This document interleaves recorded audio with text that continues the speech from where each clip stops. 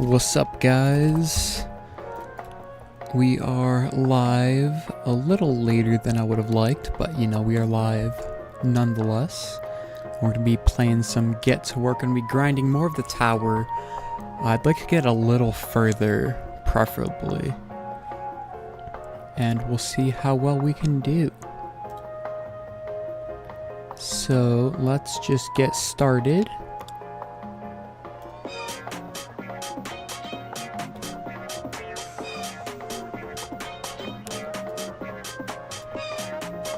I do want to actually turn the music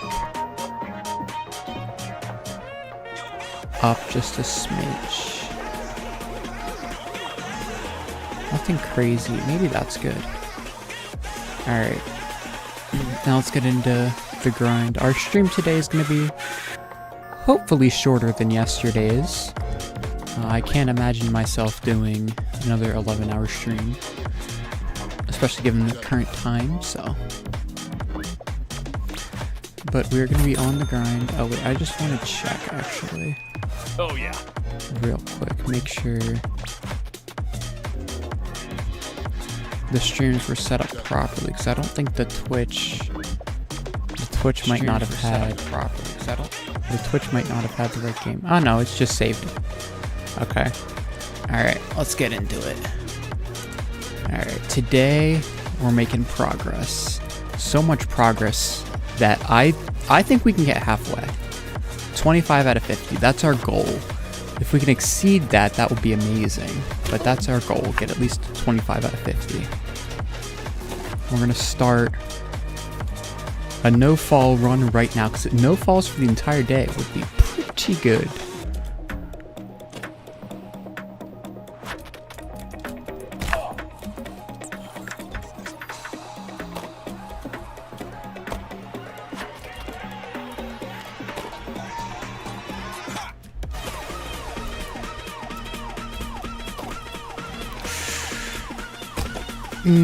Okay, yeah, the no-fall run for the day.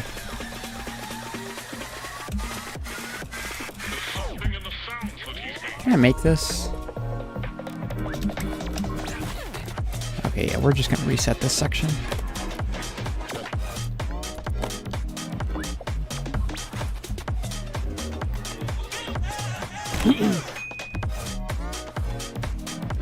Alright, so, yeah, we've crossed the 10-hour threshold in the main game, and I'm curious how long this will take. I'm hoping it doesn't take more than 100, because I was like, oh, 10 hours, that's cool, another digit added. But if I have to add another digit, that might be a bit of a yikes.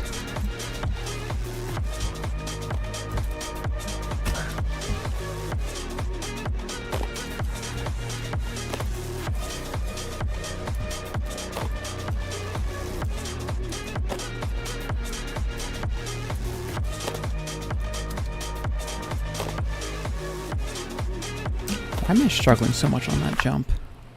Oh, I didn't even get to do... Hold on, can I... Oh, you don't even need speed. You can just get the skip. Anyways, even if you have no speed going into that section, that's really interesting. Okay, yeah, we're gonna redo this though.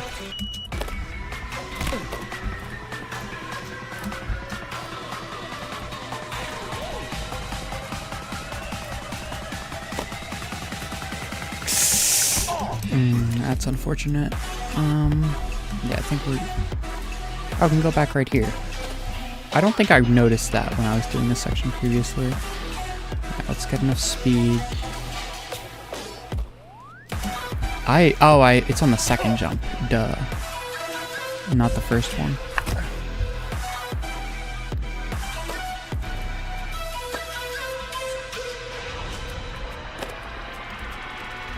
But here we could probably build enough speed to just jump it.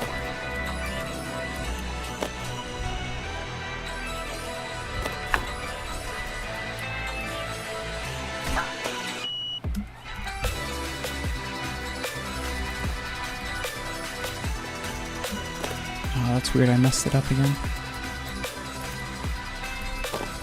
This is a great start. We're making tons of progress.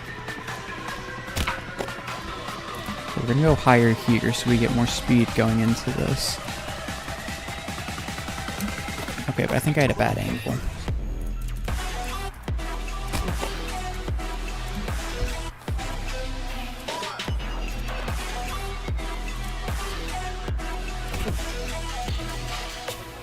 Oh, come on.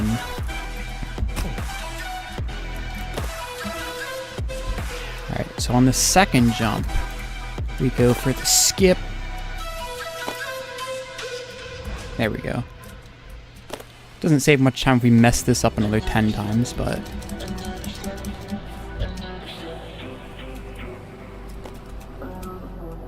like we just did. You know, let's just do it normally.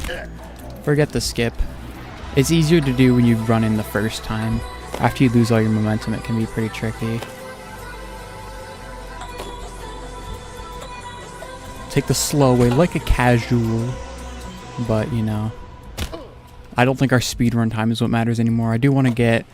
I don't want to reset it just yet. Okay. I don't want to reset it just yet because I want to see how ridiculous we can get it to be when I, like, my total time of the first completion. I'm not going to intentionally stall to slow it down, but I'm just curious.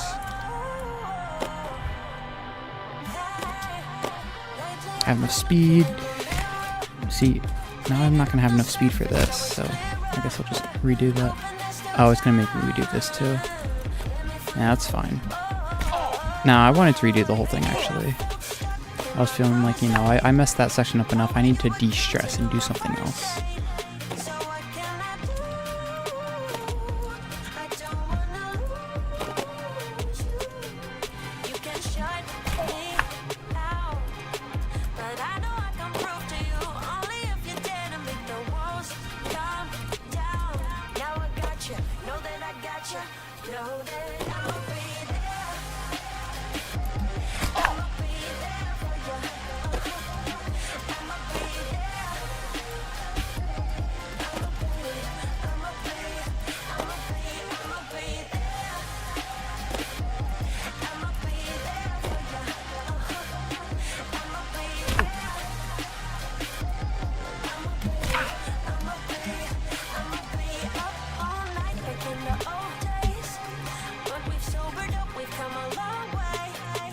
That's not enough speed.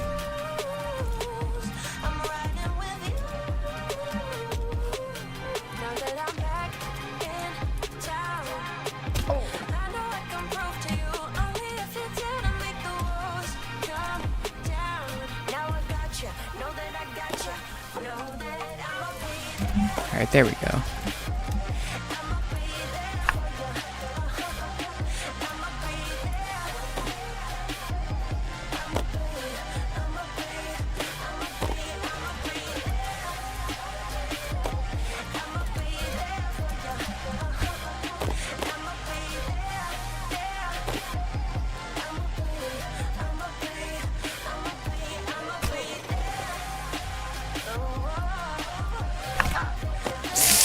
I shouldn't have risked that. I should have played it safe.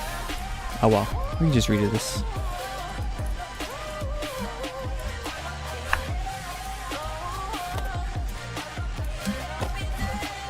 Again, we're just gonna play it safe. Okay, not safe enough, clearly. Can I clutch this? There we go.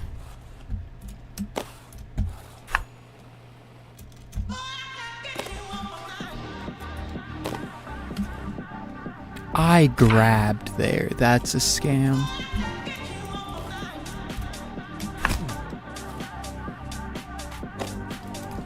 That's right. It's going to take a sec for me to just warm up and get back into the groove. But once we get there, we should be chilling.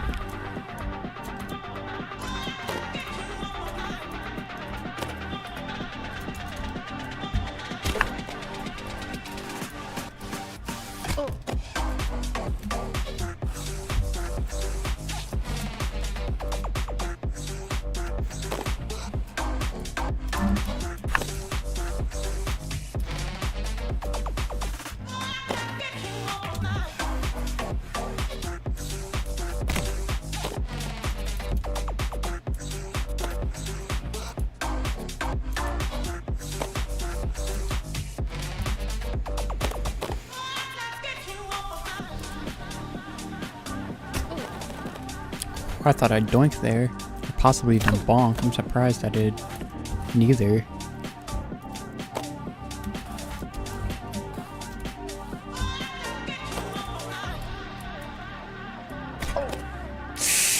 That's a doink. Alright, we're gonna go. Oh, it's making me do this again, bruh.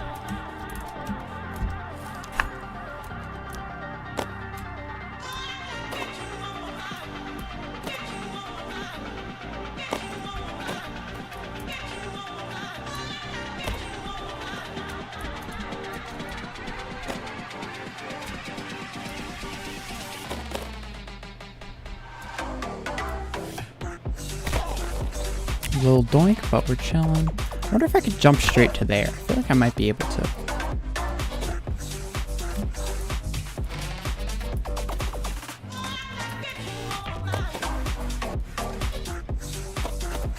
Because at this point up here, if I could jump up here, then I could just stop and then go.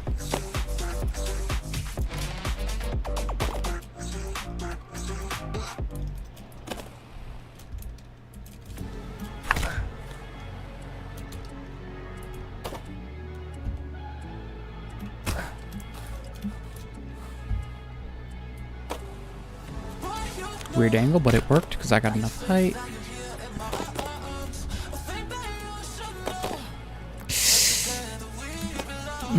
Let's just redo. Let's not fall down another section, and let's just take our time.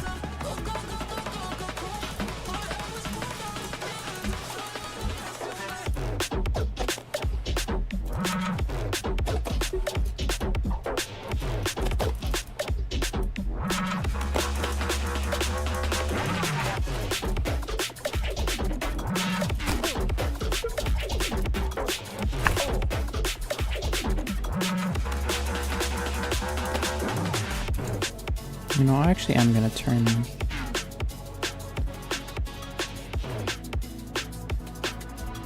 Maybe that's a good volume. Okay, yeah, I also ruined my jump there.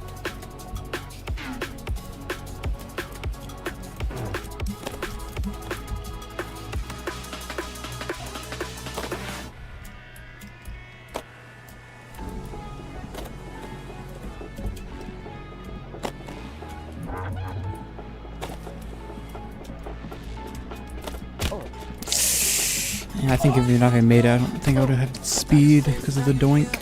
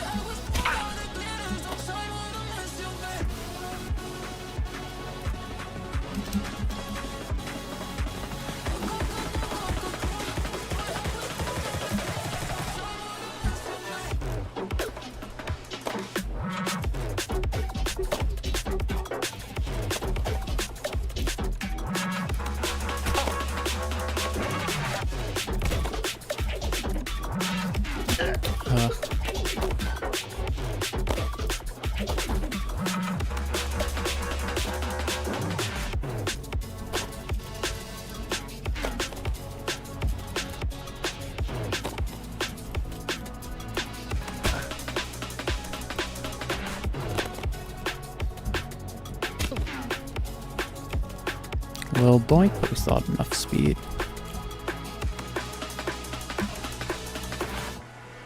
Did they move that, or was it always up there? Yeah, it might have always been up there. Oh, I had enough speed to just clear it, I think.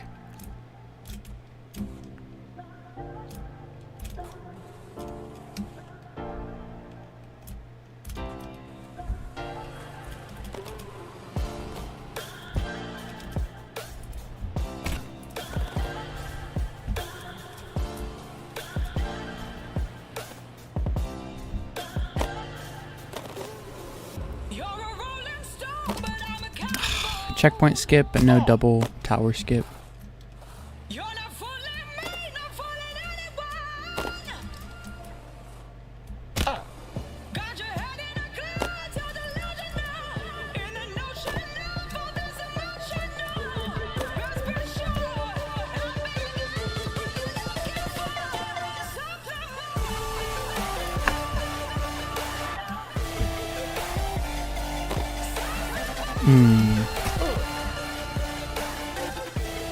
Yeah, after how weird it felt on these ramps, I was like, I do not feel confident in my ability in ramps 2 or whatever it's called.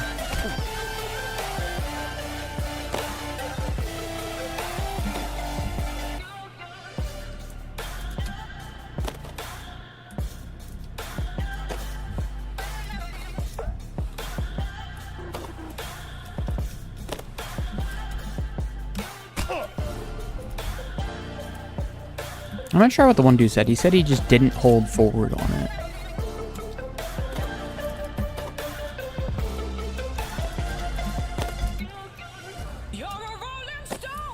Okay.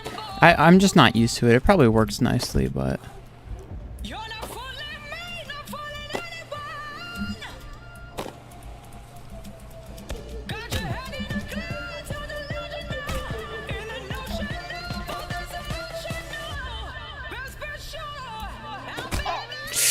Doink! The doink! Okay, we can salvage this a little bit. That was an unfortunate doink.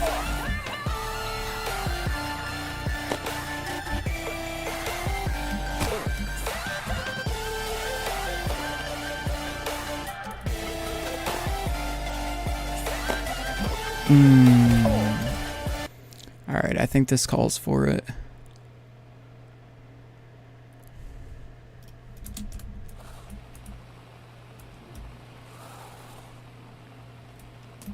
Congratulations, you've done it. Congratulations, you've done it. You ignored all the warnings just for a hat to put on your head. Should've put it out of your mind. If someone thought you were smart, then that was just cap. It's more like evidence of cognitive decline. Now I don't mean to judge or call you foolish, but that dunce hat isn't doing much to make you look like you know what is up. You could have spent this time doing anything at all, but now you're starting to cause you jumped into a hole. Can't say we didn't warn you, you did this all on your own. Surely won't see you back down here again now that you know.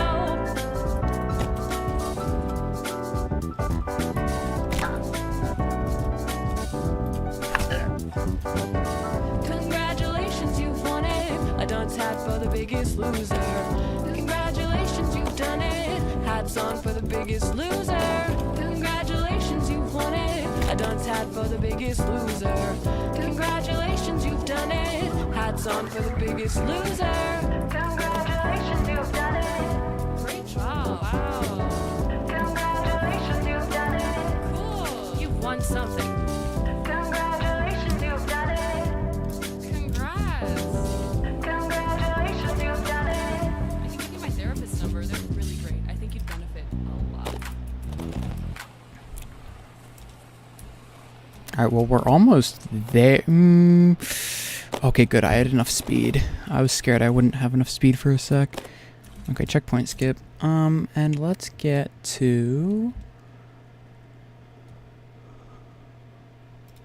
You know, while we're almost back where we were. By the time we finish the remix, we should be back at that section.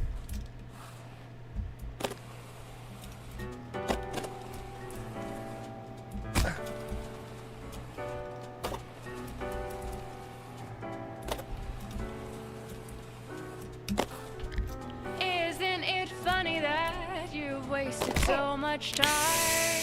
That was It's close. not a punishment if you enjoy the crime. Congratulations, you've won it. A dunce hat for the biggest loser. Congratulations, you've done it. Hats on for the biggest loser.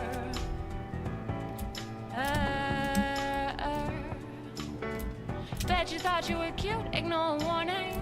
Bet you laugh at jokes like saying, here's your sign. Just being stupid provides you with endorphins. It's more like evidence of cognitive decline. Okay, with all the time we spent on that, surely I first try this. Starting now. You've won it. A dunce hat for the biggest loser. Congratulations, you've done it. Hats on for the biggest loser.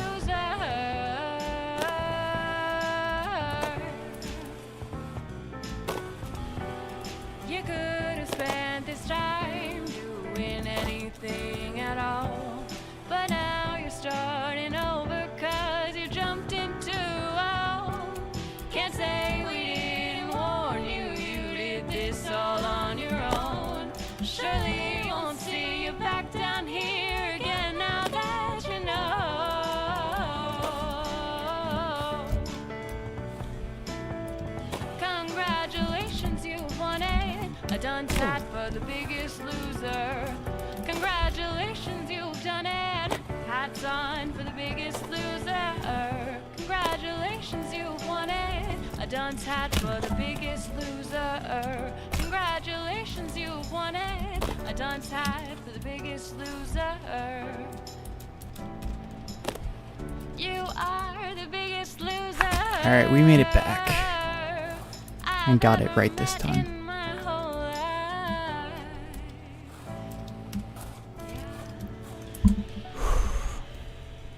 All right, there we go.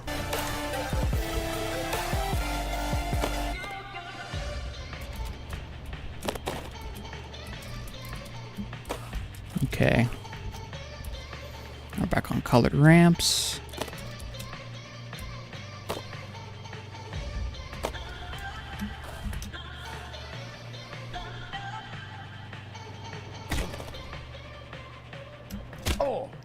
Almost didn't make that. Had a bit of a doink situation. Alright, that's fine. We'll grab the wall, make it up.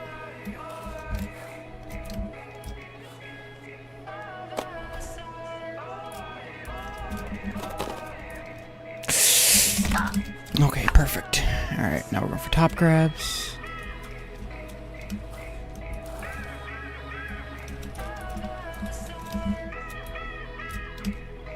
That's alright, we'll save it here.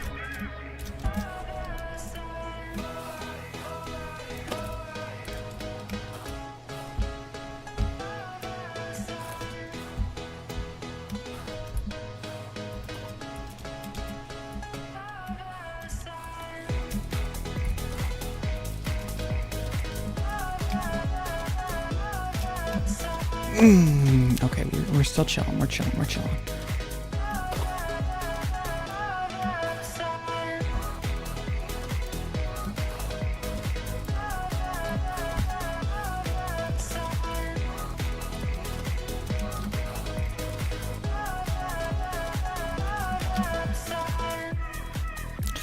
Alright, we're gonna go... You know, we'll take this nice and slow. Actually, I was thinking we could go back. But I think these... Okay, or I just don't grab it at all. That's fine.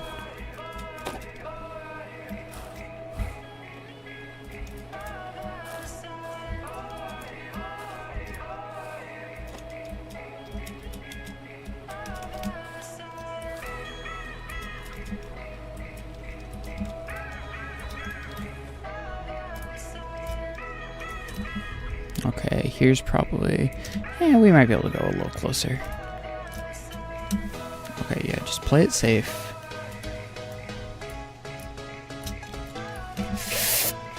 I grabbed there, and I don't know why my grabs have been off. Maybe it's because I'm too fast.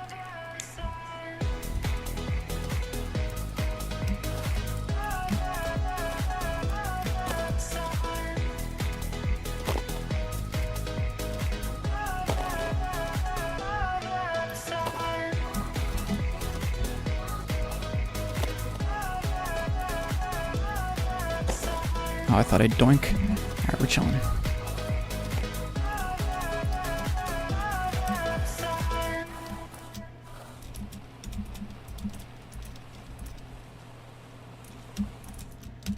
I could have kept that, but I'll go for the consistent strats I've been getting.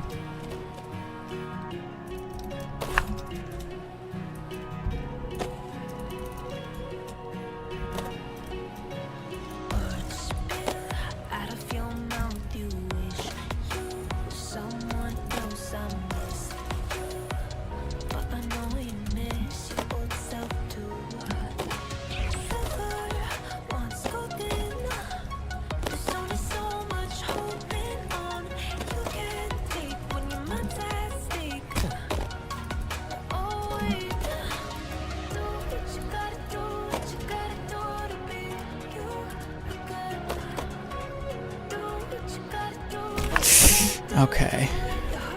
No dark platform skip for me.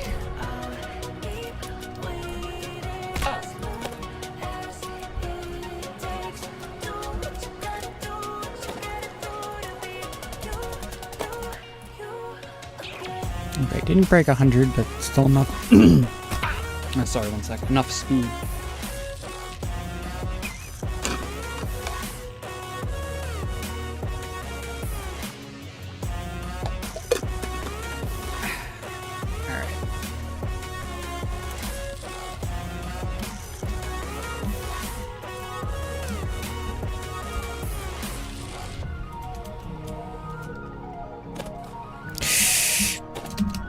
If I had a better angle leaving that, that would have been perfect.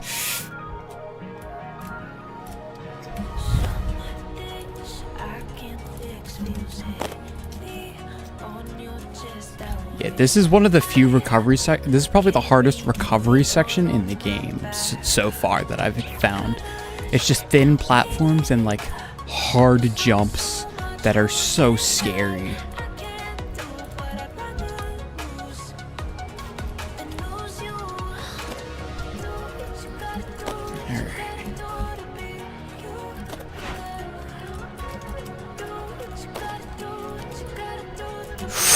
Oh, I could have got a skip there. Yeah, that's alright. I'm gonna try that next time. Hold the glass a little. And I could potentially get a skip. That's definitely possible.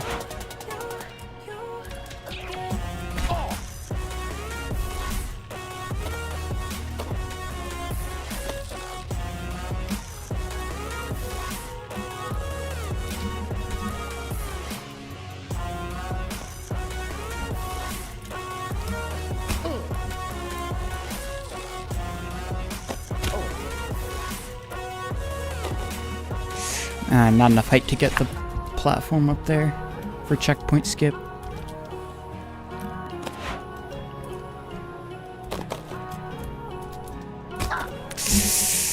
Okay, we've got enough. That's a good amount of height.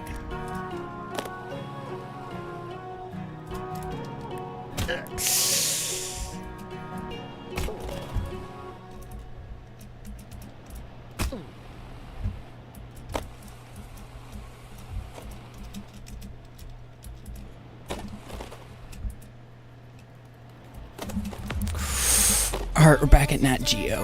Whew.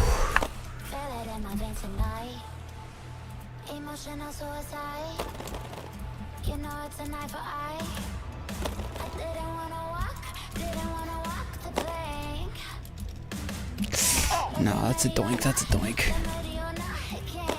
I held back a little too much. Alright, now super careful. Nice and slow.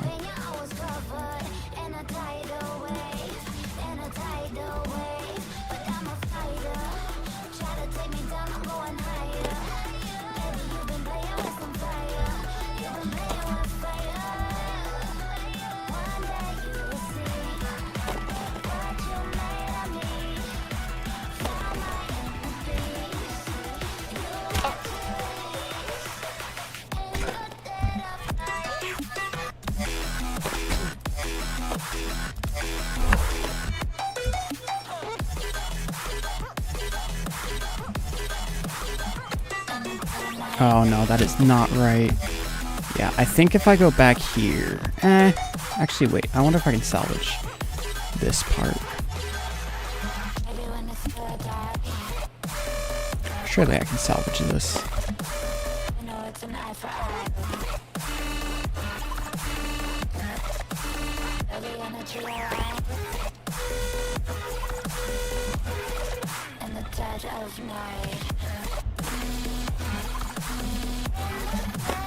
Oh, I had that.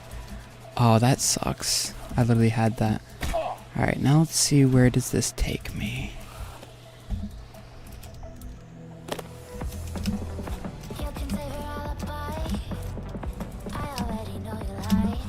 Okay, we're gonna take it nice and slow.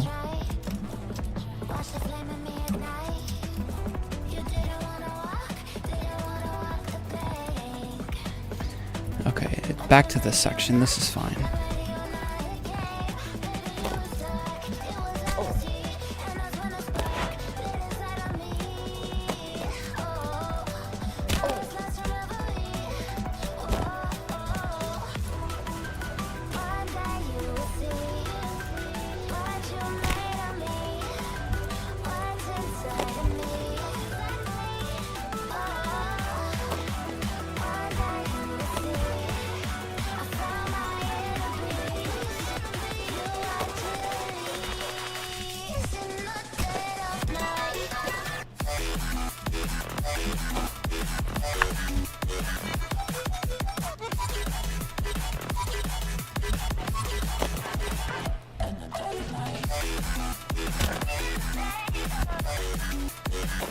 Yeah, let's just go back.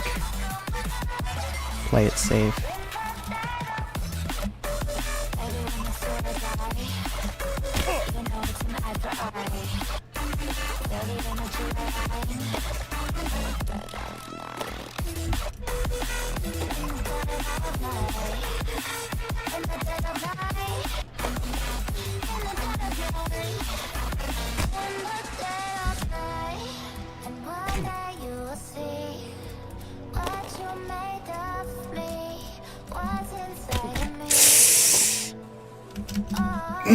If I didn't grab, I might have had that.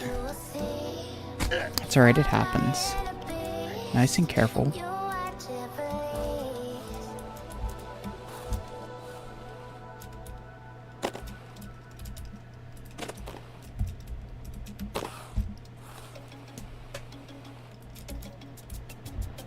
Oh no, that is what they all say when they see me pouring some wine. Oh, then it's empty again. Better fill it out before I go. Cause I'm loving it, feeling it, touch me and being it. See what I see in it, I'm typical. Messing around with it, mix it up, go with it, flow with it, let it all go. That's not it. Think you know what I'm Alright. but you don't fall, you lose control.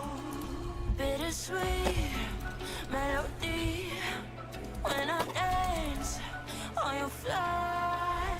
Cause I know what you Alright, and we're gonna go. it is me you adore. How does it feel to Yeah, it's just so tricky to get that.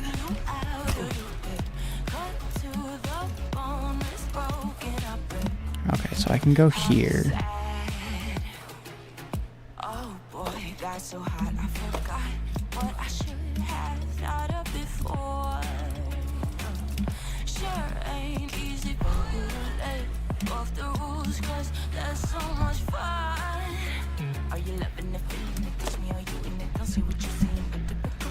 Oh boy, this is really challenging. Alright.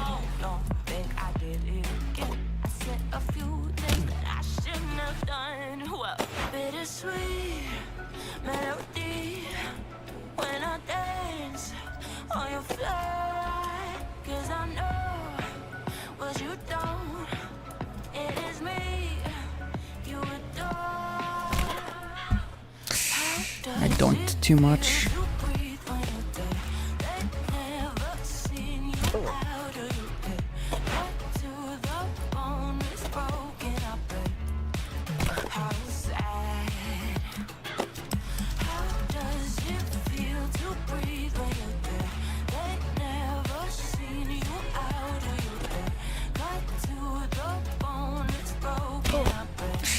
Another doink too much. I'm going too fast in that section. I gotta slow it down a bit.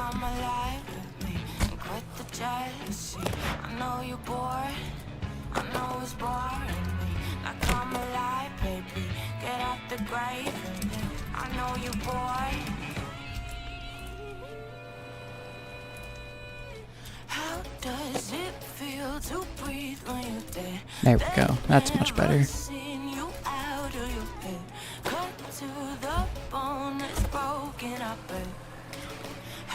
I've been getting this jump consistently, which is nice.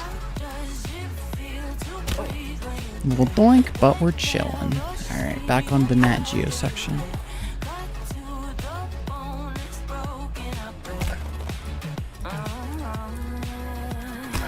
The double doinker.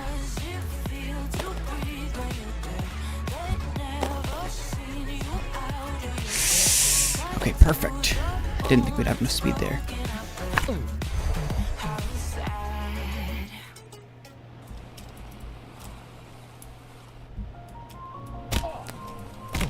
Nope, that is not it. Alright, we'll run it back.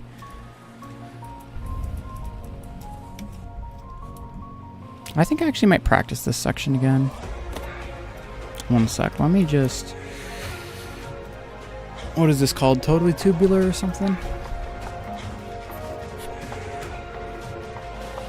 Yeah, totally tubular. It's mirrored, but I think getting the general basics should help us. improve in this section specifically. Because this is one I've struggled a lot on, and it's a devastating fall to mess up.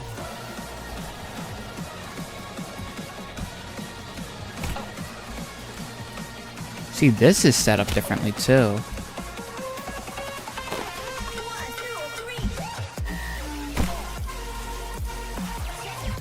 And this fan has no reason being here.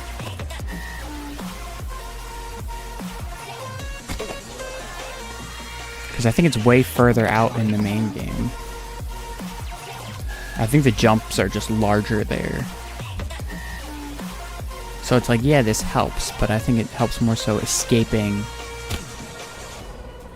the tube so much so beating the section in the game. You know what I mean?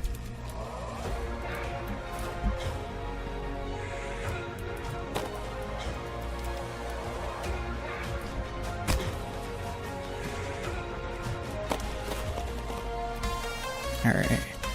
We'll get it one more time and then go do it for real. Mirrored and harder. Oh, I almost had that.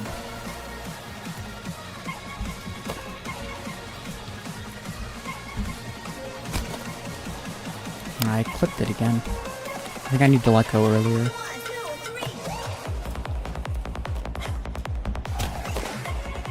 Not. Oh, well, I think I was fine. I just doinked.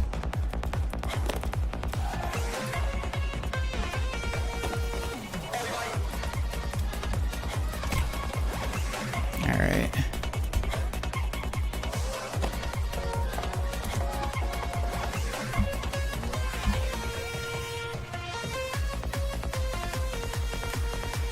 Oh, okay.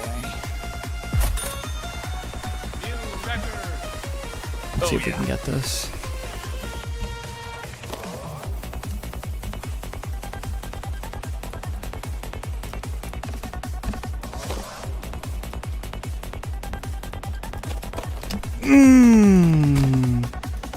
Oh, there's a safety wall.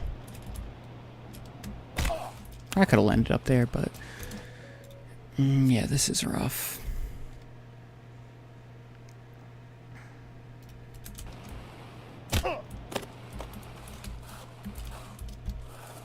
Congratulations, you've done it.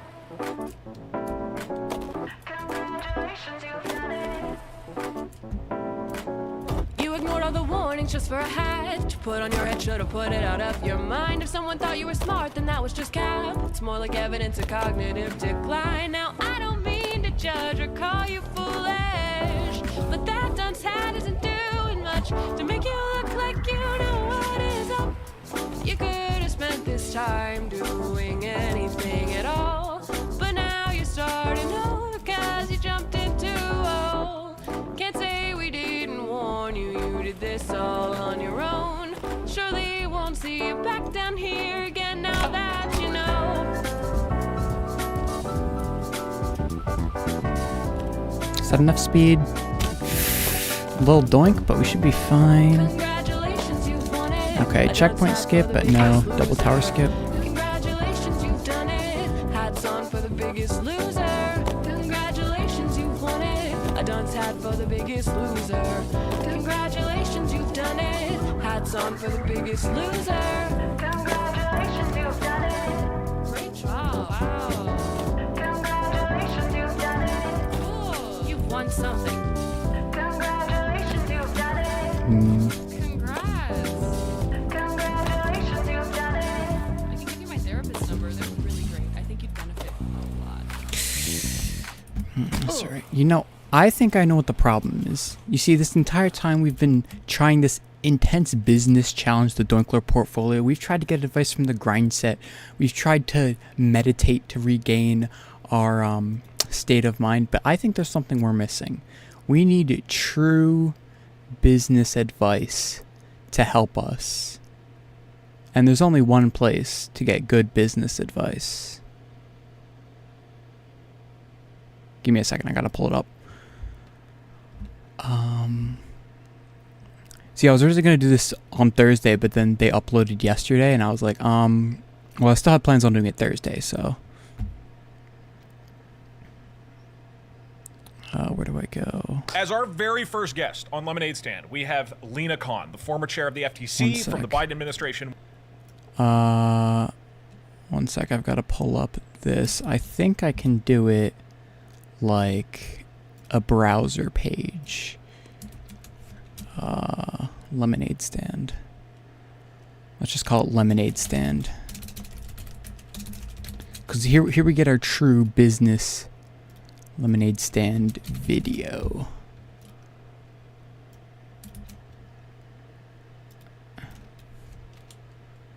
What's it like? Something by 1280, 1900 by 1280. Is that right?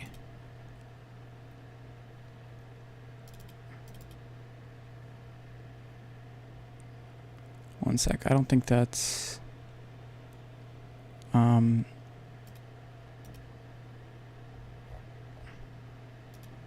sec. Let me delete this. That's not what I wanted. Yeah, maybe we'll actually just. Hold on.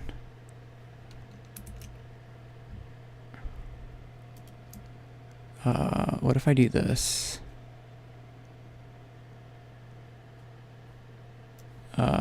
Minor technical difficulties. As our very... Wait a sec. This one is not... properties. This one. Here we go. Okay. Now, if I minimize, it's going to be goofy. Okay. So I've got to just show the whole thing. All right. First guest on Lemonade Stand, what if we I have Lena alt-tab Khan, like the former this? chair of the FTC from the Biden administration, one of the most influential people from the entire Biden administration, and one who had a lot of bipartisan support from both sides of the spectrum. Right, here we go. And you might hear that and go, oh my God, you There guys we go. got We get Lena our Khan, that's true crazy. And you might business hear that and go, advice. who is that? And you might hear that and go, oh my God, why are they including Aiden? Why do they have a... But we've decided to mix things I up think into I the fixed the entire audio. podcast plus a guest. Oh, that's nice. It's good that you guys decided. It's good that I get to be involved. So we had a full long-form discussion with Lena Khan about her tenure as the FTC chair, what it meant for Isn't the that economy, insane? for business, for merger. We had a full We had a discussion with a conversation. real Federal Trade Commissioner. I think it was absolutely There we awesome. go. This is somebody who I really think made an impact Might on be a the, bit loud, on the but I whole think it's economy. important to So I have- hope you enjoy this episode.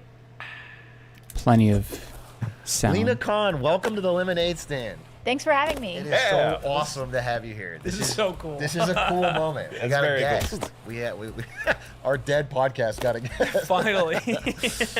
Arguably, we're setting the standard too high, and this Alright, is now another going to be hard person for to every ban. future guest we have. Ugh. Listen, we have probably had a similar story as we come up to this interview. As we talk to our friends and family, people around us, telling us we're going to have their first guest. And it's 1 Lena sec. I Khan. could It's a also big check deal. the audio, make sure My it's experience on. with this was either people would be extremely excited, like,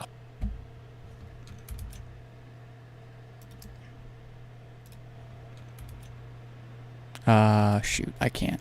Let me pull up the YouTube. Alright, let me also ban this person. Mod view.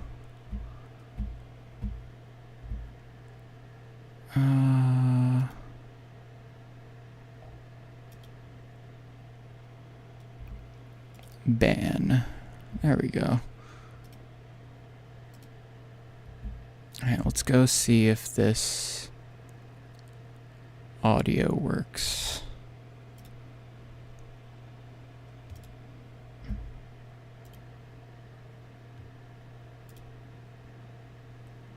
Live control room.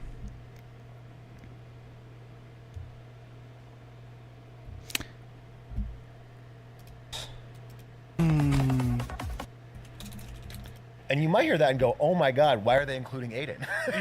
Why do they have a... But we've decided to would be extremely excited, like, Alright, that's probably good. holy crap, you got Lena Khan, it's a big deal. Or they would have absolutely no idea who you were and no idea what the FTC does. There we go, Just that's much completely, better. Like, blank face, like, cool, I guess. So from that POV, knowing that some people watching this are gonna have no idea, do you have like a high level, like, what you did at the FTC and what the FTC does and why it matters to the regular person? Yeah, so the Federal Trade Commission is a government agency. It was created in 1914 against the backdrop of the robber barons and the industrial trusts and these enormous companies that had come to wield a tremendous amount of power. And Congress worried that these companies were able to abuse that power in ways that were just screwing everyday Americans. Sure. And so they created this agency. And it had basically the authority to police mergers, police monopolies. It later also got consumer protection authorities, which means if you see scams or frauds or even things like surveillance by data brokers to subscription traps, it's a pretty broad purview. And I had a real honor of getting to lead the agency for several years during the last administration. And we really focused on, how do we make sure that this agency is firing on all cylinders? I think a lot of times people feel like they're not getting a fair shake in the economy, and agencies like the FTC can help make that better. Yeah, I want to walk you through a real high-level picture, and I want you to correct me where I'm wrong, okay? Because this is my simpleton understanding. So there's, in the time it was founded, there's these robber barons, there's these abuses. We go into the Great Depression, and all of these new laws on banking and restricting corporate power come into place. And then we have this period from the 40s to maybe the 70s where you see sort of the system, not in every way, but it works, simply. There's growth, there's productivity, there's a rising middle class. And then around, let's say, the Ronald Reagan I'm gonna be years, honest, we I don't start know to have a crazy shift amount in of the stance economic of antitrust. history And of a lot since of then, stuff. we've had consolidation, we've had more mergers, we've had more locked-in corporate power. Am I directionally right, or is there areas you want to take issue with that, or is that because I think people watching this show have grown up in a world where they don't know any different. It's always been this way. Yeah. And so what I'm trying to get across is maybe it was different in America, and it wasn't that crazy. It wasn't. Is that? That's right. Let's go, Smith. Yeah, I mean, I think through, into the 70s, we had vigorous antitrust, anti-monopoly enforcement, and starting in the Reagan years, starting in some ways in the tail end of the Carter years, where we actually started to see some deregulation, including I deregulation. knew Jimmy Carter was crooked. I knew. I've always said that. Rest in peace, though. It was this kind of like growing ideology that was like questioning whether the kind of New Deal approach to doing things was the right way. But the kind of pivot went into kind of, full speed starting with the Reagan years. And we saw huge radical shifts in places like antitrust, but also in all other parts of government that were really involved in checking corporate power. So it happened with, banking. It happened with how we kind of regulate parts of the food system. But in antitrust, basically we shifted to a philosophy that generally thought big is better. And so where you had previously anti-monopoly laws that were broadly trying to keep monopolies in check, this new approach said, yeah, but what if monopolies can be good? And maybe the government should get out of the way more. And the theory there was monopolies or concentration more generally could make prices lower. And they said that? More or less. They said that. They also said, well, look, if a monopoly starts abusing its power by raising prices, it's going to be disciplined by the market, because you're going to get this flood of new businesses that are going to say, well, that monopoly is abusing its power. Let me get in on that. And basically competition would check that. No, that makes sense. Monopolies notably let a bunch of new competition into the market. Yeah, no, that's...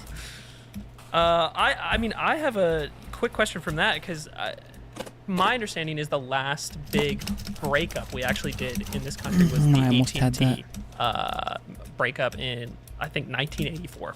For most people, and that was, that wasn't the FTC, but for most people, they've gone a huge chunk of their life without any major breakup of any company, right? So, and they might have this outlook of, well, things have been fine, in the past 30, 40 years. Why is it important that we go through this big change and start approaching these types of suits again? Yeah, and if I could add in, so my understanding is you talked about the timeline, and then in 2010, the rules around mergers and acquisitions became even looser, right? And so at that point, I don't see Doug's horse electrolytes. He seems to be missing in this episode. You have to be a really gigantic company to warrant any scrutiny by the FTC. This episode had potential and then to be great. You came in during the Biden term and basically said, we're going to reset expectations in this major way. And so I think maybe for people who aren't following, there was a huge shift in how the government, the federal government through the FTC was viewing these mergers. So I'd also be curious as part of this question of like how you were thinking about like that shift in expectations, because literally all of us, like that's all we've known for our whole lives. Yeah. Yeah. I mean, a couple of things. I think you're right that the last big government instituted breakup was of AT&T, but interestingly, corporations actually break themselves up not infrequently, Is there right? an example? Warner Brothers recently announced that it's going to be doing a spin-off.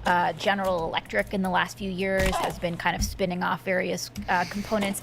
And I say that just to make the point that actually breakups are not that uncommon in the corporate world, because one of the arguments you sometimes hear against antitrust instituted breakups is just how radical it is, how it's going to kind of lead to all of this, chilling of innovation. If Mark Zuckerberg can't have Instagram, this is Our It's society a failed state. It's a failed state. Yeah. No, but my quick response to that would be, I imagine General just barely Electric missed it. isn't spinning off portions of its company out of the goodness of its heart That's in order right. to keep a market more competitive. So did they have an argument there as to the reasoning behind it being different? Yeah, I mean, sometimes it's actually investors and shareholders that are pushing for the breakups because they believe that some of these conglomerates actually have become inefficient. And if you actually spin out certain units, they could be even more profitable. And so you actually have, for example, some commentators and analysts that think Amazon should spin out AWS, and that would actually lead to even a better company. And so That's I just make that, interesting. note that as a way to kind of rebut sometimes what we hear, which is that breakups are radical and so, like unicorns. It's like, no, actually they're not uncommon, and sometimes it's proper for the government. See, it's kind of tricky because there is definitely a sense to where there are optimizations to be made and better ways, whether it's like, I'm not sure exactly if they're talking about just like straight up things that just like are no longer useful to that company and it's something that they should like sever off, or if it's just like the company has better suited interests elsewhere and that's why they should break up. Because I don't think it's necessarily like they're keeping the market competitive like they're saying. To say we need a breakup here. On your point, I think that timeline is definitely right.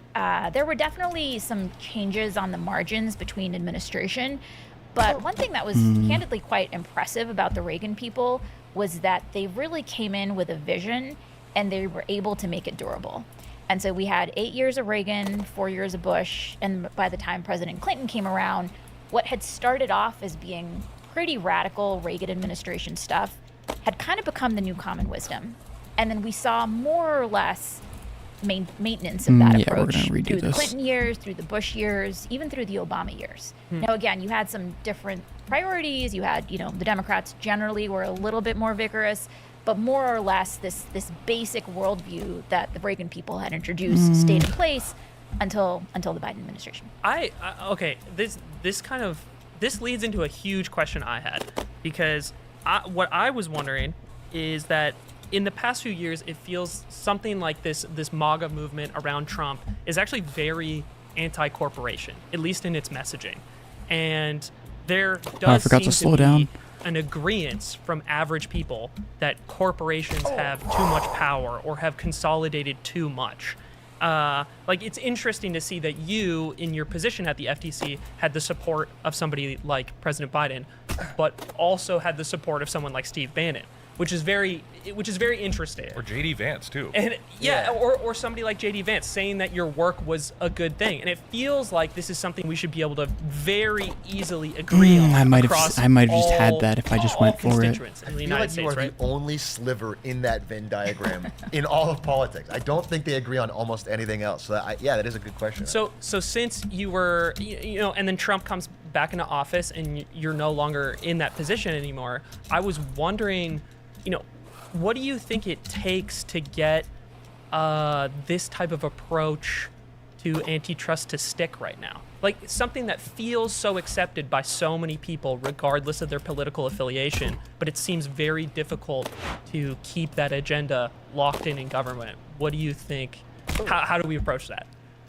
I think you're absolutely right that among just like regular people, the work that the FTC was doing was enormously popular. I think people in I their should have held day-to-day back. I lives knew I just should have held feel back. like nickel and dimed, and Yeah. like they're just generally always having to look around the corner to see are they about to get cheated or tricked, and like the economy just doesn't feel fair, right?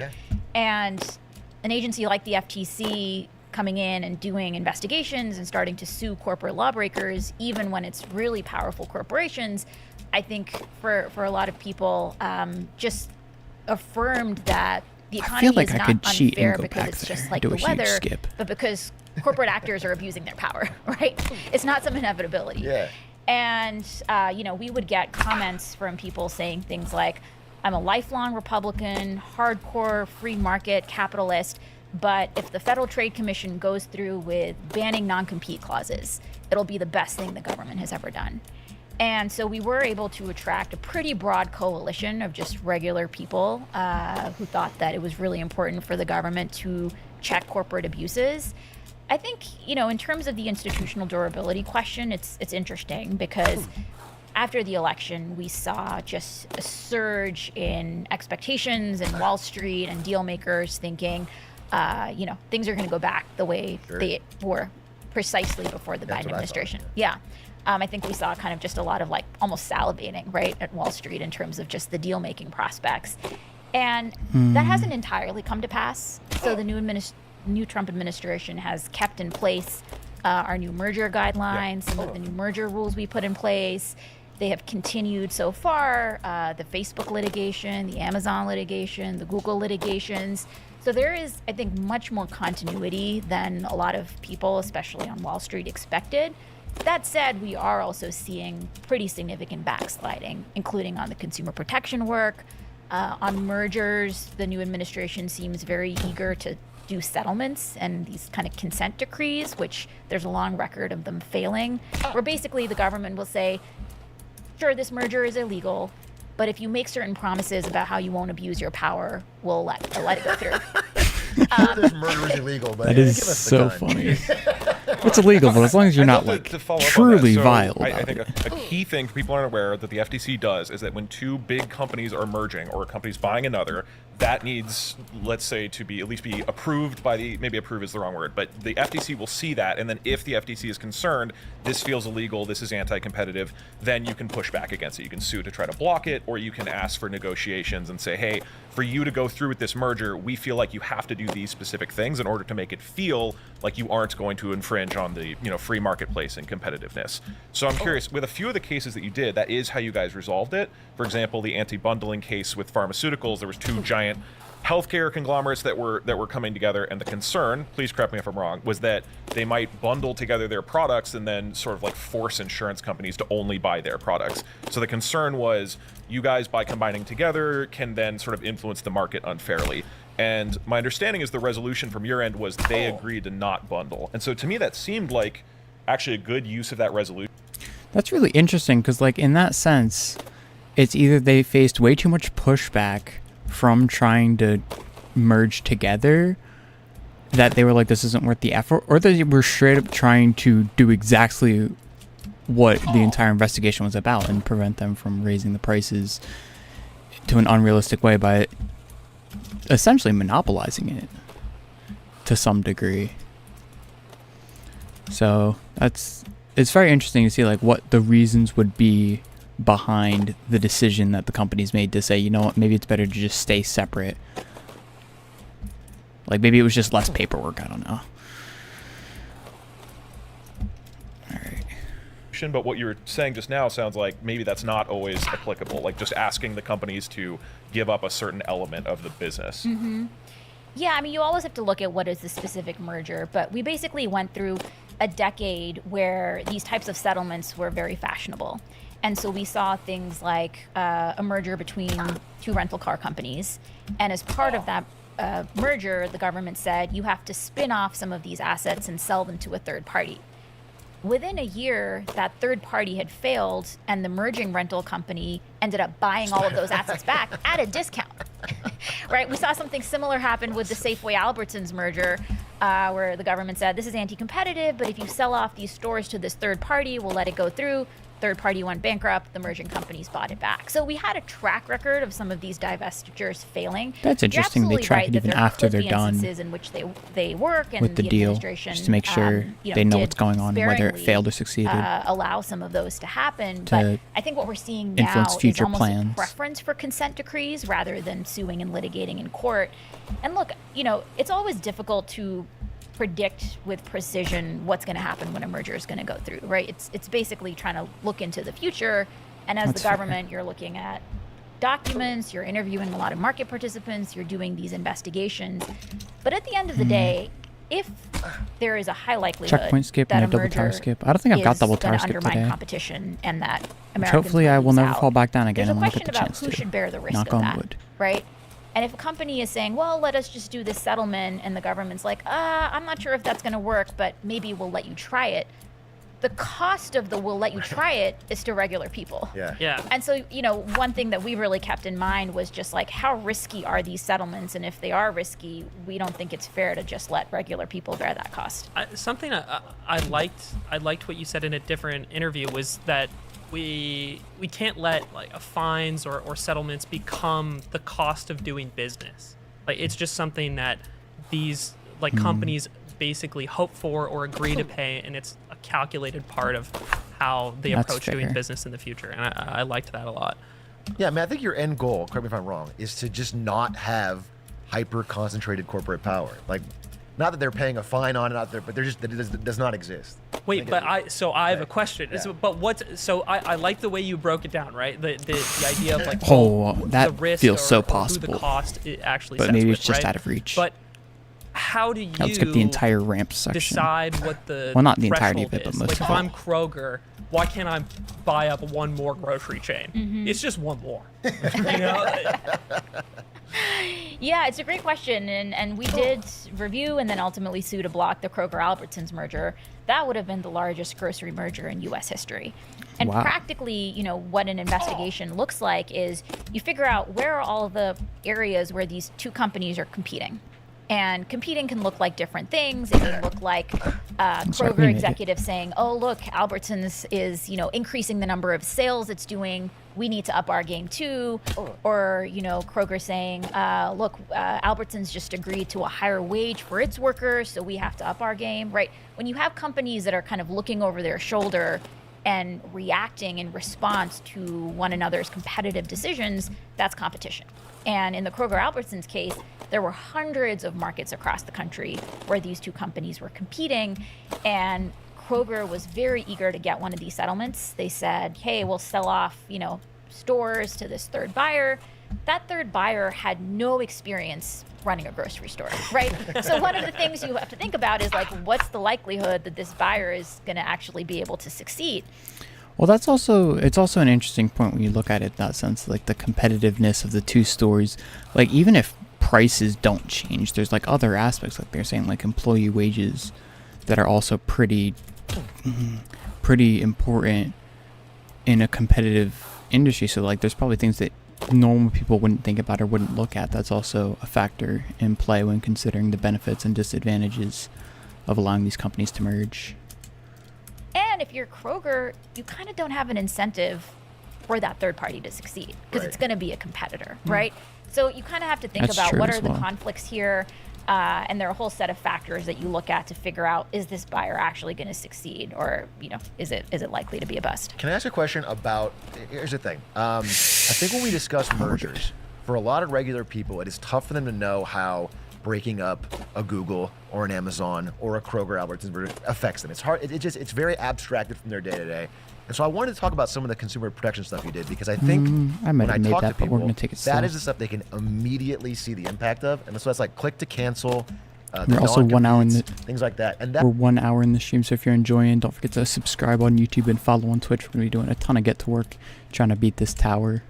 That is the area where you just informed me that there's a huge backsliding. So first of all, I want to talk about the difference between that and what your priorities are. Whether it's mergers versus I think we're good here. That stuff, and then what do you think about the backsliding in that area? Yeah, so the way the FTC is organized Wait, can I just make it is over there's there? a Bureau of Competition, and so they police the mergers, they look at One sec, monopolization. let me redo this section. And then there was a Bureau of Consumer Protection. And so their job was looking at, is I there think there's deception in the totally a skip I marketplace? can do. Is there unfairness? They were focused This would be on a everything huge skip from as the well. subscription traps to the junk fees, the kind of fees that Yeah, show like up at the end. Ticketmaster stuff, The right? Ticketmaster Yeah. stuff. Everybody Did hates you it. ever think about all the people who love those fees? You're taking away their joy. These are like the most universally hated things, and it's baffling to us that there is backsliding. That this, I mean, with like mergers, You, there's the proud. yeah, it's just, I support my large ticket platform chains. Convenience fee smiling. He's smiling. I would have to go through 30 pages to cancel a subscription to my gym. Like, Oh yeah. Yeah. So yeah, that's a great way to phrase it. Like everybody hates these. Everybody. There's not a single person. So first of all, except for like a CEO, like 15 CEOs. is who that love who it them. is? Like who are the people that are fighting back to stop this from going through? Because it was already. Correct me if I'm wrong, but it was passed. It was law, or it was in like how does that? Yeah. Oh, so this it is a was- huge Everybody was skip done. I was like, potential. yeah, like, one click to cancel. If I here, made it'll it. be here in July. Okay, You're yeah. really digging in. We're not going gonna to go for it. But Because I feel like that might fall. I feel like that skip might fall into the category of like skipping large sections, because it's skipping like 5 or 6 checkpoints. I think like five checkpoints, I want to say. So I'm gonna play it safe and just not do I did that. streams and videos where I'm like, this is a huge deal. Non-competes are banned. One click to cancel. Like this is gonna impact your life in a major Maybe way. 4. And then they never happened. And so who stopped that? Can you be more specific? It's such an important question, and I think as part of this larger conversation about does government really work for us and is government effective, I think this component sometimes gets left out of, well, even once government is able to do stuff, sometimes it doesn't come into effect. Yeah. In the FTC's case, that was because big business lobbyists fought back. They filed lawsuits, sometimes picking very specific jurisdictions in Texas where they knew they'd get a favorable judge, and then basically were able to jam up these rules. Unfortunately, just last week, we found out that the 8th Circuit tossed out the click-to-cancel rule on the grounds that basically industry didn't have enough opportunity to weigh in. And just to be clear, it's not easy for an agency to just get through one of these rules. They have to go through this really bureaucratic set of procedures, which include, for the click-to-cancel, for example, you first put out a set of questions that people can respond to, such as, how hard is it to cancel subscriptions? Should the FTC be reviewing this? So that's one comment period. Then you do a draft rule where you get additional comments. We got 16,000 comments. Then industry asked to get a hearing. So there was a hearing where industry got to send their lawyers and kind of in front of an administrative law judge, kind of hash it out with FTC staff. Sorry to interrupt. Do you ever get, on something so consumer friendly, do you ever get comments from like a CEO? Do you ever get someone who gets in there and is like... I'm not kidding you. I thought about the exact same thing. I assume every comment's from a This is regular a rough person, but have you fall. ever gotten comments on these things that are like, I actually love this stuff? The, we're just gonna the take CEO it. of Planet Fitness is just like typing Making up a fake bunch. accounts. They usually get fancy lawyers to kind of dress it up a little bit, Okay. but the kind of pro junk fee, pro subscription trap do exist? component is That's there. so I mean, funny. that's why some of these rules get struck down, right? Just like a Chat GPT written comment on how much you love junk feed. That's Yeah. that's so funny. That's real. I was joking. Okay, So, I'm so sorry. you have to gather all of these comments. Yeah. You're saying. You have to gather all these comments. You have to read all of them. You have to respond to arguments that are made. And so for the click to cancel rule, that took over 3 years from beginning to end. We finalized it last October. It was set to go into effect in May. So we gave a 6-month kind of heads up to industry. Not enough, Lena. Not enough. This FTC decided to delay it even more into July. I shouldn't have grabbed And that. then right before it came into effect, a judge tossed it out. Yeah, we've talked about this in the show a lot, but there is this pervasive feeling I feel, especially among younger people, that like nothing ever happens. Nothing. You can't get excited about anything because nothing actually happens. Nothing goes through, and so it's frustrating to see someone like yourself who goes like, I'm gonna do it the right way. I'm gonna go through all the 3 years, and then it gets undermined. I don't know what your thoughts are on that, but it feels demoralizing, I think, to a younger audience. Yeah, rightly so, honestly. I mean, I think, one component of like governance right now is the courts. And the courts have become extremely hostile in particular to executive action by Democrats, just to be blunt. Right. And so there were a whole bunch of rules that the last administration was able to push through that would have materially improved people's lives, including things like limits on overdraft fees, things like overtime rules, for when people are working overtime, the FTC's click to cancel rule, our non-competes rule, over a dozen rules that would have just made life better in very concrete ways, including a rule that basically would have required transparency from airlines on how they advertise their fares. All of those went to go die at the doorstep of some judge. And I think that doesn't get talked about enough in terms of just the role that the courts are playing, and the courts have an incredibly important role to play. But if they are becoming categorically hostile to certain forms of governing, we need to kind of update our approach. I will say, we did see some success in rules coming into effect. So our junk fees rule that basically bans... Before she gets into this, I just want to say, it's really interesting because the Lemonade Stand talks about this on, I think, their last episode, or the one right before it, about federal judges and all this, court legal stuff. And I think something that's just generally, widely talked about is, there's, issues with the Supreme Court. Obviously, there's issues how it's split up, but I think another huge issue is just the fact that the number of members is not enough to genuinely represent, 9 members is not enough to genuinely represent the public of hundreds of millions of Americans. And that's a very valid sentiment, but it's very tricky because you get to a point where it's okay, we can increase the size of the Supreme Court, but depending on the sitting president, that would sway the justices on the court in a huge way. So it's do you, over the course of time, increment 2 judges each presidency for however long, or not necessarily each presidency, but at least each term, for however long it is until you get a more suitable number of judges, and what's the approach of changes in the legal system? To double tower skip, let's go. Changes to the legal system that would just make it more fair and better for the people. It's a very interesting discussion to be had. Deceptive pricing in short-term lodging and live event tickets has gone into place. And so if you try to buy a concert ticket, a sports ticket, book a hotel, those companies are not able to advertise a low price and then tack all these fees on at the end.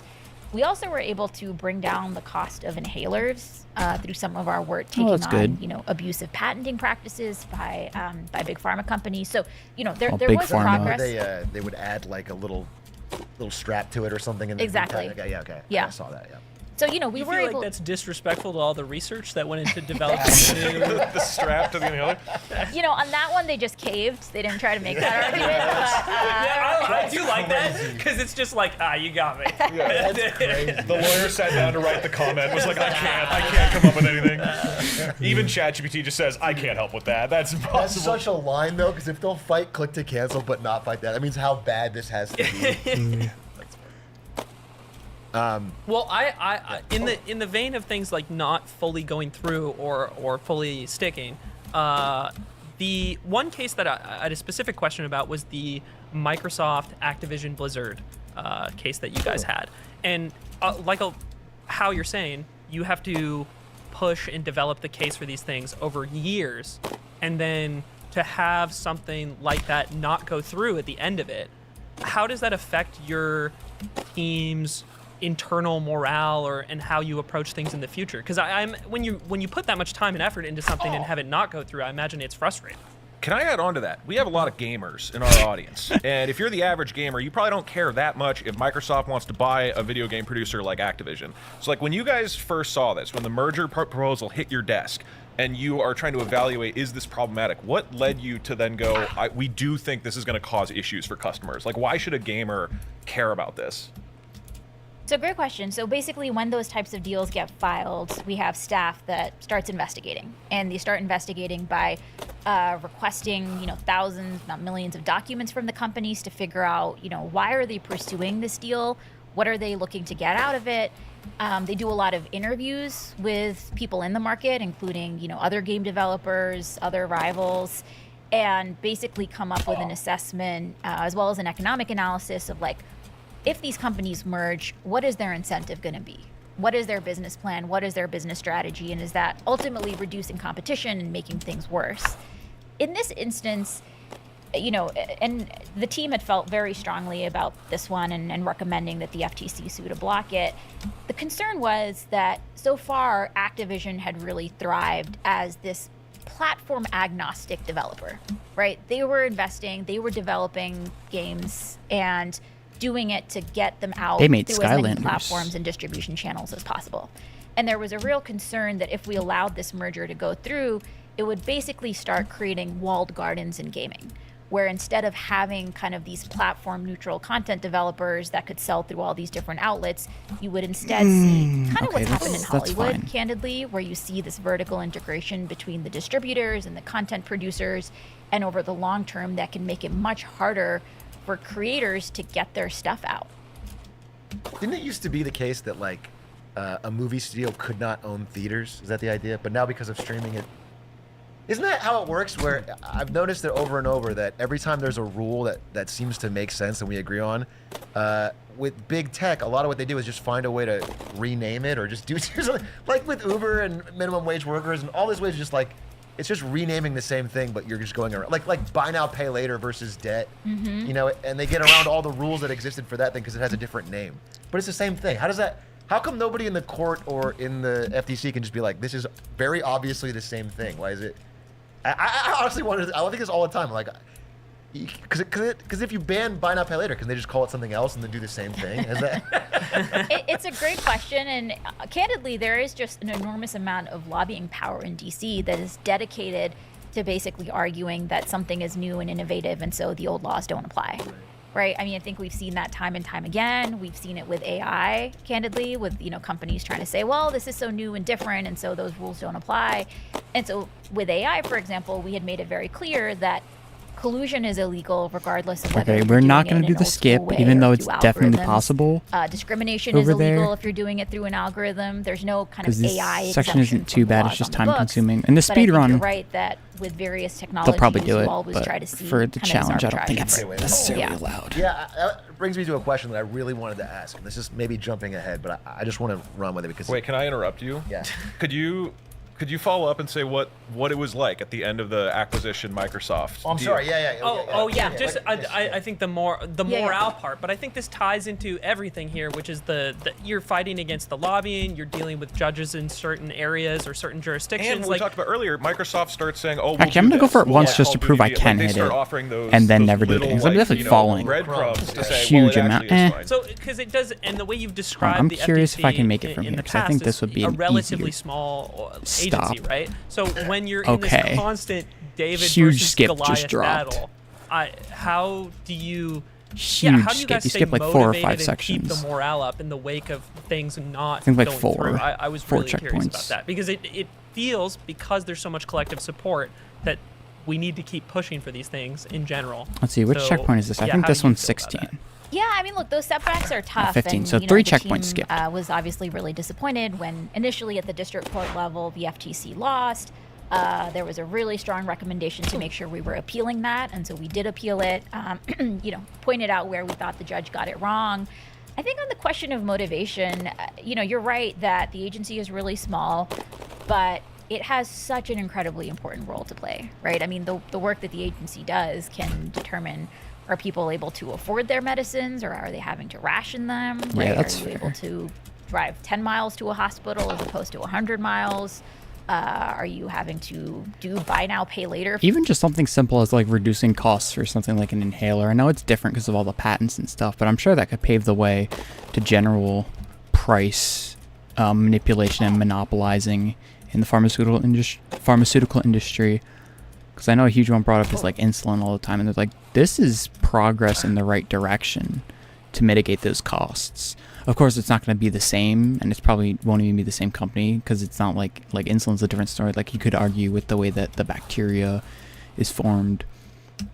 It's very tough to say.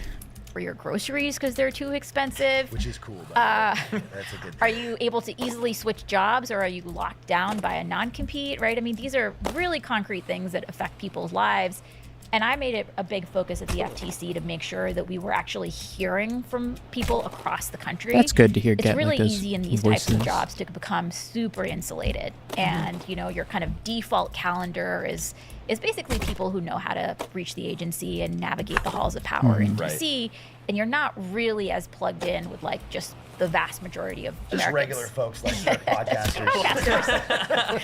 And so we made a big effort to do kind of listening sessions across the country, you know, a lot of opportunity to public comment. We did open commission meetings where any American could sign up to come talk directly to the FTC commissioners. For real? Oh, that is awesome. I didn't even. I mean, while you're doing that, you know, I feel like Joe Rogan kind of has a monopoly on our industry, and I was wondering if you could break up some of his Break off Joe into two guys. This one's for Staples. Let's go. Wait, can I ask No my question? 'Cause PP. I will Yeah, forget yeah. it, and I really want It only took me an hour and 21 minutes to get back here. This is absurd, the progress we're making. to ask you. It's something I've been thinking about, and it's based off what you said.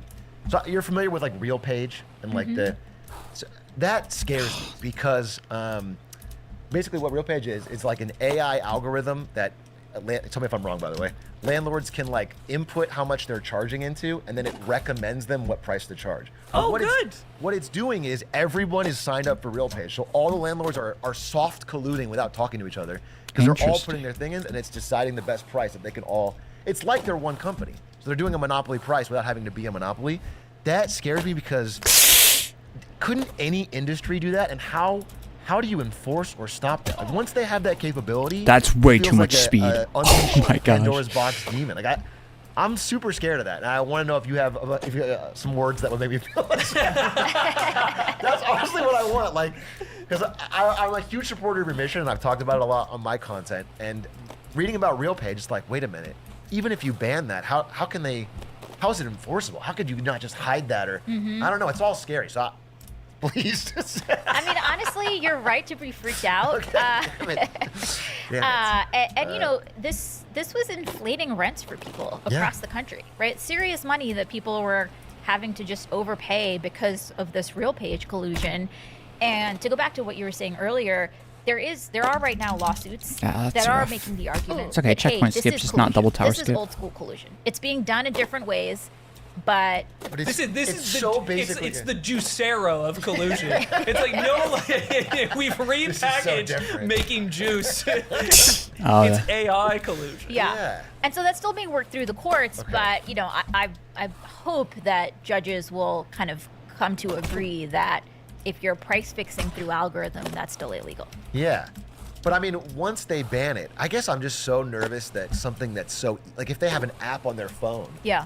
how do you stop landlords from knowing that makes them more money? I guess I don't know. I guess you just enforce it, but I just it's spooky because RealPage I assume is not the only example of this. I think you said something about airlines, right? Airlines are doing this, or Yeah, they're doing a variation of basically surveillance pricing.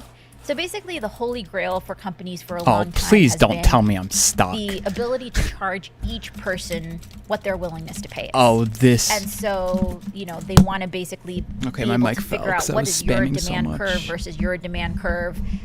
You know, if you're really hungry for lunch, maybe they'll charge you $10 for a burger, but if you're not that hungry, maybe they'll charge you $3. But more Pretending not to be nefariously, And I fell because the of it. camera so that it doesn't You know- overcharge. I don't even need this. I don't even care about this Wendy's burger.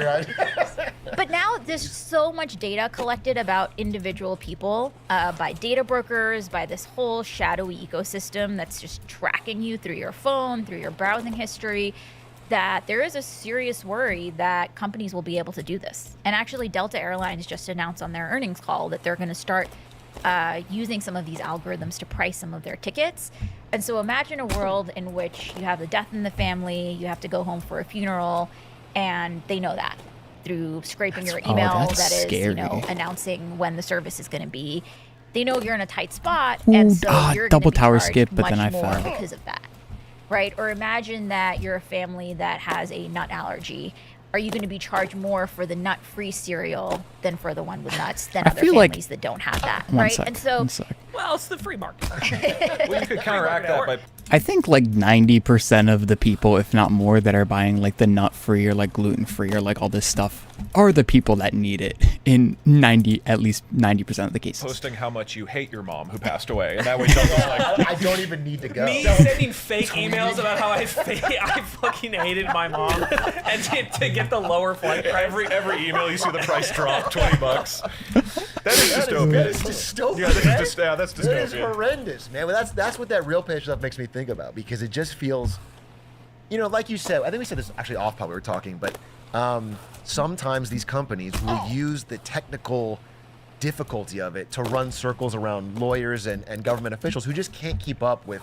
They hear the word AI and their eyes glaze over or whatever, and so I just find that to be a very annoying loophole. It seems like it's coming right at us Should like have a full speed train. grabbed that. Yeah, I mean, the good news is, we started raising the alarm about this at the FTC. We started kind of an inquiry into it. I'm not sure if this FTC is continuing it, candidly. One of the first things they did was kind of shut down like a public comment period about it. So, TBD. But states are actually stepping in. And so we see That's more good. states and cities introducing laws. Even if that it's not would done at the ban this federal type level, of the state level surveillance can pricing. see the progress and, so, and work on maybe it. something could be done there. That'd be awesome. What are some of the states? It's still going to that take are longer looking and at be that right harder now? to implement, but So I think there have been proposals introduced in a bunch of places. I think New York is looking at it. I think parts of California are looking at it. But, it's something that more and more state and local lawmakers are reaching out to say, hey, this seems troubling. What should we do? That's awesome. We said the word AI, and I immediately perked up and got excited.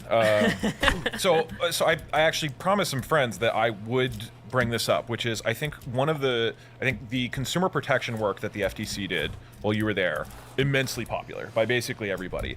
And the area that I saw more pushback was on mergers and acquisitions. So broadly for people, again, like we mentioned, I think up till 2010, the scrutiny around mergers or a company buying another company just kept loosening and just became more and more okay. And then you came in and tried to reset expectations we're and say, gonna look, try it's not Smurfs game. just, first off, we're going to have more scrutiny for, even if you're a smaller company, you don't have to be quite as massive. But on top of that, we're also going to look at I different didn't get types it. of mergers that in the past weren't considered problematic. So if, for example, a vertical merger, meaning let's say Facebook is buying the VR fitness company that doesn't feel That's like a unfortunate. competitor to Facebook, but it's kind of below it in the chain, that now is something you might scrutinize, or the bundling that we talked about earlier. And so the criticism that I've heard from folks in Silicon Valley is because you broadened the scope of what types of mergers you were going to scrutinize, potentially push back against, this dramatically slowed the willingness of big tech companies to buy startups.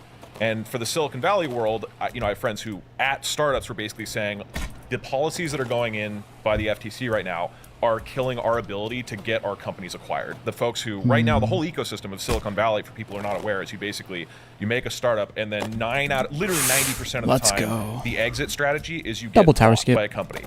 That didn't used to be the case a couple decades ago, but that's the trend. And so there's definitely folks who are supportive of this change and saying, like, look, this is actually healthy for the ecosystem. Like Gary Tan is somebody I really like who runs Y Combinator, and he was really in support of this. But there's plenty of notable folks who criticize what the FTC was doing and saying the policies, the scrutiny is becoming so broad, and you're scrutinizing so many mergers that mergers broadly are just happening less often, and startups are suffering. So I would like to hear how you thought about that. Is that a consequence that you were, sort of intentionally doing, or was it a knock-on consequence, and how the FTC thought about that? Yeah, and throughout my tenure, we made a big effort to hear from people about how our policies were affecting them, and so went out to Silicon Valley a few times, sat down with founders and startups. And I think one thing that was interesting was that sometimes the tech industry gets talked about as a monolith, but actually different players have different interests, right? And so the interest in what is good for founders and startups is not necessarily what's also good for big tech. I I grabbed. think this against the backdrop of I think I what's dunked sometimes too hard called and big was tech too far away from the amnesty, wall. where there were hundreds of acquisitions. I think somewhere around 800 that the 5 big tech companies had done, not a single one of which had been challenged, and It was a all rubber handful of stamp, it. right? It was just like, Yeah, it was allowed to go through, and that included Facebook's acquisition of Instagram and WhatsApp. It included Google's acquisition of DoubleClick, AdMob, kind of all of these companies across the ad tech stack, which now a judge has ruled illegally allowed Google to monopolize. And so there was a lot that was missed. And it's much more difficult to fix errors on the back end after years of these acquisitions having gone through than scrutinizing on the front end. The other thing that we actually heard from deal lawyers, antitrust lawyers, was that they would sometimes just try to get illegal mergers through. Just for fun. Well, they were like, what are the chances that this is going to get scrutinized or going to get blocked? And so they were not really doing antitrust risk assessment on the front end. They were like, let's go through, and at worst, maybe the agency will sue, but more likely is the agency will point out some problems and then we can enter a settlement. And that's just not a good way to use taxpayer resources. It should not be the government's job to basically be like playing, business strategists and helping figure out how do we make this illegal merger legal. That's what their lawyers are for. Okay. I think I follow. Yeah, that's wild. And so, partly the kind of deterrence value, and you saw this, right? Within like a year of our tenure, you had, senior executives, deal makers saying, well, yeah, of course, now we have to think about antitrust on day one. That's a good thing, right? Only pursue deals that are legal. And by the way, the vast majority of mergers go through. So of the thousands of deals that get reported, around 2% get looked at by the FTC or the DOJ, and even a smaller fraction actually get blocked. And so the vast majority of deals are going through. I hear you on, the kind of exit options being limited. Yeah.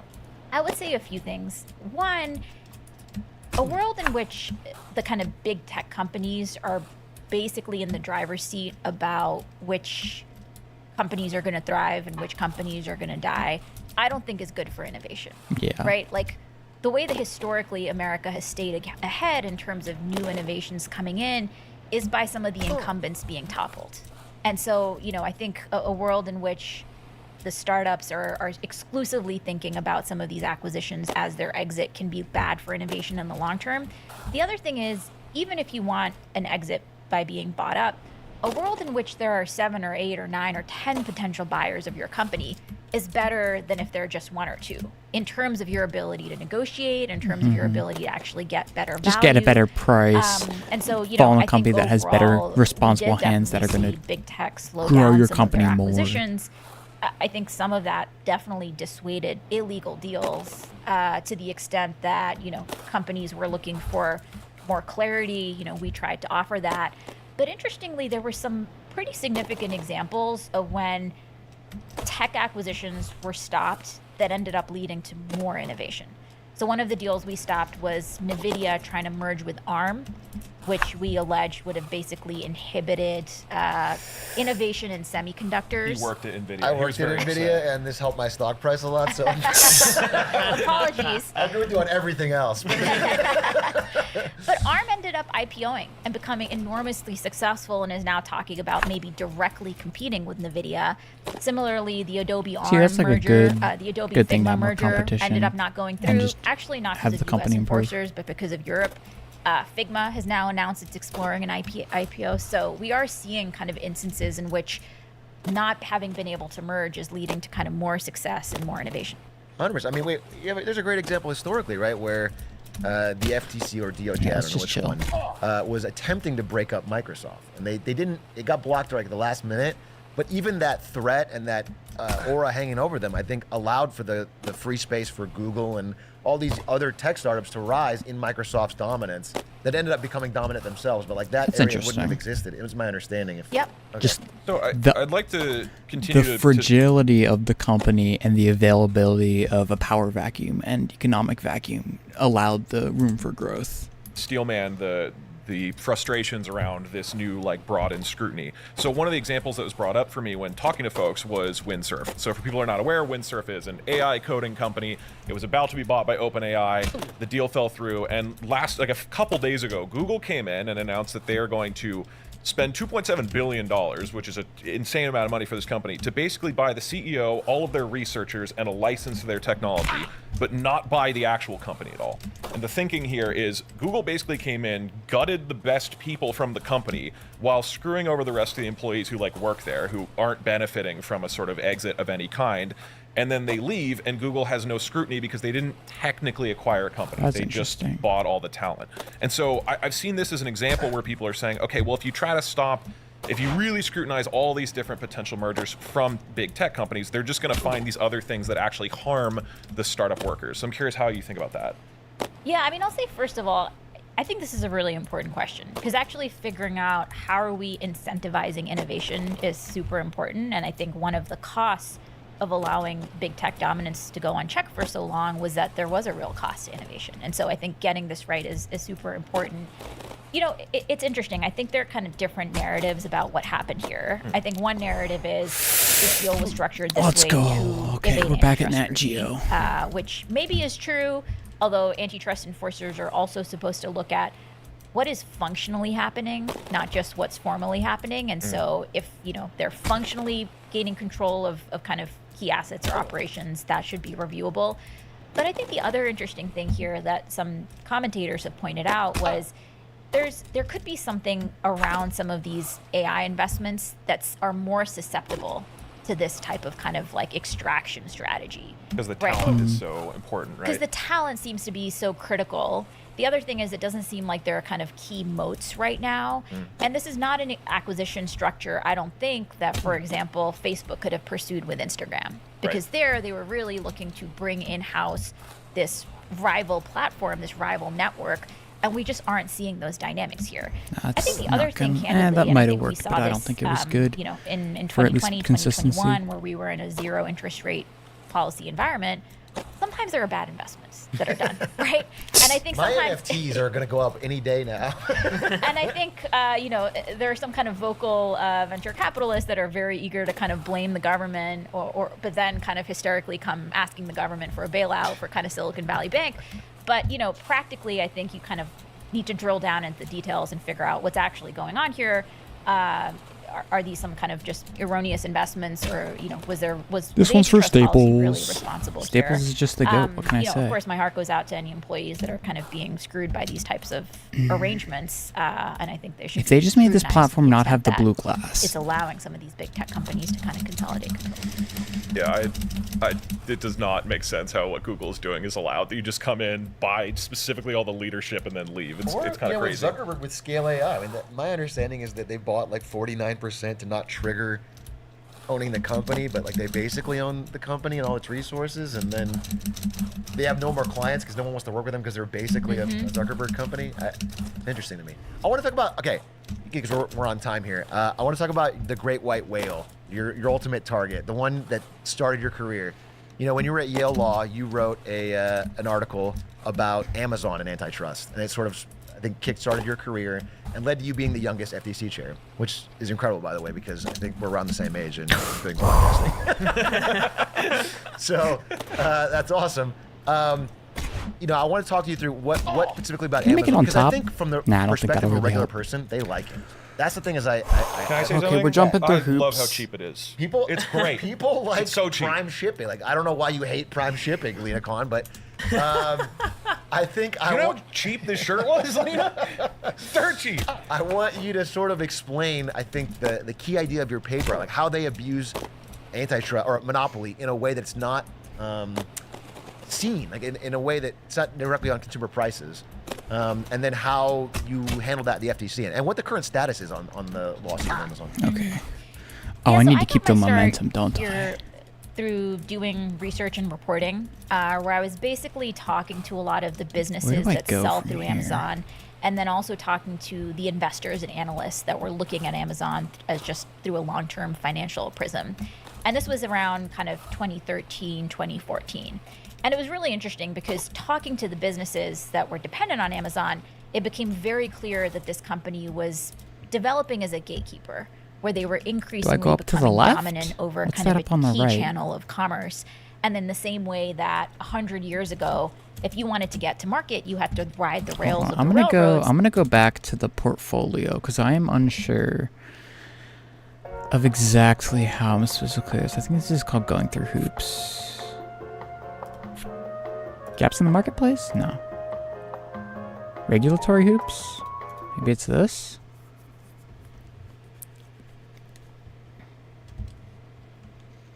I'm curious. Okay, it starts here, right? I go through this, then this, then here, and then I think there's this big jump, and then it turns around, and then I'm not sure where this stuff translates over. And then this is the final jump. Okay, I think those are the last 2 jumps I make in that section. So this is in the first half of the section, right? This is all first half, first half, first half. Then there's this jump, and then I think we go to the second part, and then the second part ends with this, and then we make a huge jump over, and then jump here. This is going to fail. But we go into those 2. Interesting. So then in the Doinkler special... Increasingly, if you wanted to sell on the internet, you had to have a presence on Amazon. And then talking to financiers and investors, it was clear they recognized that Amazon was structurally amassing dominance this that jump, would pay off. I need so much speed going into that to clear this, while, and then get would those not through those report loops. profits, and yet its stock price decades, would right? rise. Yeah. And so I was just really interested in Alright, I that think this is perspective, the which way I have to candidly was save at this. odds with how most policy people in DC and antitrust enforcers were viewing Amazon, which is, as you said, this is a Which company takes me that to seems to be obsessed with delivering cheap stuff to this people, part? and so nothing to see here. And in fact, the kind of lawsuit that most touched Amazon in an antitrust way was a lawsuit brought against book publishers who were trying to kind of team up to take on Amazon. And so it was really interesting, just this gap between how the business world was viewing Amazon and how antitrust lawyers were viewing Amazon.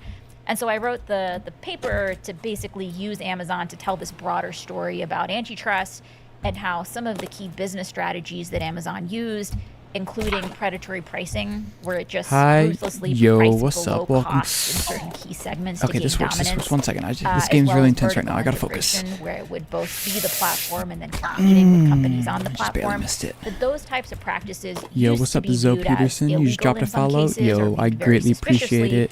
And as I just saw that on my end. I'm assuming you got a follow alert on Twitch's end, but I need to set up one for OBS as well so that I get a notification each time someone follows or subscribes. part of the Reagan Revolution, those practices were now basically How am I doing? I'm doing enforced great. against. You know, And we're so making the significant article progress in was a way to Doinkler basically Portfolio. use We're Amazon listening to tell this Lemonade broader Stand story about podcasts. antitrust. You know, I mean, one like I say, it's example just I good think you business if I gave can progress in was, Doinkler Portfolio where as a result people of who are selling this something on podcast. Amazon I cannot stream price daily. lower 1 sec. elsewhere, or they get blacklisted from Amazon. And Amazon charges them an enormous fee, like $5 of every $10. And so, if someone else is offering 2 out of $10, you can't price it cheaper there, even though you could offer it for cheaper. And they just use their market dominance there, which I thought was that made it so clear to me from the side of like, maybe I'm not personally. Okay, I've been streaming daily trying to beat the Doinkler Special Challenge. I don't normally stream daily. I usually stream like once a week, if that, on like Saturdays typically. But I've been doing a lot of streams for the Doinkler Portfolio to try and beat this giant tower. Only seeing the abuse as someone Made by buys this something, guy but and the his person selling gaming me this team. product is getting bullied constantly, and they're getting squeezed. His game dev What team, is I the should what say. is the realistic solution Or from the your team he perspective hired to to something make like it, that? Like 'cause they make what separate games. tools, as well. What is the end result of the FTC trying to take action against something like that versus a more dramatic example I could think of is if you've created something that is so integral to the way that we conduct business and engage with each other in society, which maybe you could make an argument if everybody buys everything off Amazon all the time, at least online. Super then crazy art is stuff. it You mind borderline if I a share my public art with you? utility and the government needs some sort of direct ownership in it? What kind of art is it? Is that a solution? Like, what are you drawing? Is there a more moderate solution that you look for? Do we leave it unattended and see how it continues to develop? Like, what are the options to addressing it? You're absolutely right that there are kind of a range of tools. Doink. And historically, Okay, we've a gotten kind of much first better at order this section question now. has been, is this a market where competition can actually work? Like, is this a market where you can imagine, a certain number of firms that are competing against one another in ways that prevents any single one from abusing its power, right? And there are a whole bunch of, the vast majority of markets. That's rough. That is a rough fall.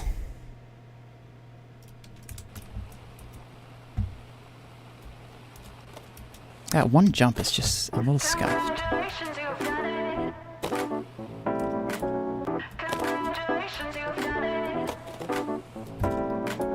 You ignored all the warnings just for a hat to put on your head. Should've put it out of your mind. If someone thought you were smart, then that was just cap. It's more like evidence of cognitive decline. Now I don't mean to judge or call you foolish, but that dunce hat isn't doing much to make you look like you know what is up. You could have spent this time doing anything at all, but now you're starting over because you jumped into Logo, banner, overlay, emote, etc. I mean, I'm sure it's really cool, and I'm sure you do great work, but I'm not really interested in that kind of stuff. I've had a couple other people offering and whatnot, but I'm good for now. Maybe at some point, but I'm not at the position yet where I'd be looking for that. So not for now. Congratulations, you've done it. Hats on for the biggest loser. Congratulations, you've won it. A dunce hat for the biggest loser. Congratulations, you've done it. Hats on for the biggest loser. Congratulations, you've done it. Great job. You use Discord? Yeah, I'm just not looking for someone with that kind of... I'm just not looking yet for someone to help me with the art and stuff. But I appreciate the offer. Because I'm assuming that's where you're going to be going. And if not, then that's... I don't know why you're in here asking for me to check out the art. I almost got double tower skip.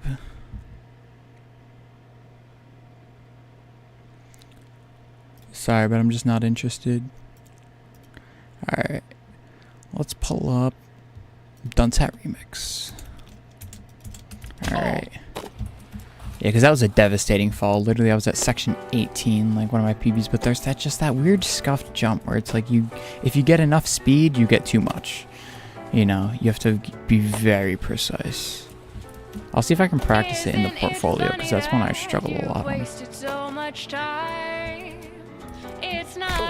No worries? Yeah. I'm sure you can find someone that would like your work and what you offer. Congratulations, you've done it. Hats on for the biggest loser.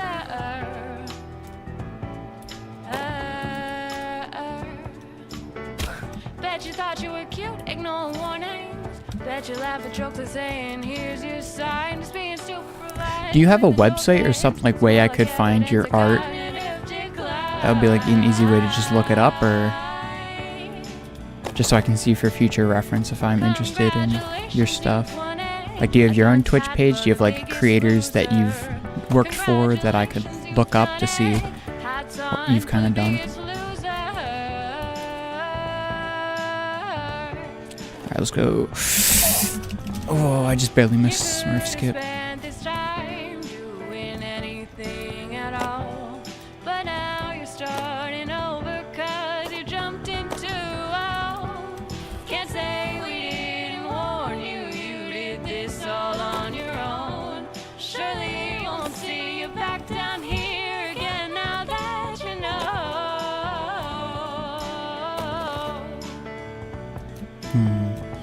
Congratulations, you've won it. A dunce hat for the biggest loser. Congratulations, you've done it.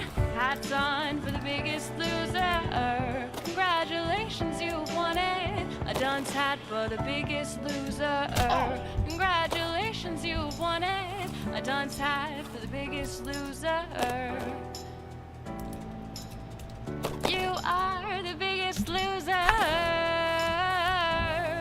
I've ever met in my whole life.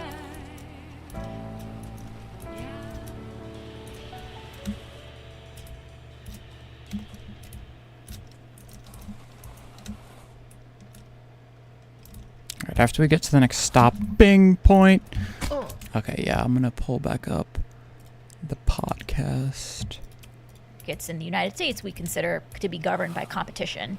Then there are markets where, for a variety of reasons, vigorous competition is not going to happen, right? Oftentimes we see that in infrastructure industries, like the railroads, like the telecoms.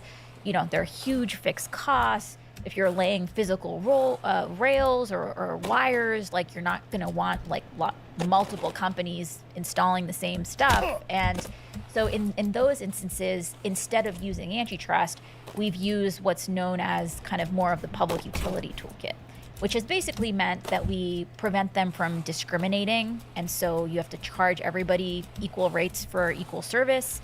We've limited what other businesses they can operate in. So for example, for a while, the railroads were all buying up coal mines, and then they would transport their own coal, but not the coal of third parties. And so Congress passed a law that basically said railroads could not own commodities because it created a conflict of interest. Similarly, in banking law, historically we had a separation between banking and commerce. So if you were a bank, you couldn't also, own a commercial enterprise because that would put you in competition with the very businesses that were dependent on you for credit. And so we've used this variety of tools to basically police companies and prevent them from abusing their power if we don't think competition is going to do the trick. Do any of these laws still exist, or are they just not enforced? You know, it's a variety. In some areas, we saw active deregulation, a lot of which started in the Carter years.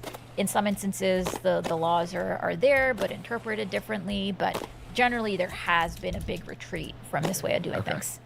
But to go to your earlier point, you're absolutely right that one of, the lawsuit that we filed against Amazon was very different from the paper I wrote about Amazon, in part because being a law enforcer is different from writing a law review paper, but also because a decade had passed. And Amazon's business strategy over that period changed.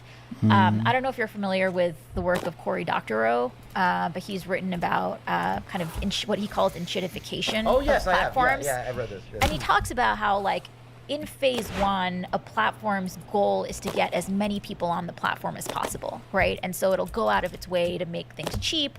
It'll go out of its way to have very favorable terms of service. Yeah, I've heard about this. But once it basically gets enough momentum and enough business and tips into being more of a monopoly, it can flip the switch and start becoming much more extractive. And that's what's happened with Amazon. Is the perfect description of like Uber of Netflix, of like every single app people can think of, where everyone talks about how they love early Netflix. It had everything. It was so cheap. Why is it so expensive now? It's like, that might have been enough. That might have been the plan Let me tell you. It was Even Xbox Game Pass, which now that they've got the Activision Blizzard, the prices go $20 a month now. Xbox Game Pass. I'm just trying to keep all the champions in league. Anyway, so I went and got breakfast just at a cafe on my walk over here this morning, and I asked 3 random people. I was like, can you just name a company that you think is just too big? It could be any company. What do you feel like is just too big? Literally all 3 said Amazon. Really? Yes, all 3. And I think in the vein of asking that question, I was wondering if there's any pressure when you're in the position of directing resources to block mergers or address some sort of problem. I feel like I wasn't going to make Is it important to go after companies that are bigger names or top of people's mind? Because when I was looking into your work, I noticed, I think it was Illumina, they were prevented from merging with or buying out Grail. And I had to look up what those companies were, right? I was not familiar with them. But there's plenty of industry and plenty of companies that fill out, our economy that most people are unaware of. I'm going to try and find which section this jump is in. But Amazon, right Google, after Apple, these are the companies that are top of mind. So when you're choosing cases to approach, is there a pressure to pick things that'll have a little more public oomph? Like, how do you balance the way maybe the industries or the companies that you're prioritizing when you take action?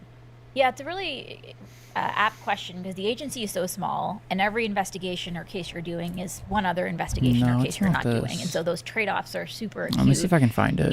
For me, it was less like, do people know this company, and more, what is the magnitude of harm that's happening here? And I think one critique that the FTC had been subject to at various points over the last few decades was that it had been very focused on small fraudsters and scammers, while being somewhat missing in action with some of the biggest corporate abuses in our economy. Yeah, while we're here, let's just practice for-profit colleges, the going through loops, the opioid crisis, and kind of fraudulent marketing. Gaps in the marketplace. So imagine going into work and that being like the list of problems you can help tackle. It's like, oh. Hold on.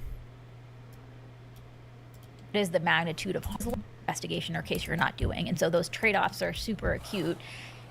For me, it was less like, do people know this company, and more, what is the magnitude of harm that's happening here?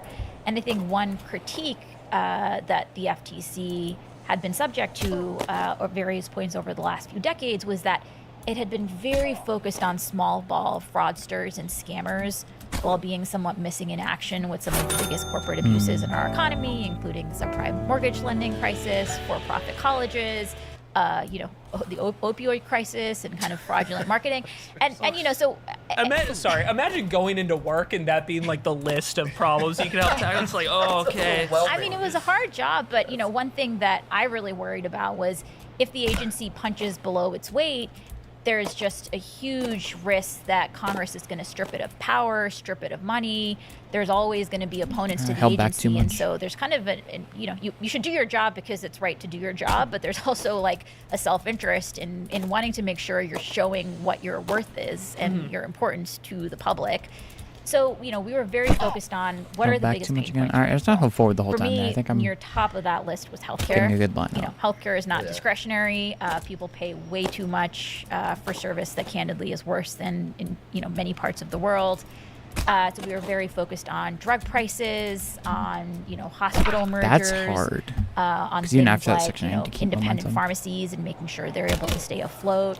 We were very focused on food and agriculture, with the Kroger-Albertsons merger, but also with things like we brought a lawsuit against John Deere. Because this is going to suck when I get here and I just hit a wall and just restrictions die. on being able to repair your own tractors. Yeah. We're like weirdly familiar with that. Oh, really? We run a tractor business. Yeah, on the side. We do a little tracking.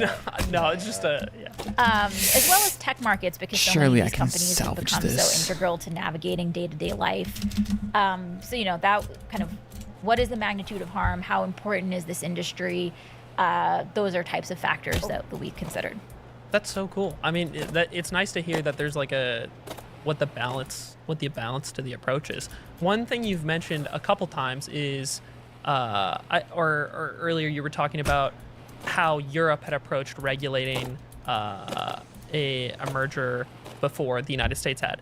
And in general, like when looking at things related to Apple, for instance, there's actions that Europe has taken first, or maybe other I go countries way in too general fast in this that part. we have not. So I can slow it and down a I was bit wondering, there. since companies are so big now, and these are global corporations, do you guys look to what other regulatory bodies are doing as inspiration for what you might want to take action on in the United States? Like, what model does So these the last two I EU can slow set, down quite a or is bit it totally independent and still in the way make you it. pick? Not that they're like in your ear, like, yes, America, do this, but more just like, oh, they're looking into these type of things. Should we also try to take that type of action? And then also, because these companies are so global, do they have an assortment of like workarounds or ways to weasel around things because of their place in all these other countries as well?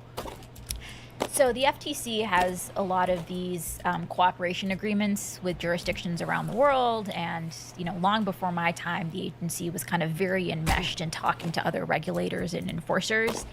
For a long time, those relationships had been used to candidly export the Reagan-era hands-off policy and basically, chide other jurisdictions for being too tough on American companies. We had very good relationships with other jurisdictions, but of course, Let's see if we can American find laws this are one different weird from other thing. laws, and so we were very focused on, what is illegal under our laws, but aware of what other agencies were doing.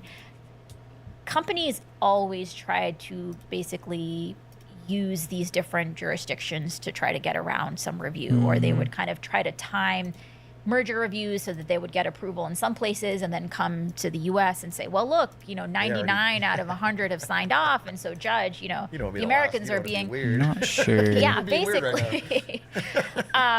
So we were really lucky to have really strong relationships with a whole bunch of other agencies. I'm gonna have to review a lot of these but, purple very focused on what is sections. the I think impact we're on the just about to a American point where we market, might what are go back to the American laws. portfolio.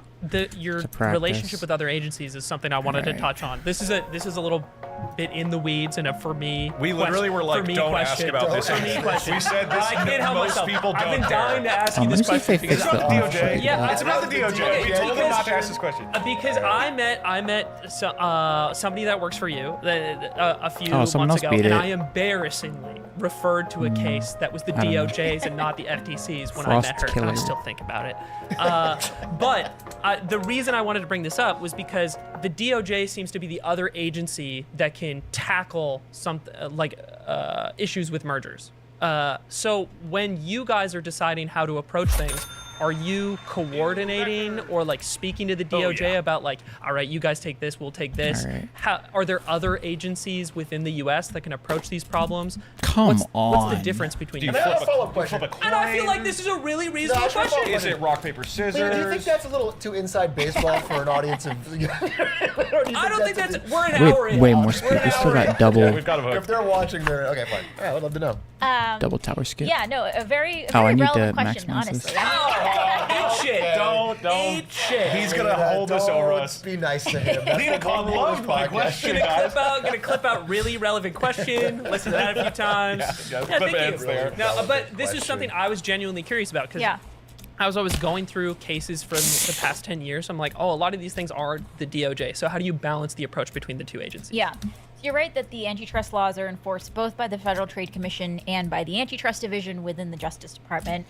Some of how we divide and conquer is a result of law. So the FTC doesn't have jurisdiction over banks, over Oh, certain come meat on. packers, over There common we go. carriers Sorry, like the airline. Certain meat packers? It's such a Certain, weird. certain part of the I was wrong. agriculture. This is awesome. I was wrong. Meat packers?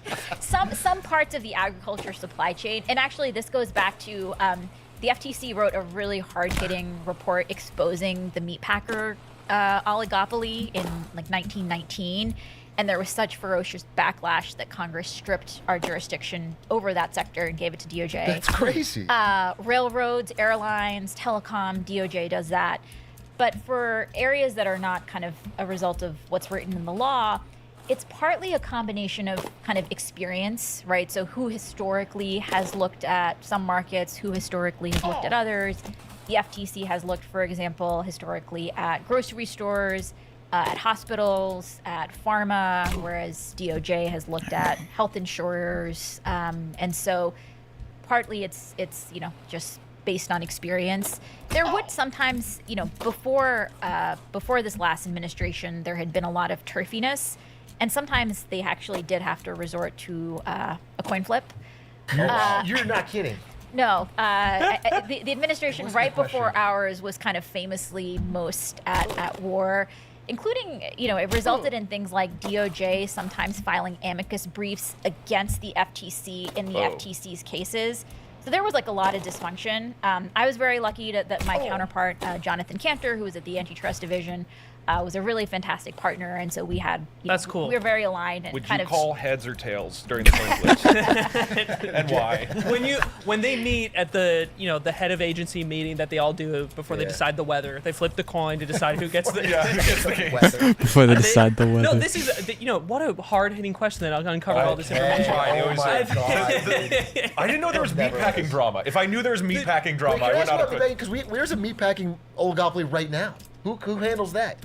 It's DOJ. Okay. So they're kind of basically four Are meat they packers. worse than you? Is it does it not get handled? I at the mean, DOJ? I obviously It's have like the a lot of Walmart agency brand pride for the version of- FTC, but the Antitrust Division did fantastic work these last few years Okay. too. Yeah. All right. Well, I just think Tyson Foods still owns all the meatpacking, and I wonder who's at the DOJ right now. A bit off the clock, are we? No.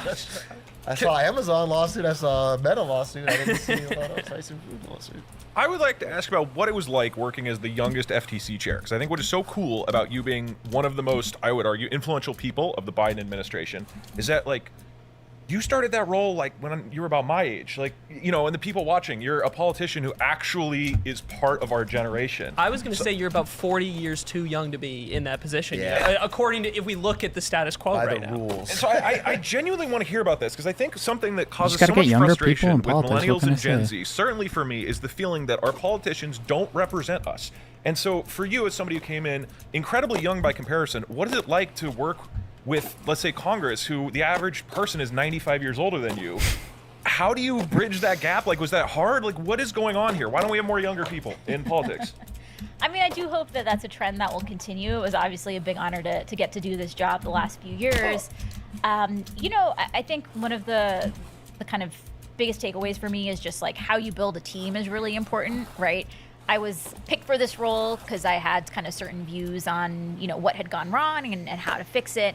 And when you're kind of leading an organization like the FTC, you want to make sure you're able to spend as much of your time on a daily basis basically doing what your value add is and making sure you're building like a really great team around you to kind of get to do the things that are not kind of your value add. And so I was really lucky to have a fantastic team in place to kind of help us do all the work we did. But that's good because I was going to have to cancel most of my Congress. momentum anyways. I would get kind of invited to go do hearings and testify before them. And I think what was really striking to me was that even though there were a lot of big business lobbyists that were attacking the agency, there was actually a lot of bipartisan support in Congress. And so, I would go testify and I would hear from Republican members about how worried they were about their main streets being hollowed out because of big middlemen that were squeezing independent pharmacies or independent grocers. A lot of bipartisan concern about Not enough. kind of big tech's effect on kids All right, take and this whether section nice and basically they're slow. running like a mass experiment on our nation's children who are now I'm just going to test a little bit. facing How online close? abuse, addiction, and kind of what agencies like the FTC Okay, so yeah, do I don't know there. why I kept And doinking so on it that. was Maybe I really was just neat to see how all the way on the actually right. there was 'cause a I was lot of hugging the wall on-the-ground to be support safe. for what we were doing. Does it make you hopeful? I mean, we've talked about some of the depressing sides, the dystopian sides, the backsliding, but I do feel there's a trend towards more people understanding the importance of this stuff on both sides Even of if all the aisle stuff and didn't people go through, getting there's still passionate about work it. in the Are right you direction to hopeful at all improve that generally. there's going to be more progress in the future, or you think we're going to be in a period of less so? You can be honest. I don't know where's your head at. I mean, look, it's a pretty troubling time right now in our politics. I think we're seeing like mass lawlessness across from what some of this administration is doing, and how we kind of navigate the next few years is going to be really critical. I do think part of how we got here was that a lot of people don't feel like government's been working for them. And I was so proud of what we were able to do in the kind of 3.5 years we had, but we were working up against 40 years of things being done in a way that totally failed. And so we really needed more time to kind of fully make the turn. It has been really interesting, candidly, to see just continued interest in the work that the FTC was doing among lawmakers, among people in the states. And so, I do hope that there's a lot of momentum. Okay, we don't, but we're Obviously, chilling. The kind of Zoran Mamdani victory Yeah. in New York, I think, is really interesting. But we're seeing people who identify, in a range of ways ideologically, I think, gravitate towards me the up fact there. that taking on corporate abuse is good policy and good politics. What is it like going back to a normal job after you're like one of the most influential people in the country? Okay, that The was day-to-day clutch. shift is pretty stark in that you would kind of go from having, like 10 hours of back-to-back meetings and kind of at any moment get a phone call that something really bad is about to happen, to just having a more easy life. And honestly, I obviously wish we were still governing, but there are definitely Can I ask, personal upsides. This is a joke that I've made with friends, and I want to ask you honestly. Is there any chance we're going to see you in a few years as like a lobbyist for Google? Oh, let's go. Because there's many people in the past who have been great public servants who then seem to leave and go revolving door right into the things they used to fight against. I think I had an unusual path to the FTC, and I'm not planning to to Okay, I'm so. glad. That sucks. You do that. That could have been our breaking news. Yeah, This is 2 hours in, I so just if got you're enjoying it, acqui-hired by hit Google this morning. subscribe and follow and I just all want the this stuff. clip in case you do it, so I can be like, well, she told me. You had mentioned before we started that you're about to be, or you already are a professor at Columbia Law School. So is that Alright, this is unfortunate. what you're doing for the foreseeable future? Is that for a Okay, the episode's almost over, but sadly we're playing the song again.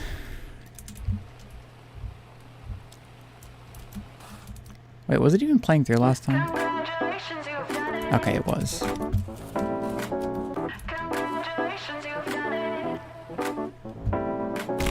You ignored all the warnings just for a hat to put on your head. Should've put it out of your mind. If someone thought you were smart, then that was just cap. It's more like evidence of cognitive decline. Now I don't mean to judge or call you foolish, but that dunce hat isn't doing much to make you look like you know what is up. You could have spent this time doing anything at all, but now you're starting over 'cause you jumped in too old. Can't say we didn't warn you, you did this all on your own. Surely won't see you back down here again now that you know. I think I messed up the grabs there.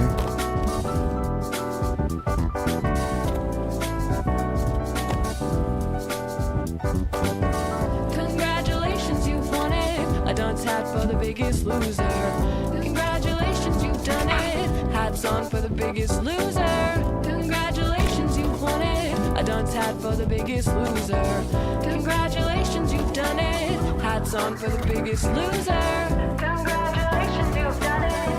Great job. Wow. Congratulations, you've done it. Cool. You've won something. Congratulations, you've done it.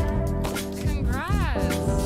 Congratulations, you've done it. I can give you my therapist's number. They're really great. I think you'd benefit a lot.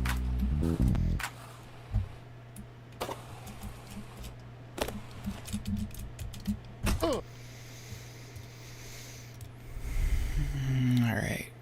Number 2.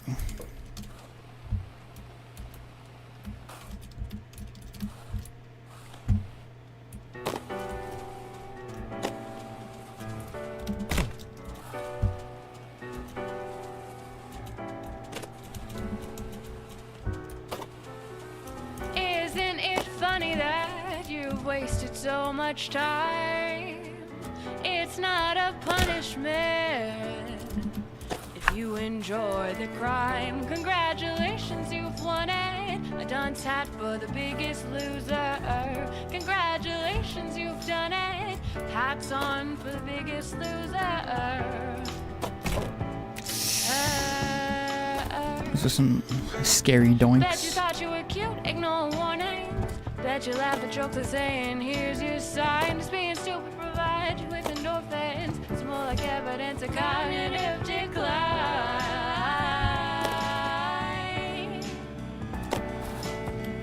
Congratulations, you've won it. A dunce hat for the biggest loser. Congratulations, you've done it. Hats on for the biggest loser.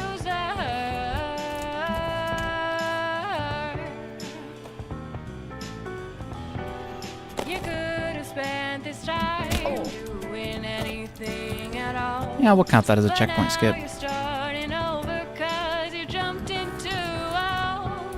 Can't say we didn't warn you, you did this all on your own. Surely won't see you back down here again now that you know.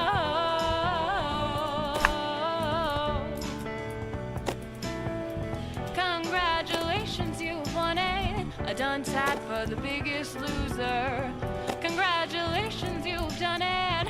Hats on for the biggest loser. Congratulations, you've won it. A dunce hat for the biggest loser. Congratulations, you've won it. A dunce hat for the biggest loser. You are the biggest loser I've ever met in my whole life.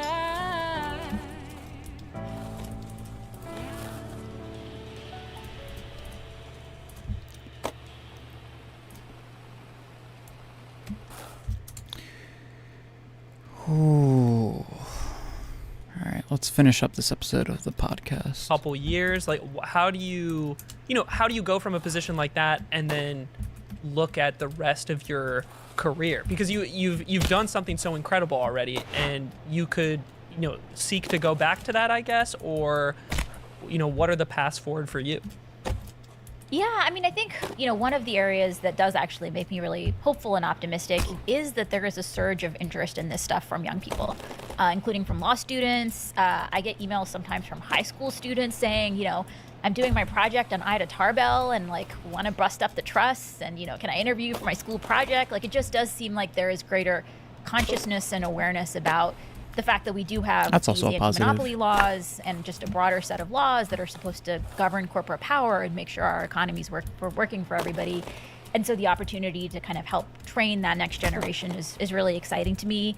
And so I'll be doing that partly. I think we're also just figuring out, how do we keep up the momentum more broadly? I think one reason why this work was able to go so quickly from kind of being a law review paper and kind of critics on the outside to getting the chance to govern is because we were very focused on let's not use outdated theories and models and assumptions to understand how markets work, but let's actually That's a talk to devastating people fall. I should have played and that do safer. rigorous reporting and research and figure out what's happening on the ground. And I think there's a lot more Okay, we'll be doing opportunity this to do section that too. and to just make sure that a greater percentage of Americans Honestly, I'll be are happy if I actually get to being check heard 20 and at this listened to by point. our government. We're almost at the end. I would love to ask it at least just a little bit for folks, let's say in our generation or younger, who do feel that sense of hopelessness to some degree with government. Is there anything you would recommend of either how to think about it or what to do, or maybe just some words for folks who are like, I'm scared of what's going on right now? Because I think a lot of us feel that. Yeah. I mean, I think the thing that I come back to is the fact that in our history, we have faced moments that seem very dark. And, the 20s, not a great time. No. And then we had the New Deal. But between that, we had, the big crash, few world wars. And so, I do think that that this country is capable of a lot of incredible things. And that's partly because of the people here. And I think more and more people recognizing that the state of things being so terrible is not some inevitability, but actually is the result of people in positions of power making decisions one way, but that could be made a different way, is really important. And so I think, focusing on local government, on state government, making sure that people are in those positions because they want to do the right thing, even when it means standing up to powerful interests, I think is really important. And, obviously what happens in the coming years politically is going to be really key. I love that you ground it in history, because I think so many people think some of the ideas you're talking about are insanely radical, but they really are in living memory things that were enforced checkpoint and skip done with in no America. double tower Joe skip. Biden was 30. It's not that crazy to have done these things, and it's so funny that now, after some of these years, that it just is treated like that's un-American. It's completely impossible for us to be enforcing antitrust in a way that worked great. I mean, it's as American as it comes, right? I mean, the American Revolution was in part a protest against monopoly, right? The British East India Tea Company had That's an achieved a interesting way of viewing monopoly it. over They also this monopolized key a lot of input, stuff like and paper Americans products were and revolting against that, and the all idea sorts of that, things the Americans didn't like. we overthrew a king just to go be ruled by some monopolies was so anathema that it's partly what led to the antitrust laws. And they actually talked about it. They said, if we're not going to be ruled by a king, we also don't want to be ruled by these autocrats of trade. And there was a real understanding that if what we really care about is democracy and freedom for people, we need checks and balances in our government, in our political sphere, but we also need checks on monopoly power and making sure our economy is more fair. And so I think those things That's the being really second time I connected got that. is very American. Lena Khan, That it's was been a pleasure. Fantastic, NB. Thank you so much for joining us. This was Thank really, you. really Thank fun. you. That was Thank great. you so much. Yeah. And now the celebratory lemon that we always do. Oh, that's it. I thought it was our plastic one, like normal, and I was Thank like, you so please. much, Lena. That's great. Thank you for coming on. Strong scent great. that has. Hold on, I want to see Doug eat this lemon. Oh wait, no, it's just going to the next All right. episode. Ladies and gentlemen, That's all right. Let me turn this off. And unless we want to keep watching Lemonade Stand, which I'm totally down for if we wanted to.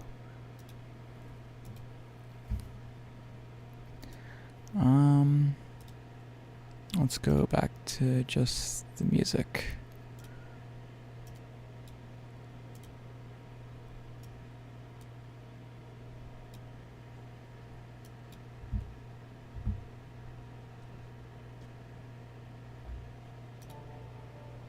Is it? Okay, it's just a quiet portion. Okay. I was like, is the music volume right? But I think it's just this section is particularly quiet.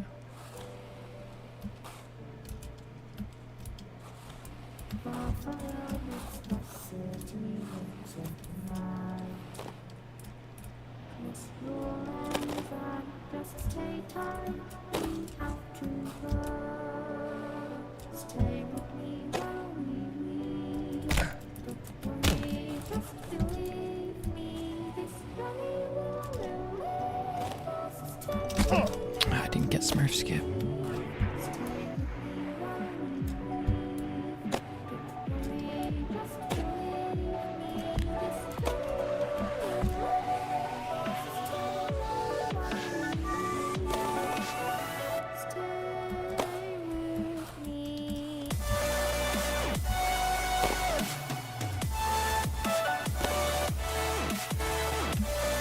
Yeah, but overall, a very interesting episode of Lemonade Stand. I learned a lot. Like every episode, I feel like I learn a lot. I gain a new perspective of what's going on in an economic sense in the world. And I think that's their first like guest on the show, which is an amazing first guest to have. I think they talked about it's like now they have to top this or try to do as comparable to this as they can with their next guest, which is going to be difficult to do because it's just such a great first start. But it shows just the kind of power that podcasting has, and especially large influencers and creators have, because they even had I mean, this wasn't technically on the podcast, but the discussion with who was it? Doug and Atrioc discussing with Gavin Newsom, the state of California politics. And it was interesting to hear that as well.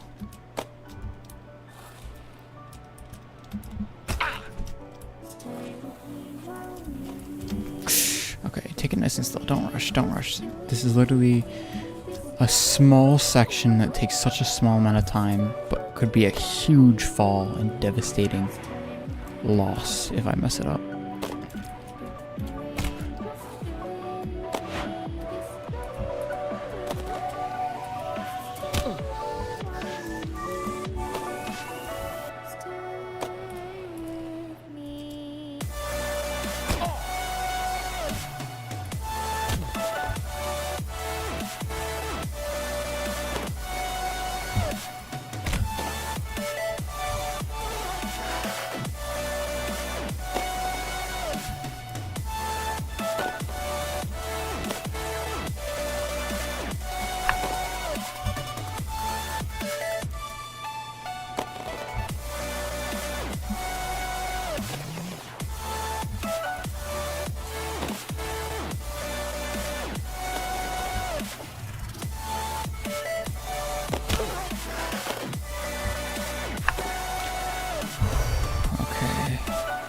Let's get tubular. Okay, let's get tubular take 2.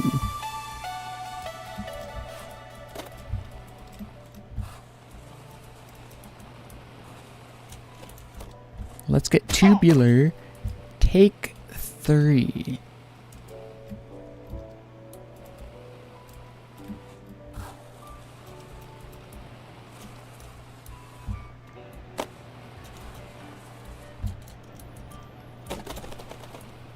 There we go.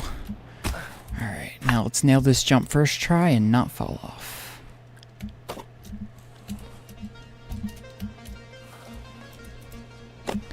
Let's nail this jump second try and not fall off. Okay, I'm not going to keep beating this joke to the ground. I think it's run its course.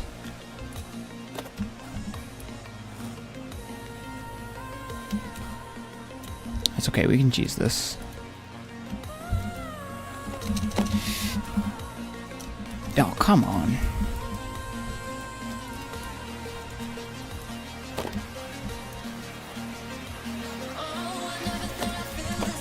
Okay, we didn't fall off. That's a good bit. Alright. We've made it. Alright, now we can do this section and not doink on the top of the ring this time. And take it a bit slower when we have plenty of momentum to clear the jump.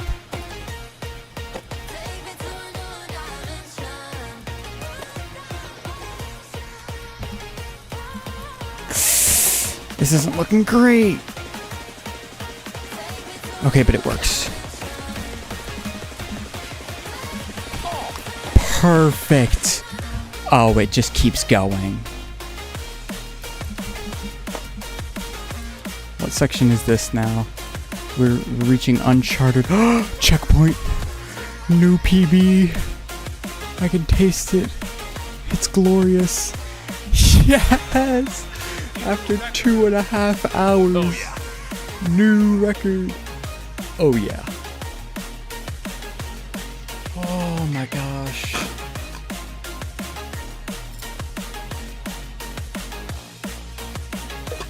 We really just took ourselves to a new dimension right there. Oh my lord. Alright, what section's next?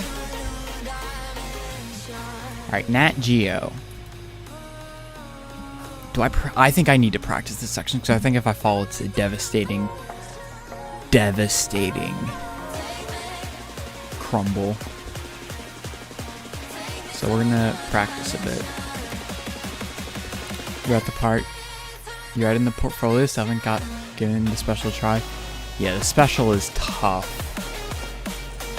It is gruesome and unforgiving. Originally, I was gonna beat the entire portfolio before I really tried this. Okay, yeah, I went too fast. I was gonna try and beat the entire portfolio before I tried the special, like genuinely, but then I was like, you know, I feel like I've got enough experience in the portfolio to where I know most of the stuff in the special, for at least like the first half, really. So I was doing a bunch of that, and then when I get to a point where I feel comfortable in the portfolio or in the special, and I'm like, okay, this is a point where I feel like I haven't even really gotten in the portfolio, then I'll be like, okay, I'll go back to portfolio, because I still haven't done file 5 and 6, but I'm so far in that it's just, I might as well keep going until I find something new that I don't know of and need to practice. Or I get to the purple walls where I've got to relearn the actual way to do it, which is probably much easier than doing Neos. Okay, I feel good. Let's try the Doinkler special. Checkpoint 19, new progress.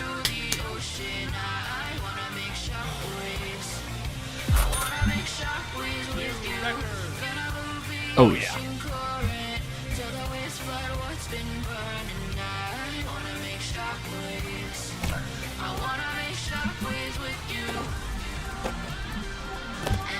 Oh, there's like a weird middle section. How much speed do I need going into this? Giving special a try now. You'll let me know how far I can get? Okay. That doesn't feel like enough speed. I think I've really got to build it. Build it up. I think that's why this like angle is here, because it's like you need speed. Yeah, because that's not enough. Okay, where does this send me back to? What the heck are those for? Is there a way around and up? Okay, there's this, which takes me. Alright, I trust this, because this is going back the direction I came from.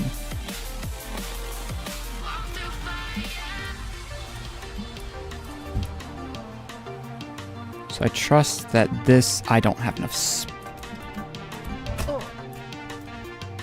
This isn't terrible. How far back does this set me? If I can jump down there, land on... Where do I go from here? I think this is the safest way to get back. Alright, I made new progress. That's what matters.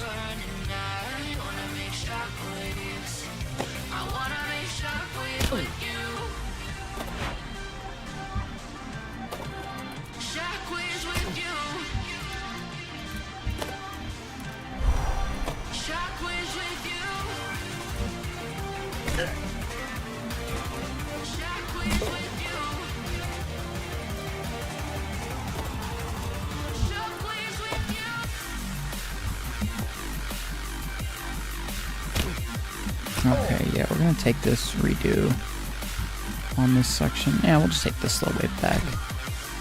Nice and chill. Alright, I think our new goal for today is checkpoint 20. And we'll see where we go after that point, because 50%, checkpoint 25, a little too much for me at this current moment. Unless I just breeze through the next couple sections afterwards. Which is possible, because I think there was like a middle section that I did really well on and didn't need to do too many tries for.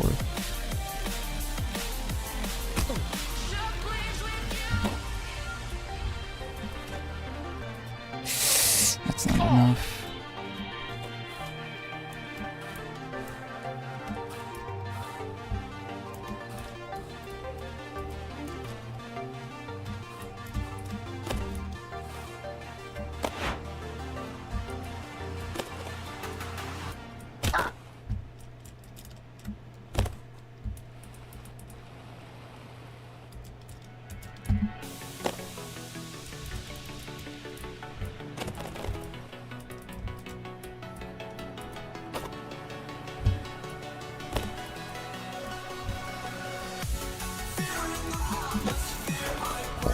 That was okay. Salvage. I don't think I had enough speed there. I just wanted to not fall.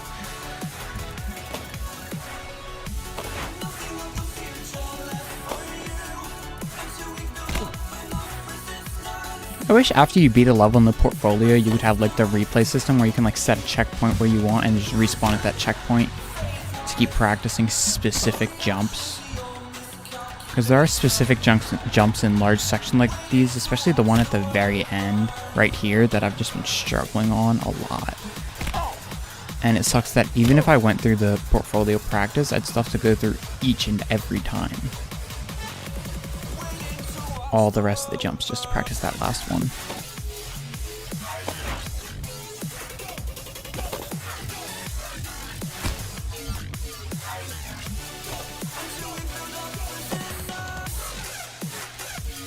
He was facing backwards much longer than I thought he would.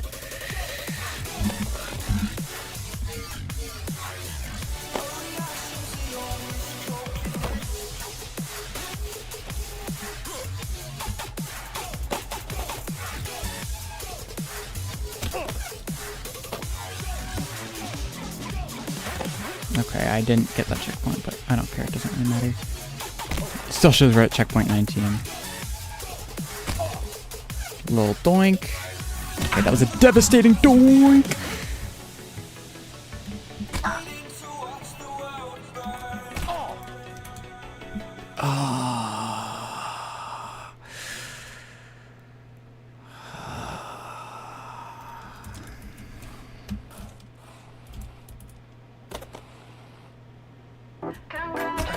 I should have held back. I shouldn't have gone forward.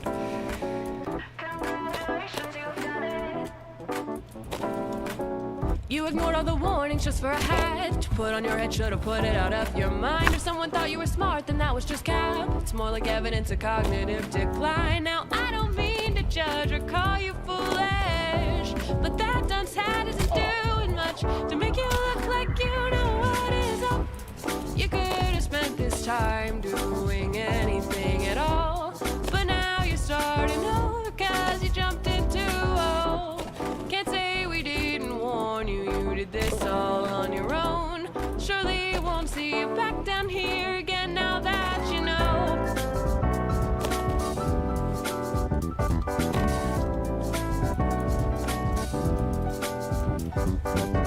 Congratulations, you've won it. A dunce hat for the biggest loser. Congratulations, you've done it. Hats on for the biggest loser. Congratulations, you've won it. A dunce hat for the biggest loser. Congratulations, you've done it. Hats on for the biggest loser. Congratulations, you've done it. Great job. Wow.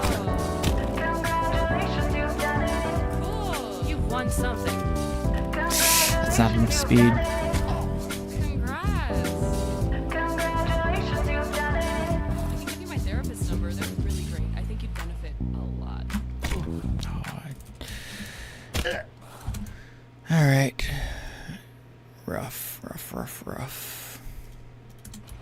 It's just tricky. There's just certain jumps in each section, and it's just like, ugh.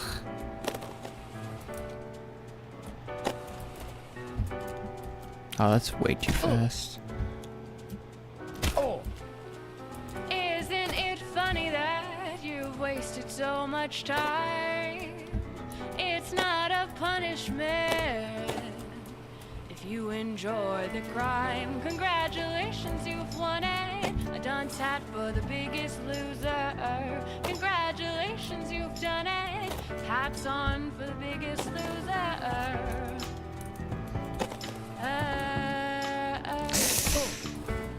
Bet you thought you were cute, ignore warnings. Bet you laugh at jokes like saying, here's your sign. Just being stupid provides with endorphins. It's more like evidence of cognitive decline.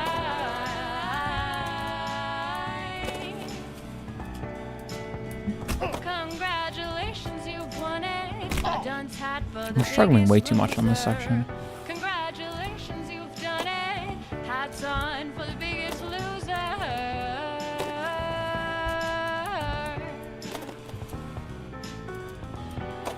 You could have spent this time doing That was a anything huge at all. clutch.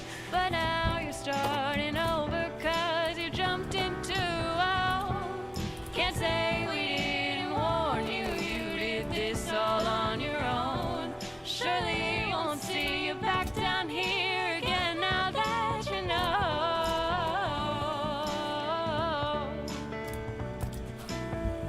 Congratulations, you've won it. A dunce hat for the biggest loser. Congratulations, you've done it. Hats on for the biggest loser. Congratulations, you've won it. A dunce hat for the biggest loser. Congratulations. Oh, I you've almost won had it. double tower A dunce skip. hat for the biggest Alright, we'll just settle with loser. checkpoint skip. You are the biggest loser I've ever met in my whole life.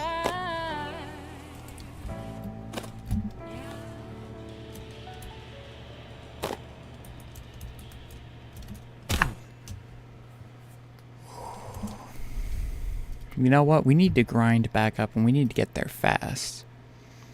So what better way than to switch up our song selection and get a little bit of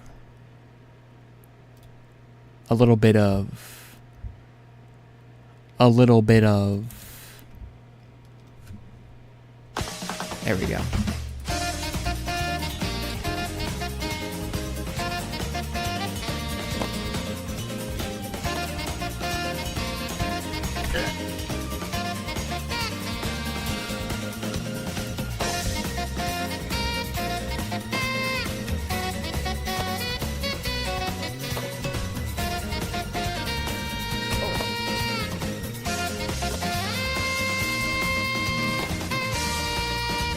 I think there was one part in Dolphin Shells that had like a huge, like crazy liquid, like.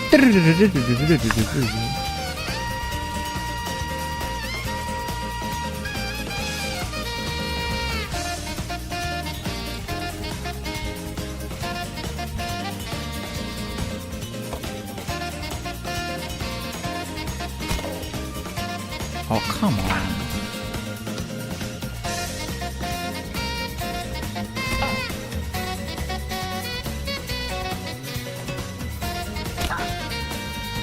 I don't think too much. I can't go straight to the yellow.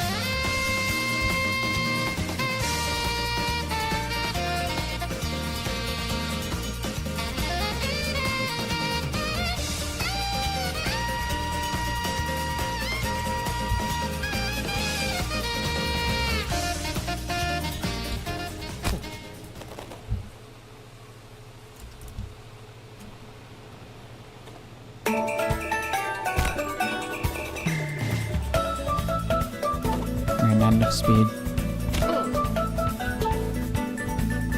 Have I done individual challenges from the DLC? I've played the Doinkler portfolio and beat the first 4 files, and then today and yesterday I've been grinding out the main challenge.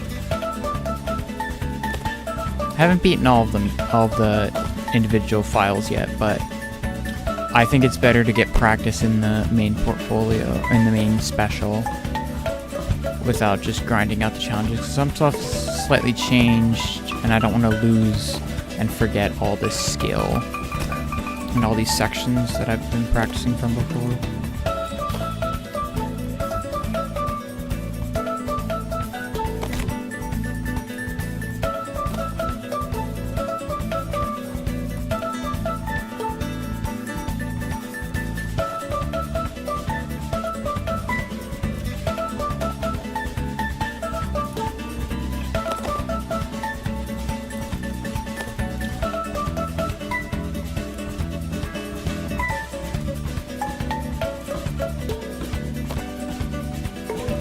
Maybe we'll get Smurf Skip.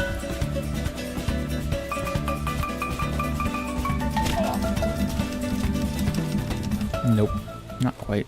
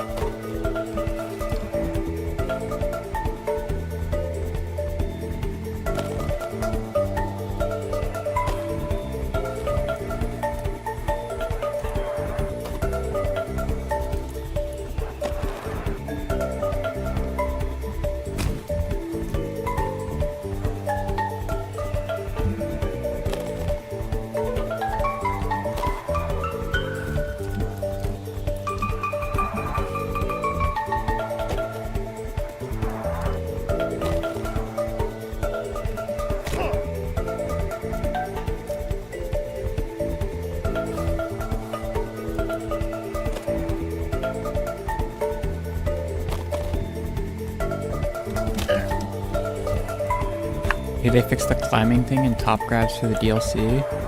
What do you mean? I know, please tell me that. I don't think you mean this top grabs. This is what I call top grabs. Grabbing at the top of an arch. So that way you don't have to go at full speed and you can get a more precise angle.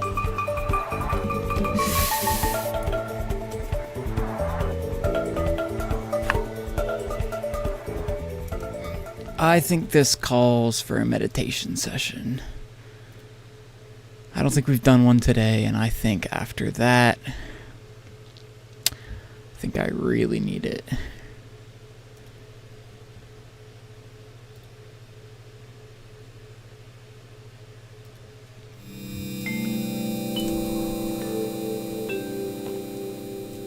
I am strong. I am capable. I am powerful. I am at peace with myself and the world. I am unstoppable. I am going to beat this challenge. I believe in myself. The launcher skip, yes. I used that in only one of the sections because it looks like they patched out most of the issues with that. They didn't patch it, I don't think, just yet, but they've definitely mitigated the areas where you could have used it and prevented that from happening.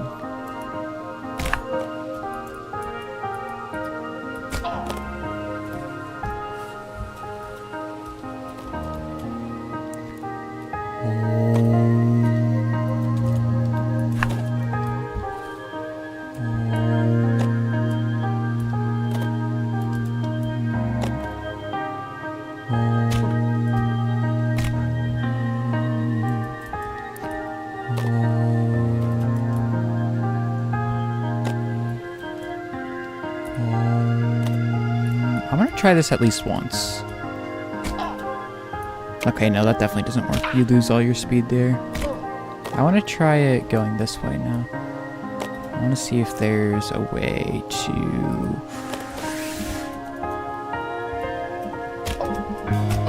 Okay, we're discovering the meta.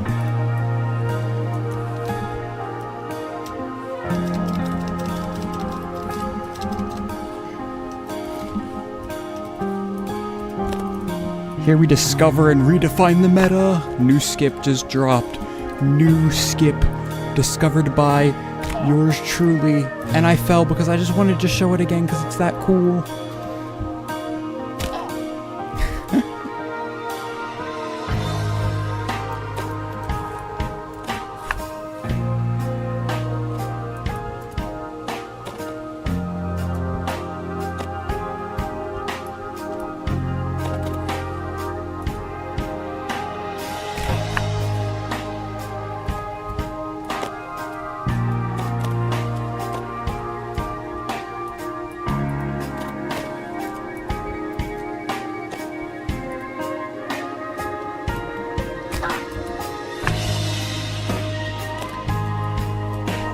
I'm calm. I'm zen. I am at peace. I'm going to beat this challenge on the next attempt. You want to be number one? Bro, it is tough. All the time it takes.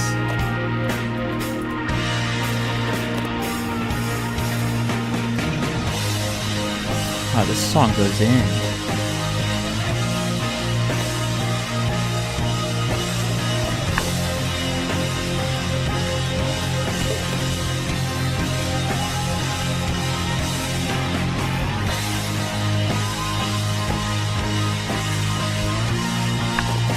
Alright, yeah, I think we've got the mindfulness. I think we can go back to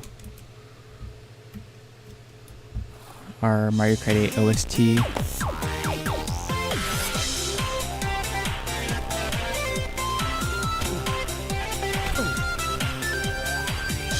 Which one did I jump on? Was it just the first one? If I can even continue that. Ooh, that's a cleaner skip.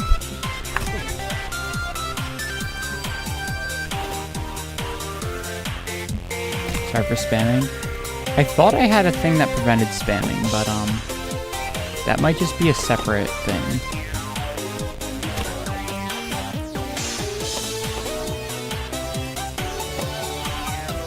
I think YouTube might also have a spam prevention feature built in. I know there is like chat spam prevention stuff. I just don't usually have that issue. I did increase my chat rate to 10 though, so.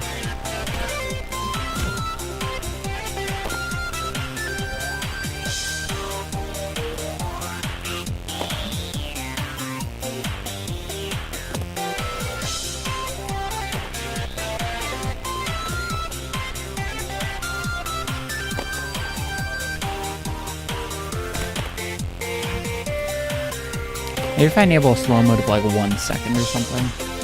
Just so it's like you can still type messages fast, but not just not spam.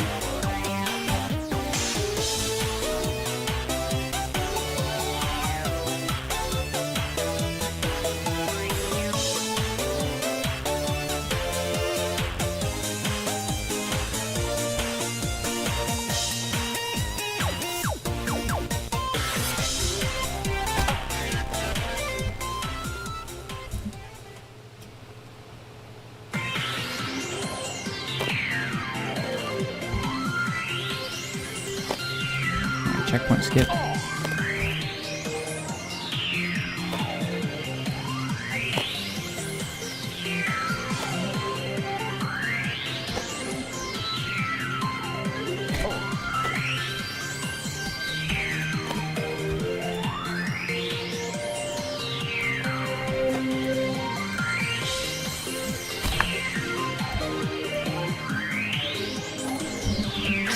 Yeah, let's just restart.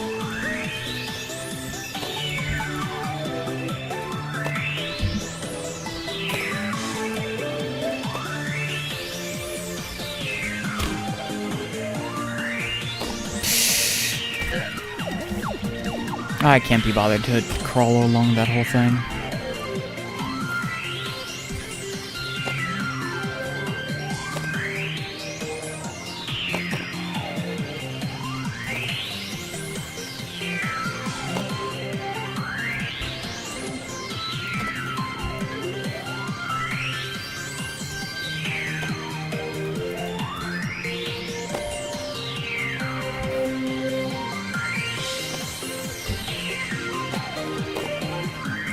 That was tight. Okay, at least we didn't fall miserably.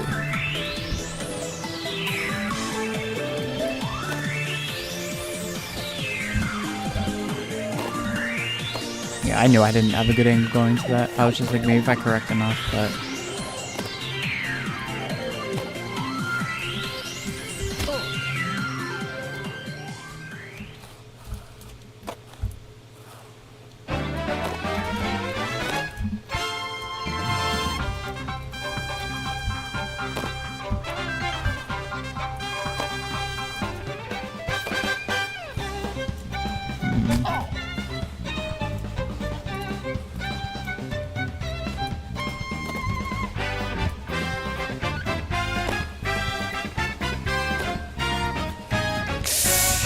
It's alright, this section's not bad.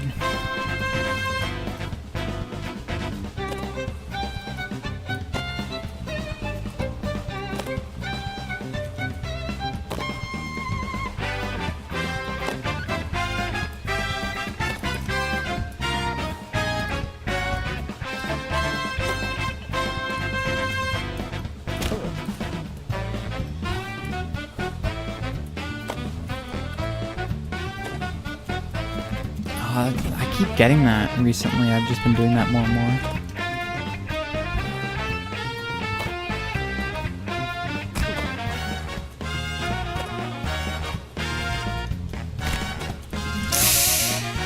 I can salvage this.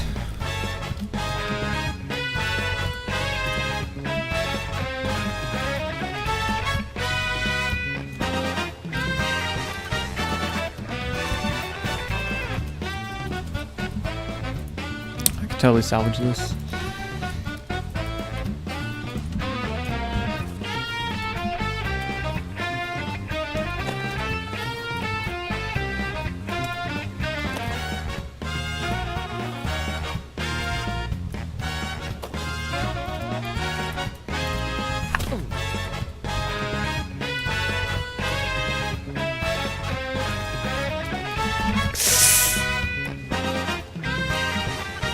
Would have been the first time I fell in this section, I think.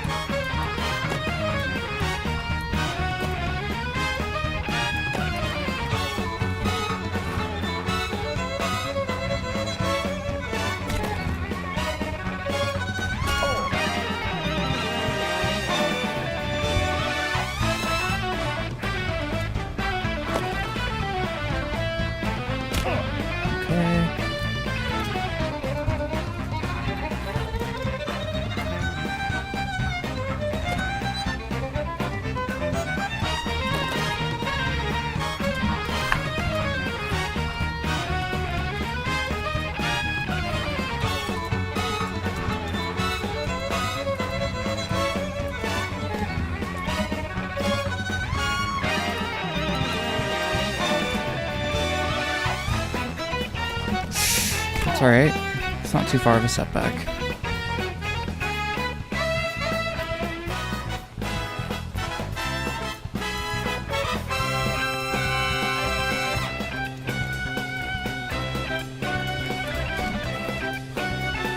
It wasn't really a top grab. But it worked fine, so...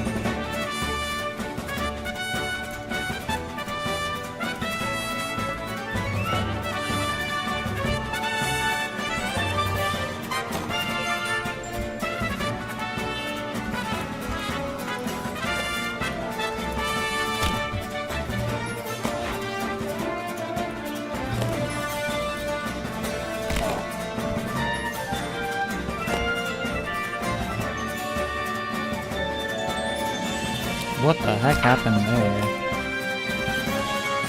Just lost all my speed.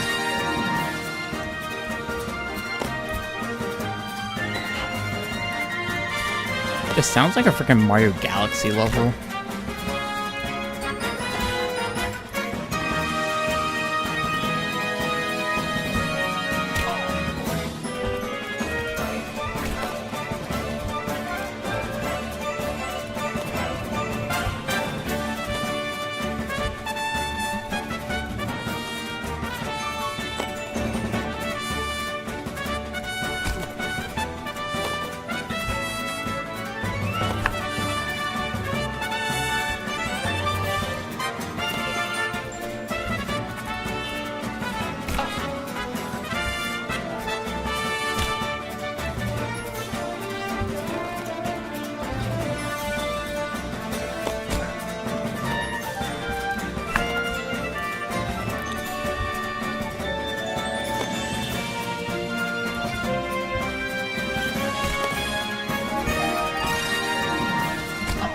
I don't have that.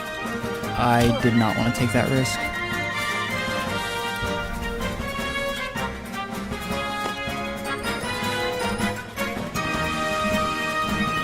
Ooh, okay, the speed was a little goofy, but we made it work.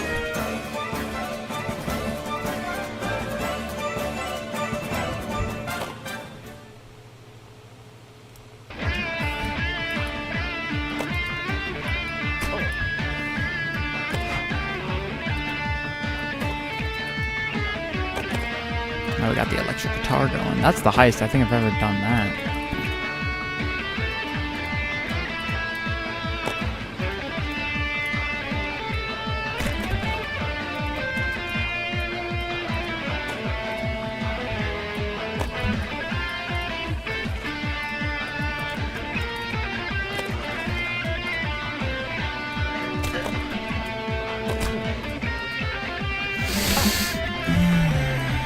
That's a rough one. Also, he's so close, but I got one bad doink and just barely didn't have enough speed.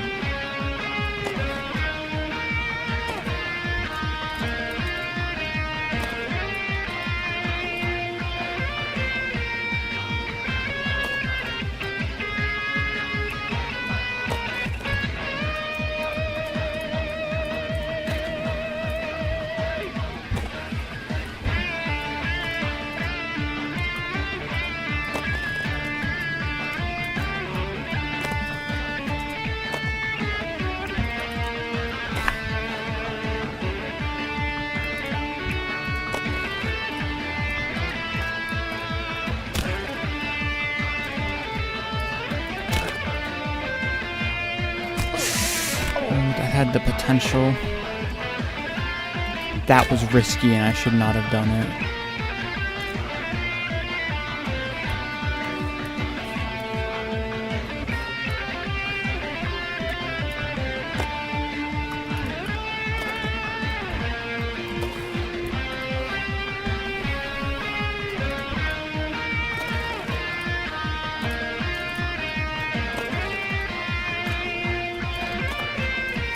Went too high there.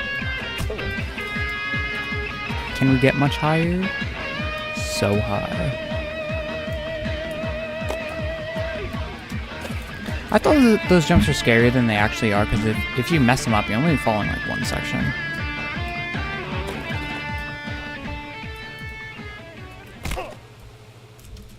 Little doink, but that helped us realign.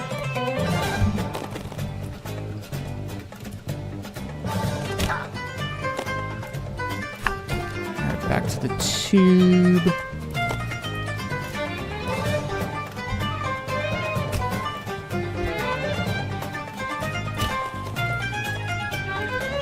Alright.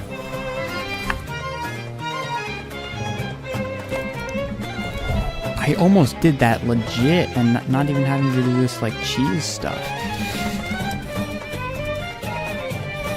But I don't know why I grabbed and I was holding grab and it just kept my momentum in the weirdest way. See, I wonder if there's a way to top grab.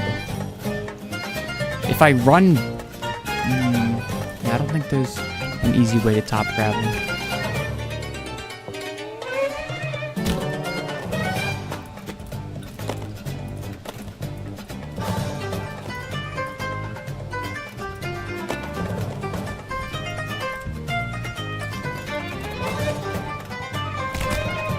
I doinked. I doinked. Oh, am I screwed? How screwed am I?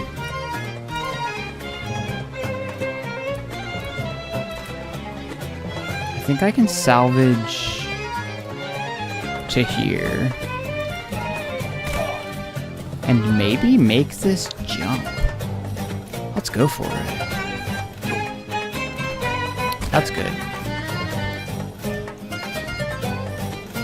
So I'm losing like 1.5, 2 sections, I think. Yeah, 2 sections. 3, kinda. Depending on how you classify them. Because it's like 2 checkpoints, I think, but like 3.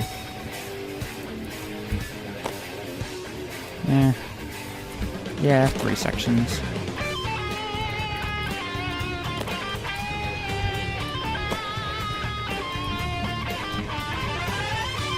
Getting much better at this shot, though.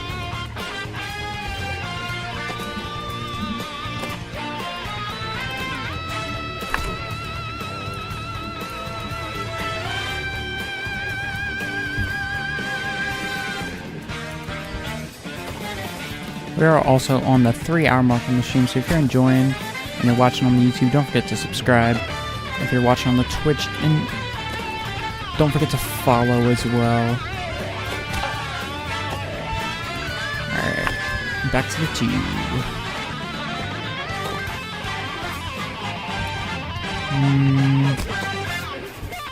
Yeah, I can make that work.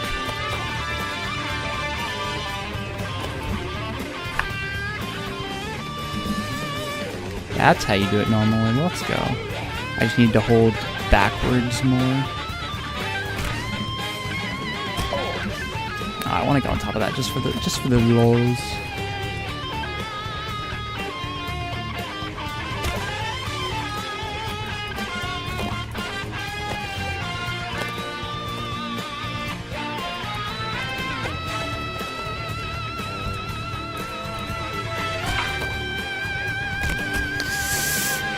Again, the doink. It's a devastating doink.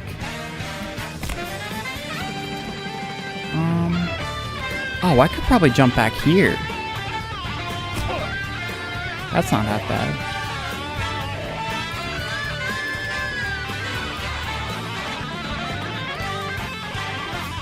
Yeah, that's alright.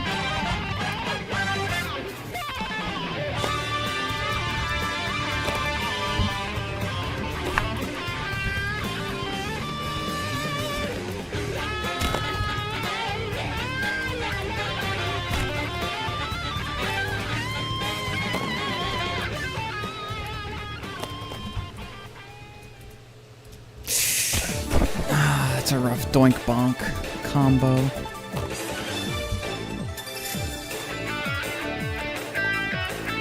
So we got Rainbow Road now.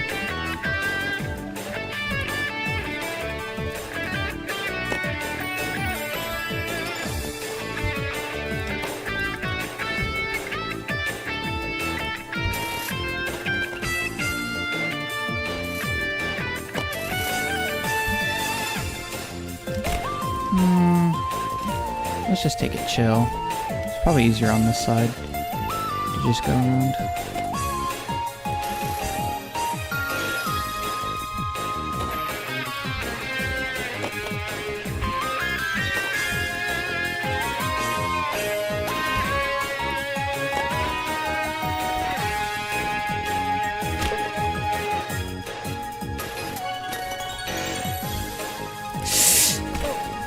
Now I've got no speed.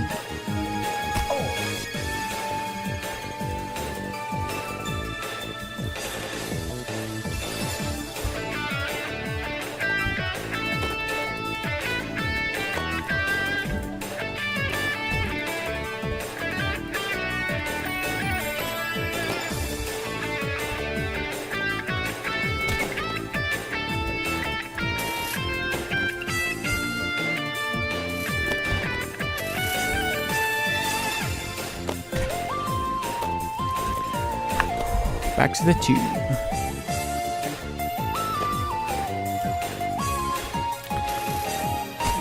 I've gotten much better at hitting this though, which is really nice. So much better at hitting it. Well, at least I exited the tube properly.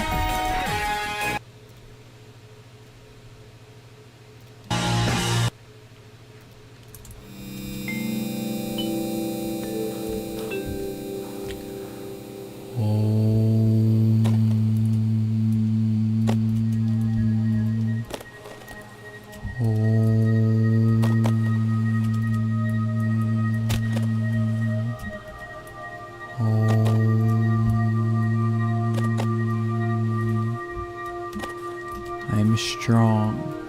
I am worthy. I am capable.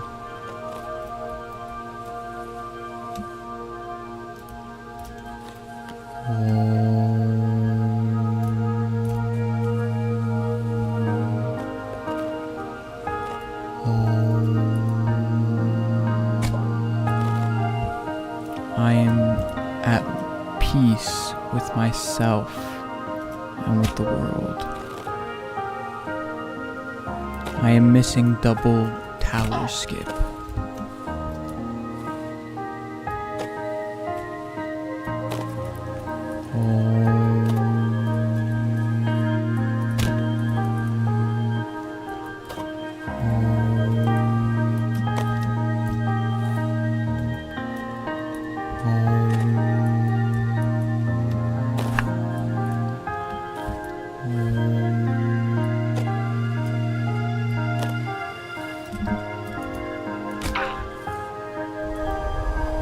I am capable.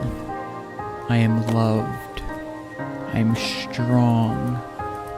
I am worthy. I am at peace with myself and the world.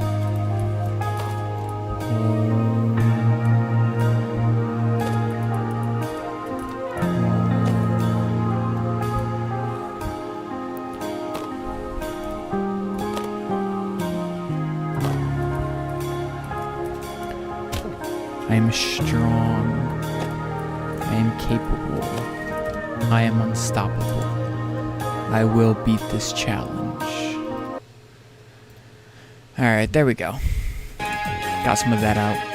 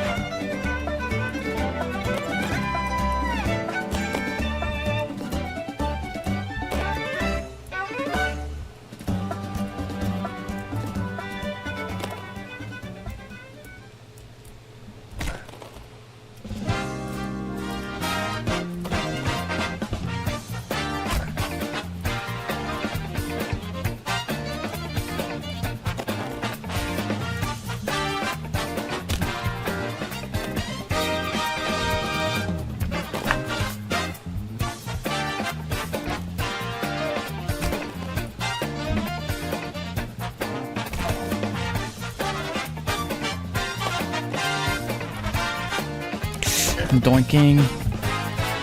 I just don't have enough speed.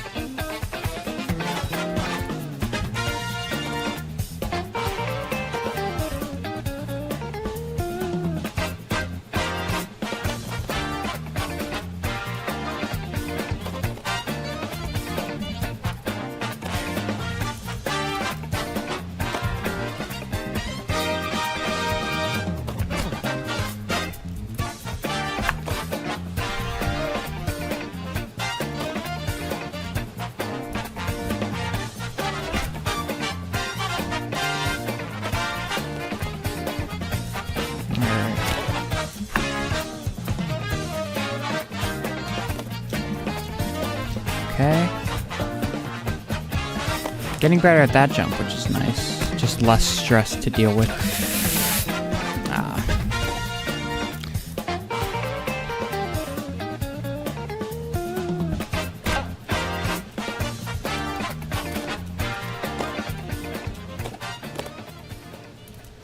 I had a lot of height going into that, which I normally don't.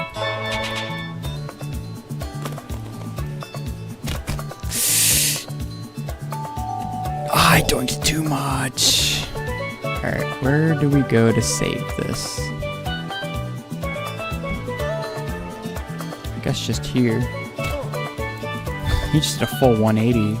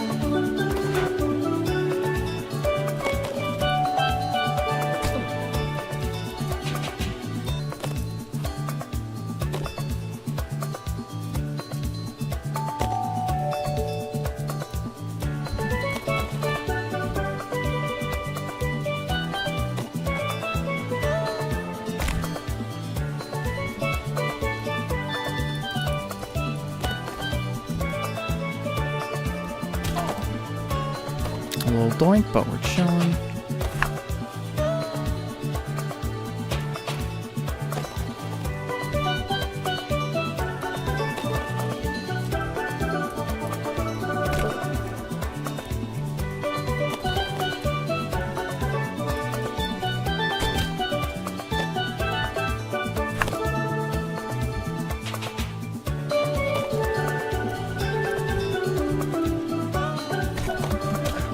That's okay, that happens.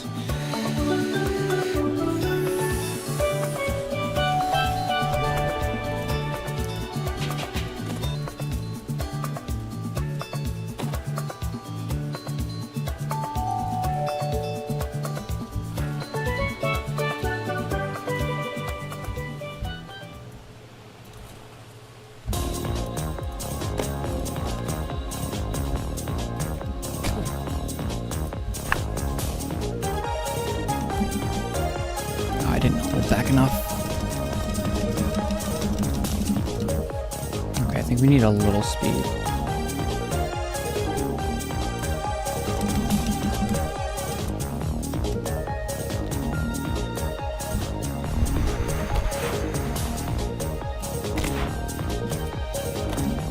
Let's go, flex strats. This doesn't help me in any way, shape, or form. It's just fun to get some slight little cool stuff.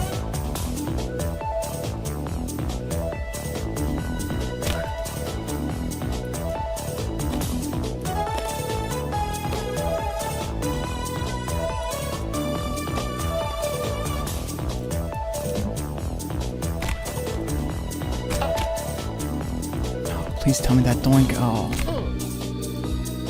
Unfortunate doink. I gotta stop doinking there. I think I need to hold back more.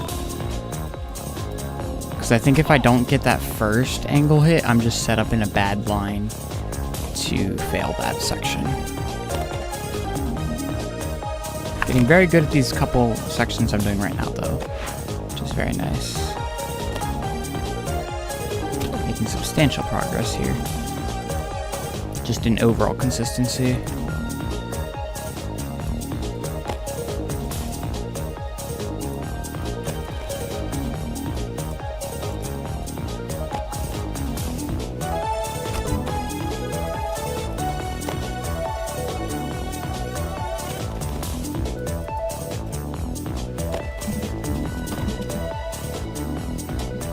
That was close.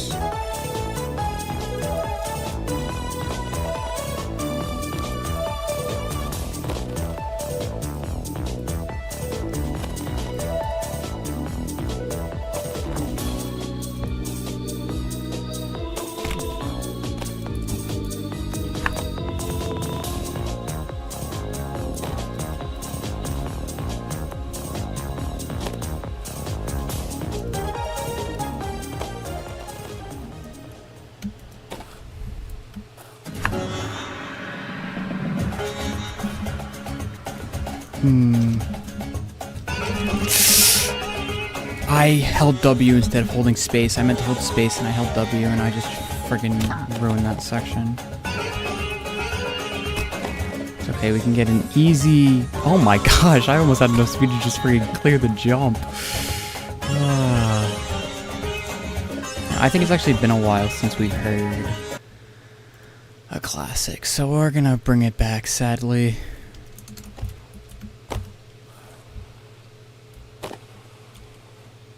Congratulations, you've done it. Congratulations, you've done it. You ignored all the warnings just for a hat to put on your head. Should've put it out of your mind. If someone thought you were smart, then that was just cap. It's more like evidence of cognitive decline. Now I don't mean to judge or call you foolish, but that dunce hat isn't doing much to make you look like you know what is up. You could have spent this time doing anything at all, but now you're starting over cause you jumped into can't say we didn't warn you. You did this all on your own. Surely won't see you back down here again now that you know.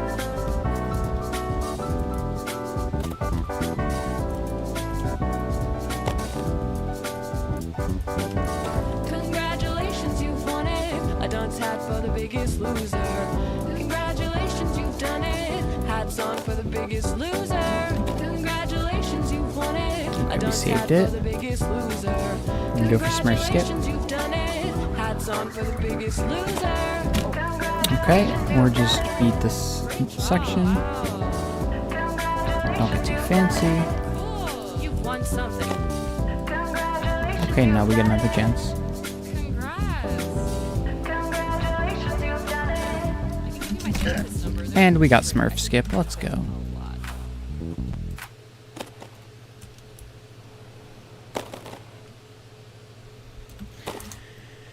Alright.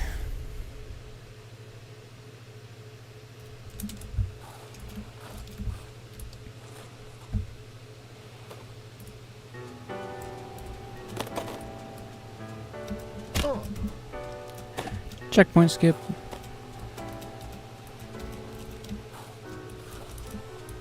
Isn't it funny that you've wasted so much time? It's not a punishment if you enjoy the crime. Congratulations, you've won it. We're gonna just dodge all the checkpoints for the heck of it. Congratulations, you've done it. Hats on for the biggest loser.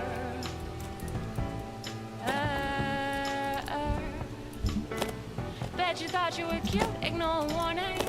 Bet you laugh at jokes that saying, here's your sign. Just being stupid provides you with endorphins. It's more like evidence of cognitive decline.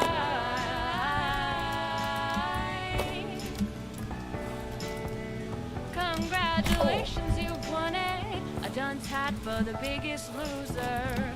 Congratulations, you've done it. Hats on for the biggest loser.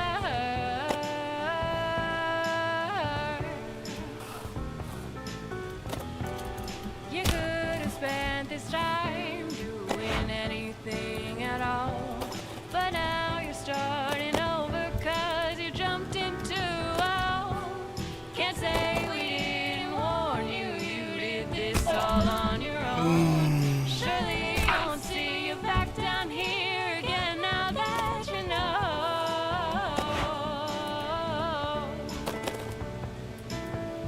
Congratulations, you've won it. A dunce hat for the biggest loser. Congratulations, you've done it. Hats on for the biggest loser. Congratulations, you've won it. A dunce hat for the biggest loser. Congratulations, you've won it. A dunce hat for the biggest loser. You are the biggest loser.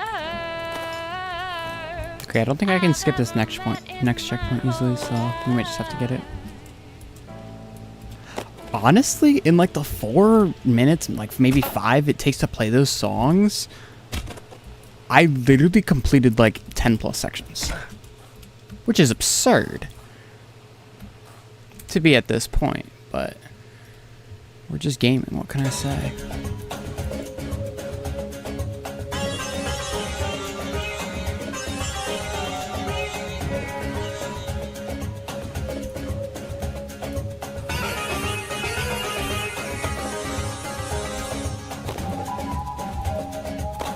Yeah, we got the checkpoint. Whatever.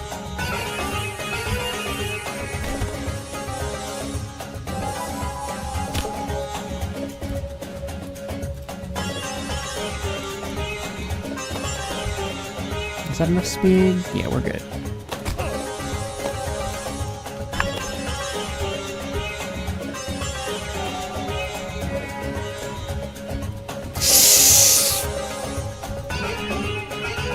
Terrible angle there. I should have just backtracked. I had way too much height. That's not bad, because we're gonna go like immediately right back to that section. Could be worse, could be worse.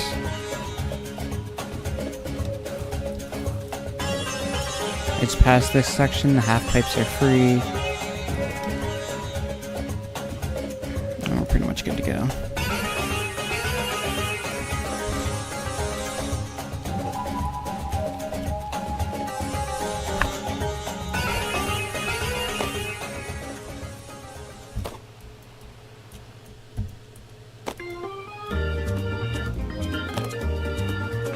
I'm gonna take it slow.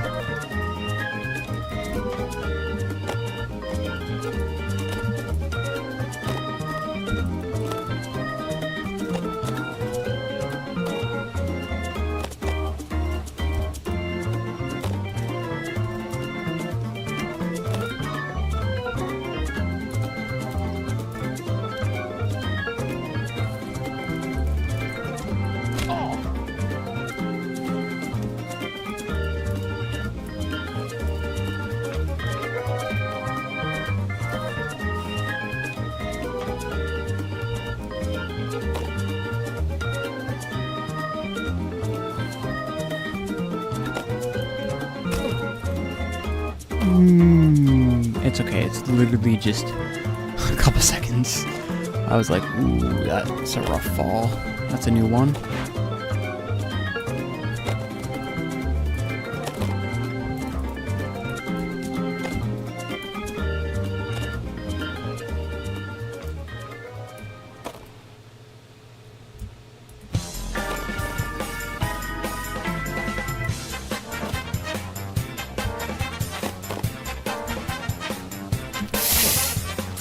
That was definitely gonna doink or bonk. Didn't want to take the risk.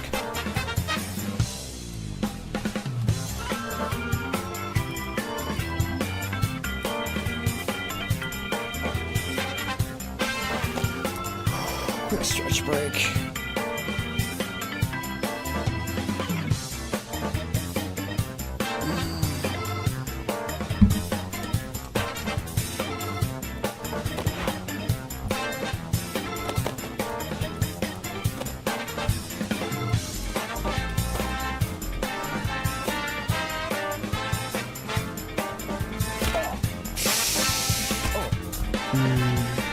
Look at that, I made it to the final jump.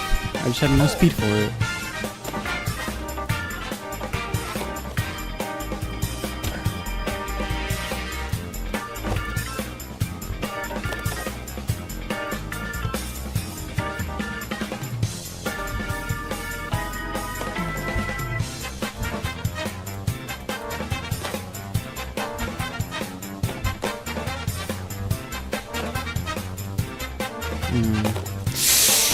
Okay, that's fine.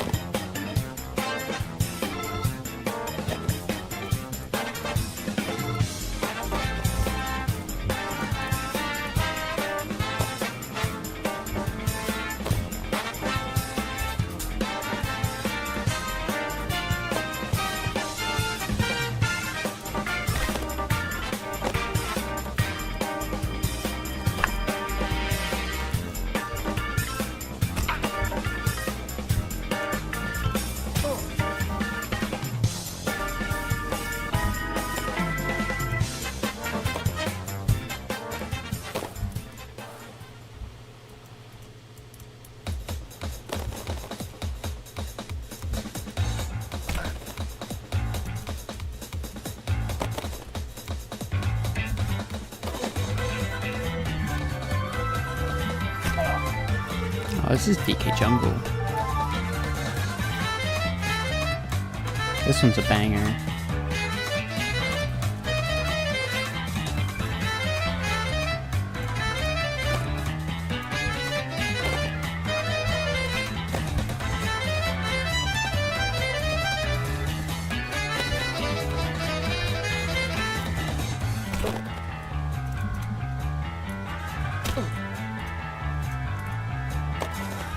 There should be enough speed. Plenty of speed. Alright, totally tubular.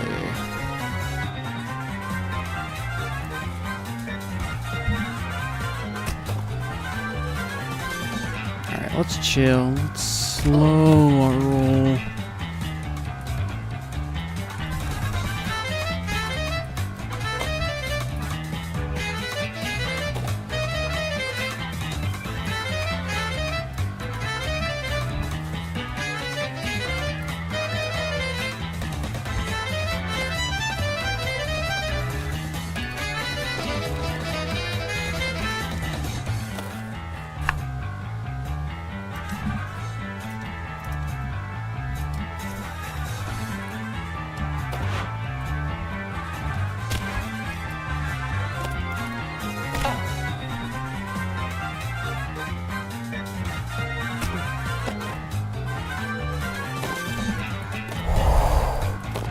The save was incredible there. Oh my gosh, because I couldn't stop. I just had to slightly readjust and hope it worked out. And we got a good angle.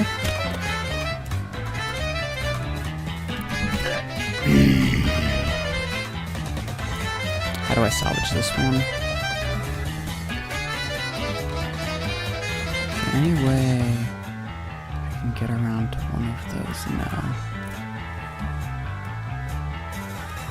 The closest I can get is this yellow platform on my left. See, I held back too much. Okay, I think I don't hold back that much. I think I can just keep going forward. Right, we lost 2 checkpoints, but that's fine.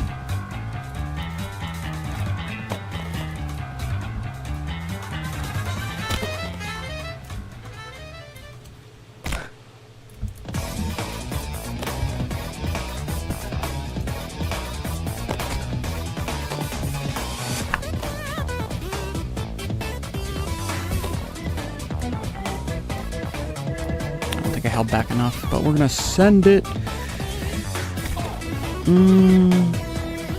Okay, it worked.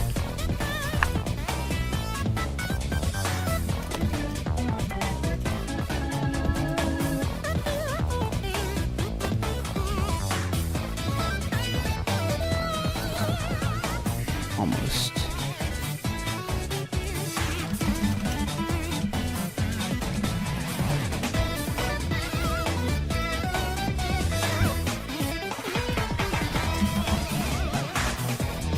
Let's just fall down. Redo this. Because I've gotten decent at getting it the way it's kind of intended. Decent, not great.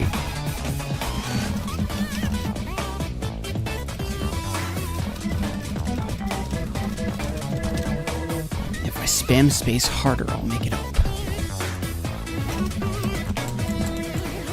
My finger sliding off my S key. I don't know if you heard that.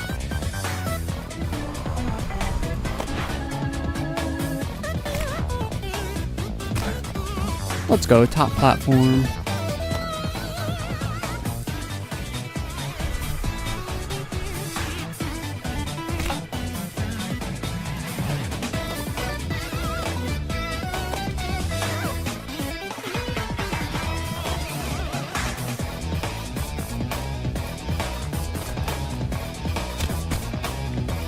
Little doink, but that's fine. Okay, just a quick, like, fraction of a second holding back is good there. Okay, don't need that much speed for that jump. Are we on section 3? Am I crazy, or are we on section 3?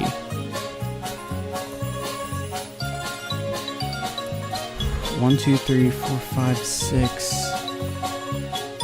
Okay, I see at least 1, 2, 3, 3, 4 above me. If not 5. I'm not sure about that last one. Okay, tied our personal best. Going into Nat Geo.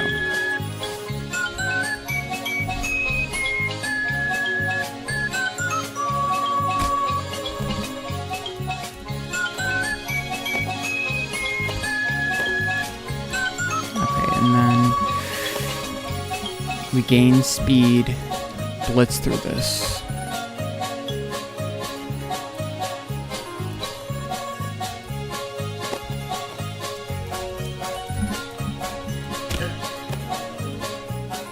And then this should be the end of the section.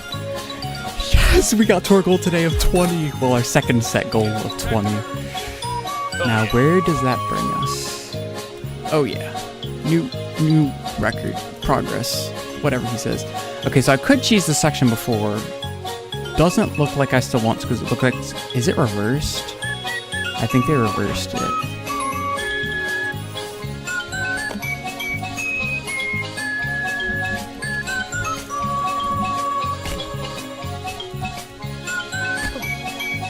They put, no, it looks the same.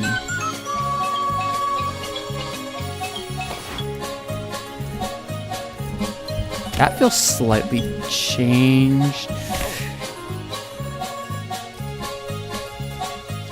Where do I go here? Do I actually just have to follow that whole way?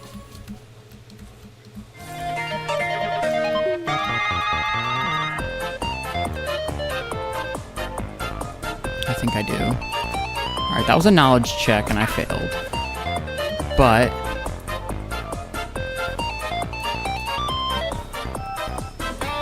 unless, no, there's no way to salvage it over there. I think I just gotta go back here.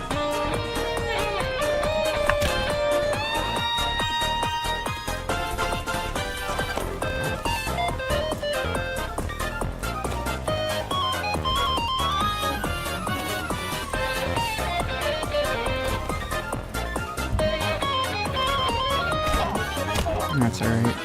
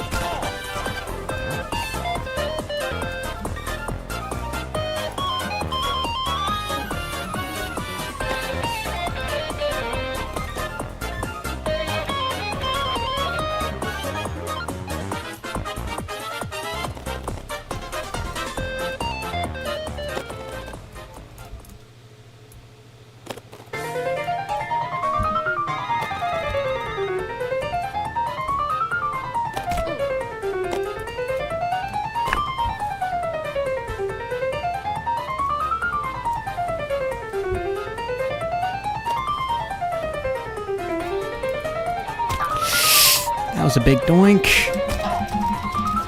but we made it work.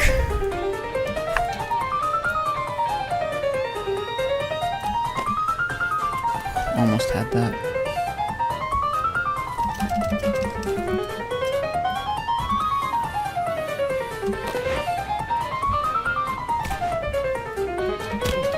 Let's go top platform.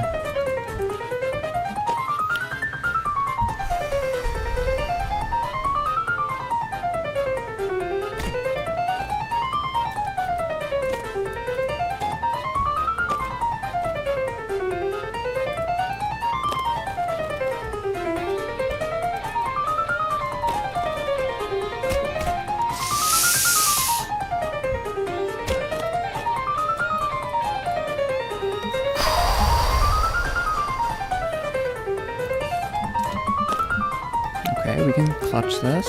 Okay, nice and easy. Take it slow. There's literally no need to rush this section.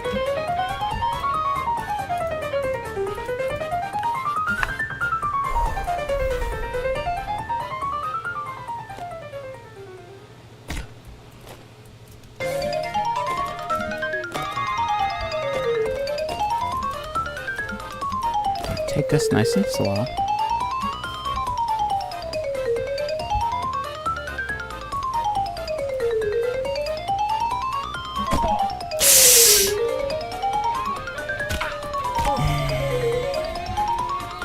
That was a rough fall.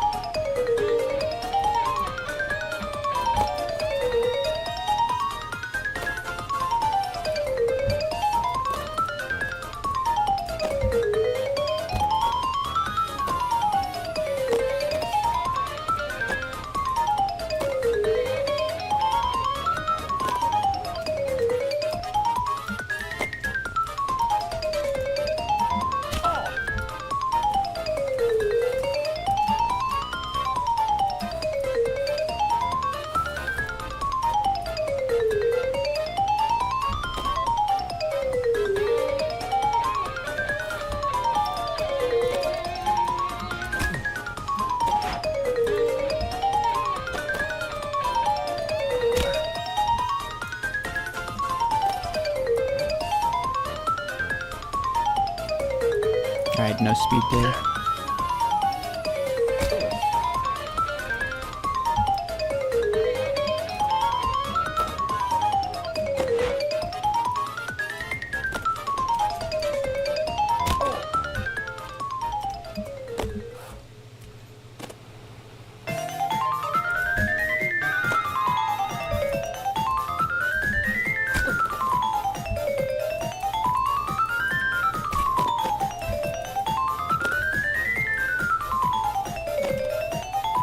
That also, I knew I had no speed going to that, but I was like, send it. Alright, those 4 music parks, we're not going through each of these.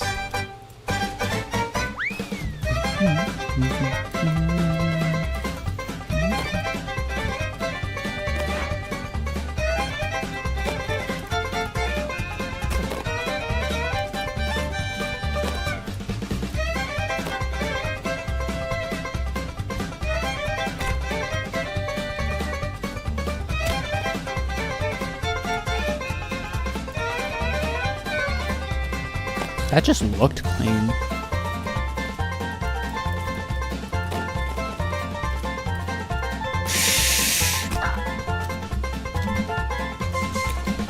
Did you see him grab it and then just let go?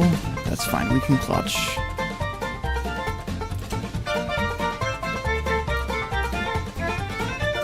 Should not have risked that, but we did, and it paid off, so always gonna risk it every single time. No, I'm kidding.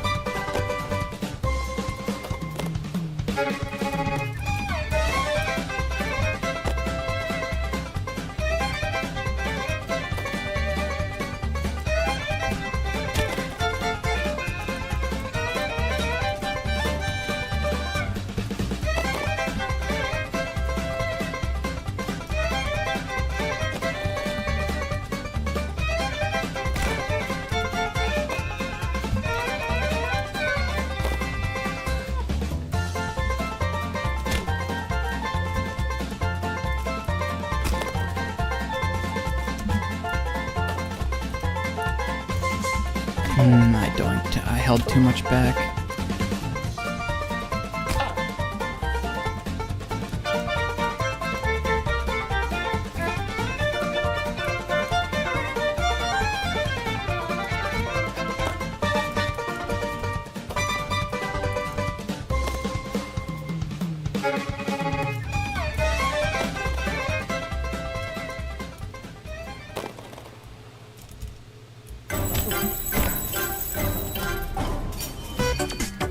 Is this TikTok clock? Yeah, it is.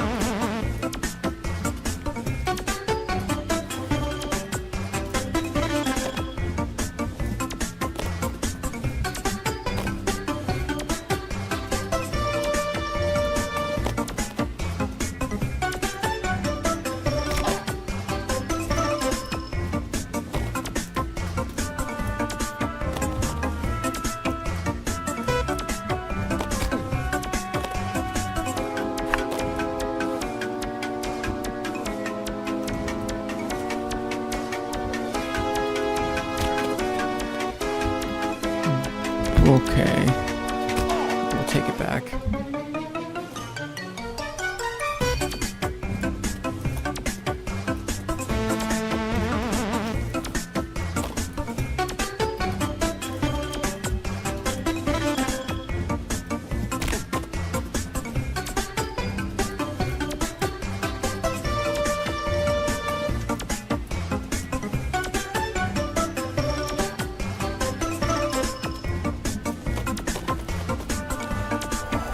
Not the cleanest, but it worked.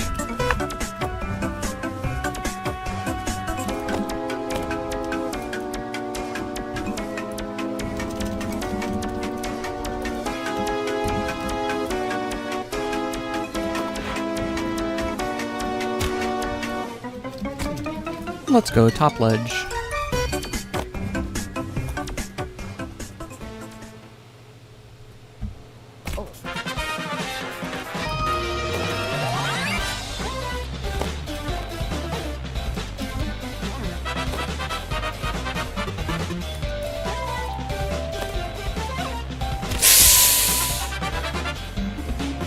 We're chilling, we're chilling, we're chilling.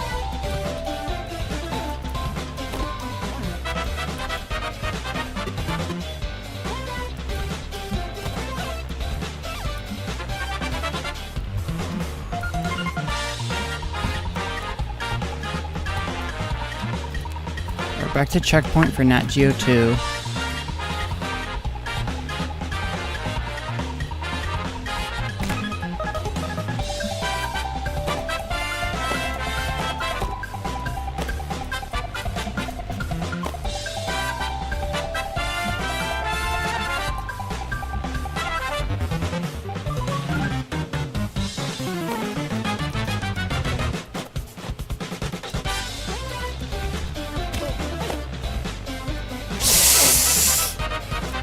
Okay, I think I practiced this, and I don't think I could ever hit this in the practice, but if I can hit it anytime, now would be the time.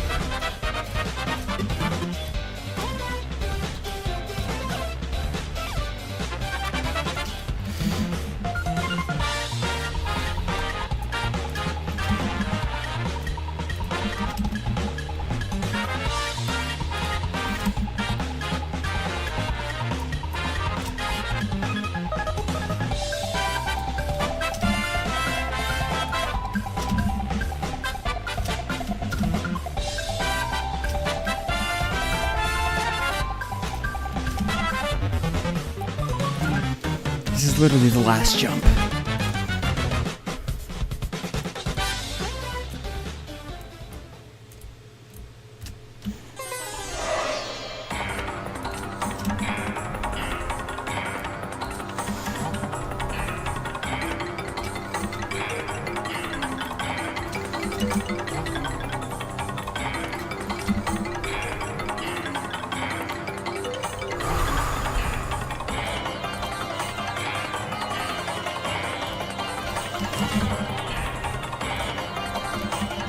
Oh, it did. Okay, no, I'm gonna fall because I think I remembered.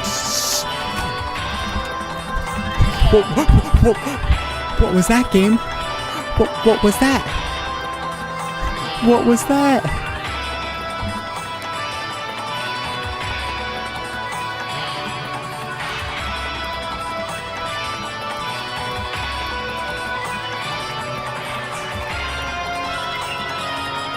I think I'm gonna fall down here. Okay, that was not the right way to fall. Son of a... Alright, let's see how high a jump we can get here. Or just...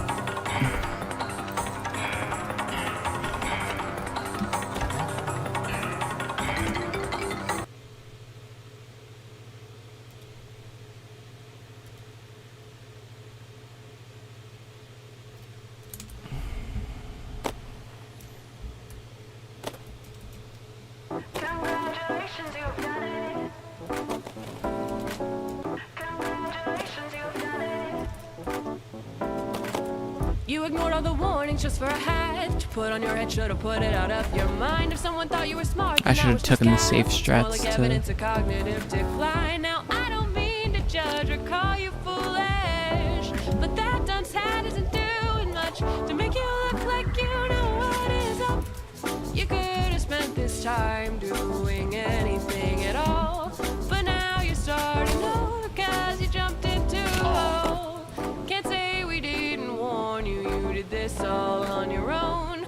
Surely won't see you back down here again now that you know.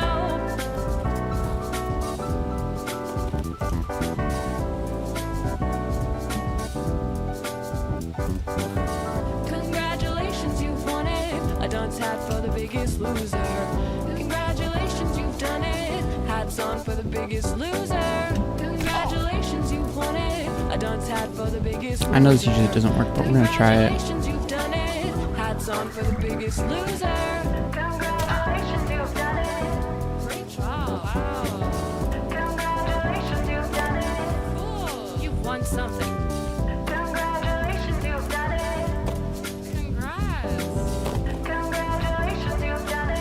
I can give you my therapist's number. They're really great. I think you'd benefit a lot.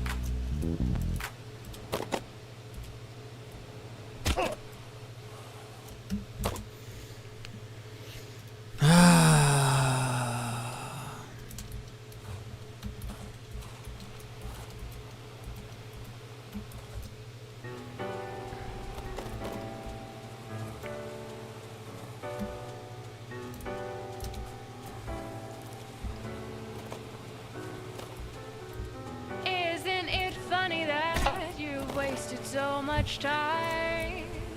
It's not a punishment if you enjoy the crime. Congratulations, you've won it. A dunce hat for the biggest loser. Congratulations, you've done it. Hats on for the biggest loser.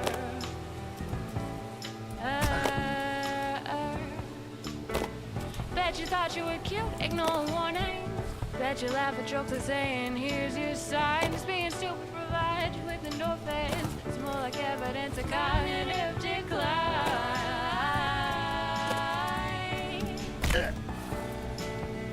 Congratulations, you've won it. A dunce hat for the biggest loser. Congratulations, you've done it. Hats on for the biggest loser.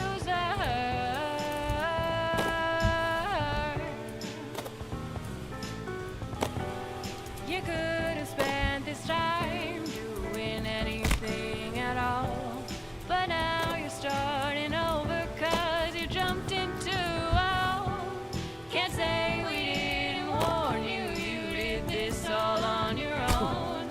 Surely you won't see you back down here again now that you know.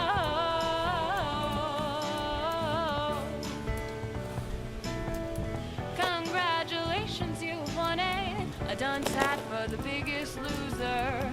Congratulations, you've done it. Hats on for the biggest loser. Congratulations, you've won it. A dunce hat for the biggest loser. Congratulations, you've won it. A dunce hat for the biggest loser. Oh. You are the biggest loser I've ever met in my whole life.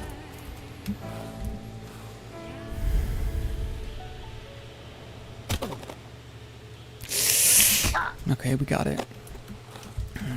All right.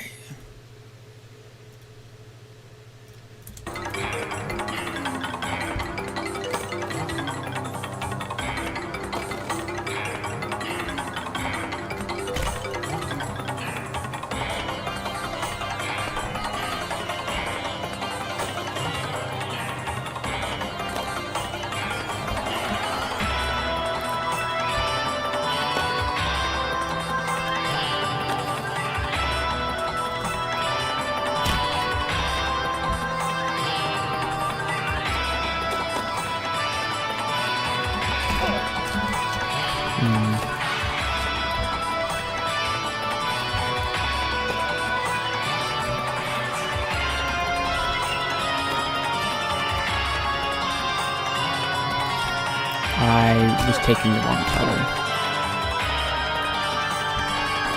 It's alright, I get to do Smurf skip.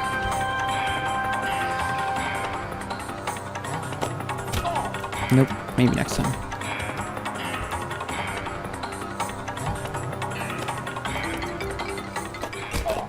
Here we go, there's my chance.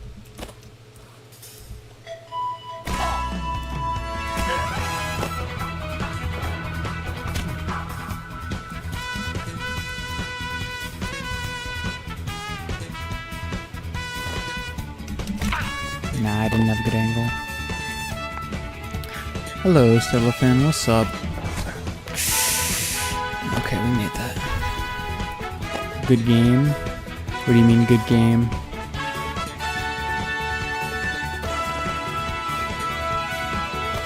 How long have I been playing this game?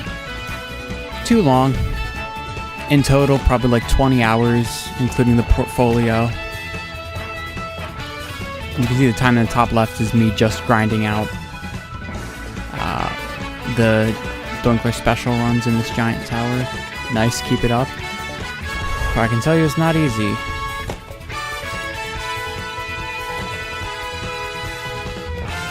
Alright, can you touch this? Yeah, you see?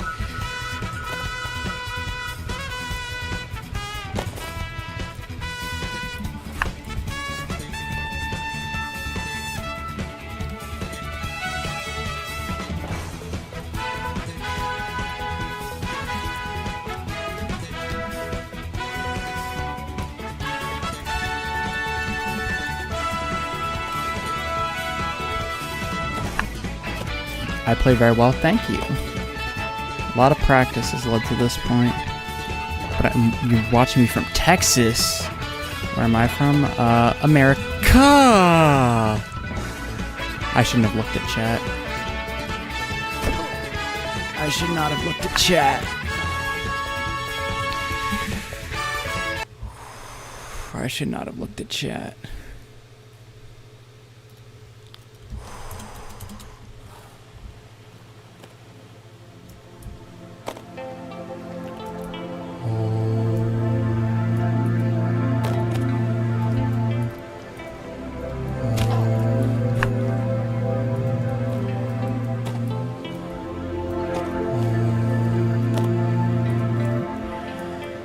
Usually my streaming schedule is on Saturdays, but I've been playing this game and streaming every day.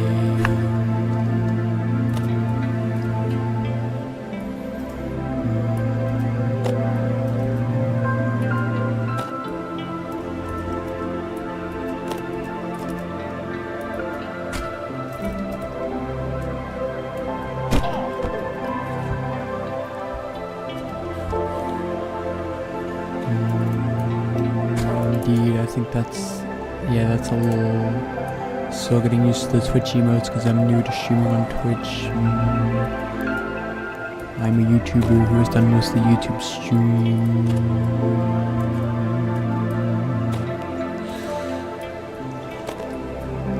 That is not a great jump.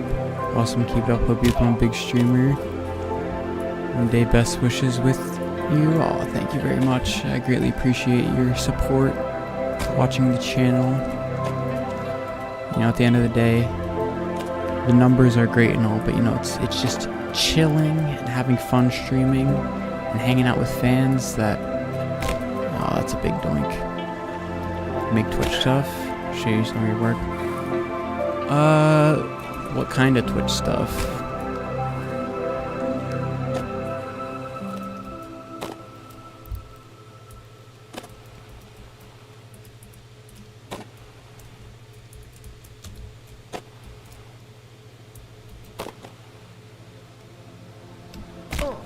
So close. Just let me know what kind of stuff, what kind of Twitch stuff you worked on, because there's a lot of, like, Twitch stuff is a very broad term, you know what I mean?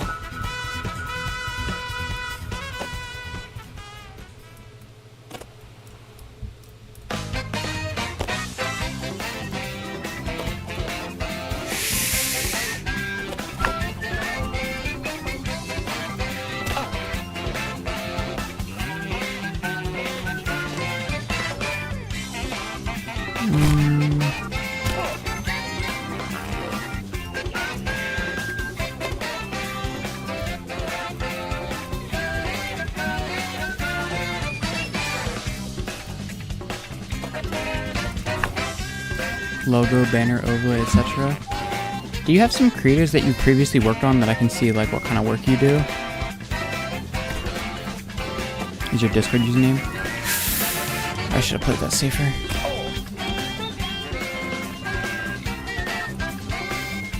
Well, do you have any creators and stuff that you've worked for previously that you've done designs and stuff for? Just show me your work on Discord. I mean, I've had a lot of people offer stuff, and in general, I've said I'm not at the point yet to where I think I'm at that level. So I'd definitely be interested at some point, just not right now.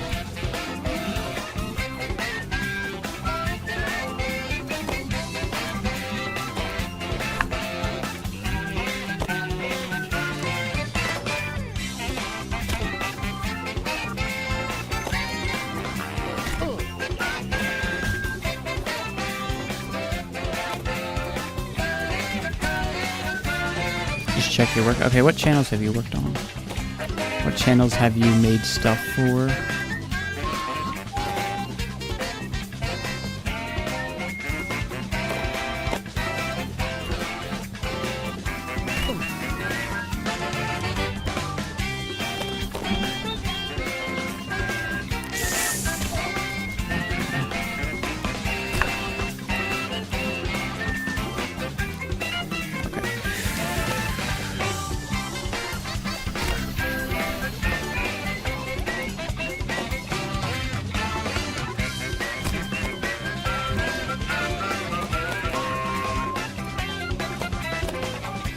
Okay, I'll check that out in a maybe after stream. I'm just kind of hard focused right now.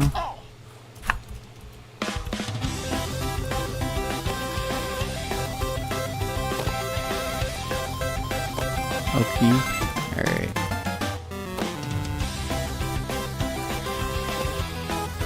I think this is Ribbon Road. Oh, Excite Bike Arena, I was wrong. First hour in, you're only 6 checkpoints through. Yeah, it is gruesome and tough.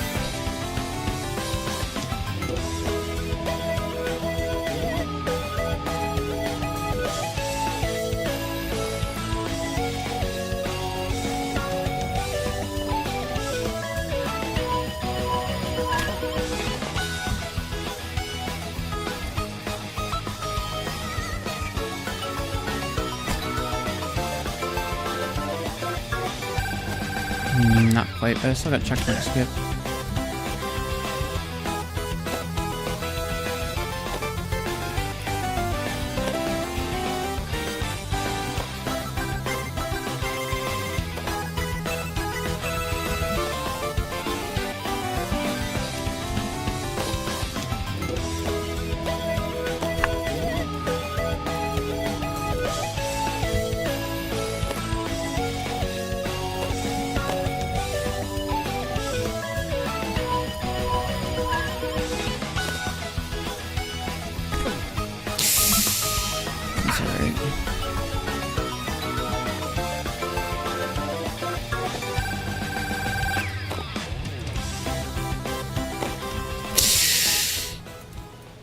Okay, this is fine. We can salvage this.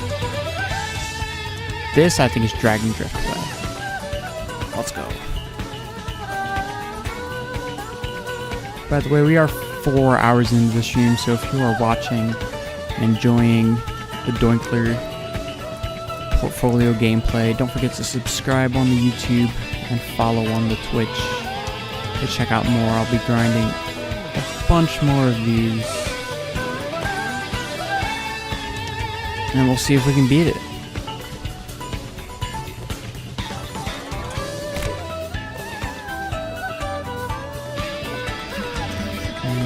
Just barely. Still got checkpoint skip.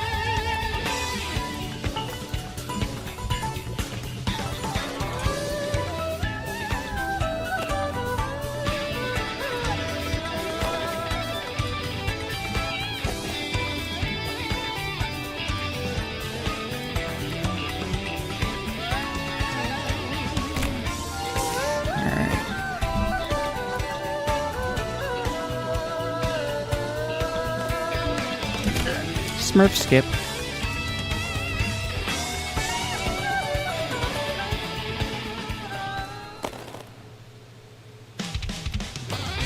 Oh, this is Mute City. This is a banger.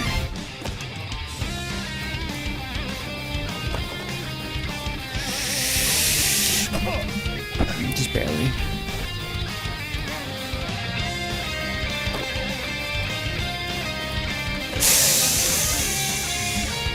Okay, we made it.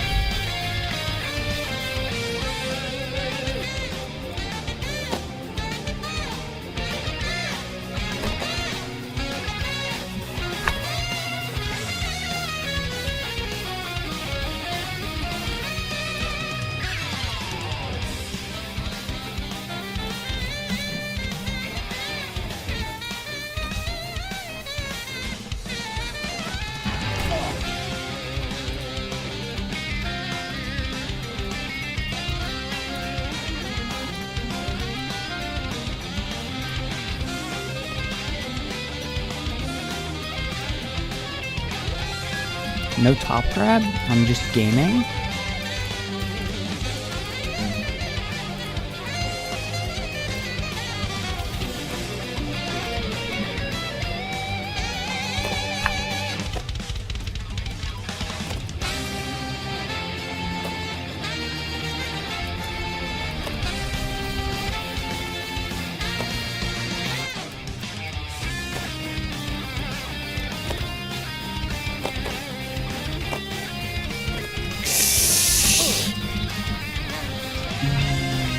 Where am I falling back to?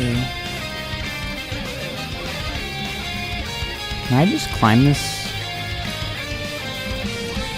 Nah, not really. Oh shoot, this might actually suck though. Because I think I killed all my speed, so I won't have enough. Because I would have been able to get to that other section. That's alright, we're fine.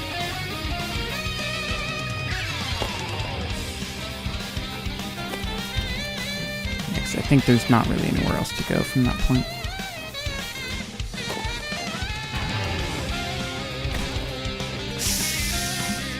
Alright, we're chilling.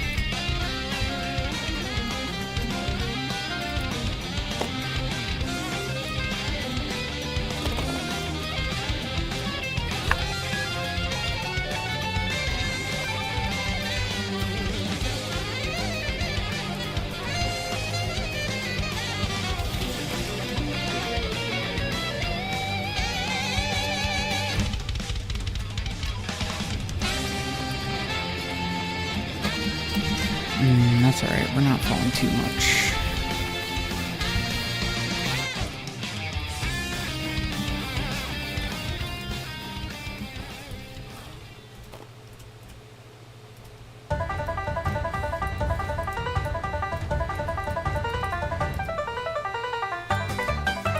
This is Warriors Gold Mine?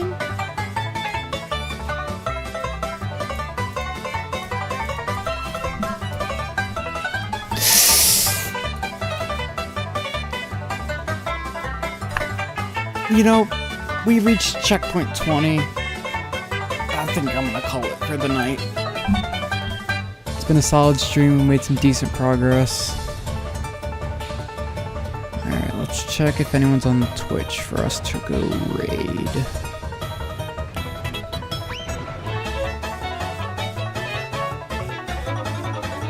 We do have a viewer, it looks like. So let's go raid somebody.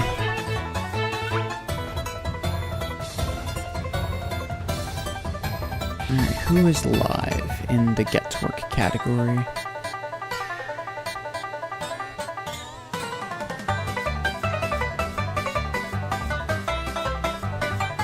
Oh, Lil Aggie is streaming it.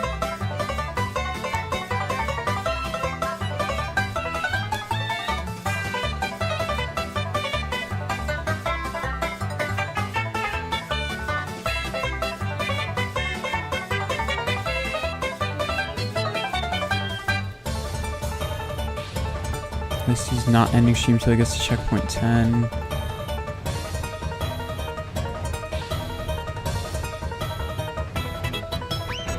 For sub 12? What the heck is this dude doing?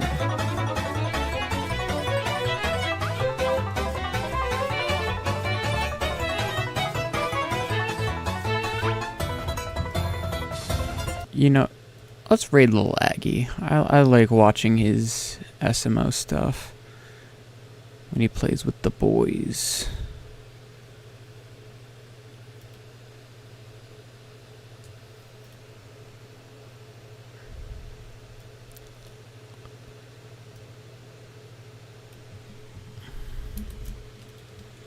Alright.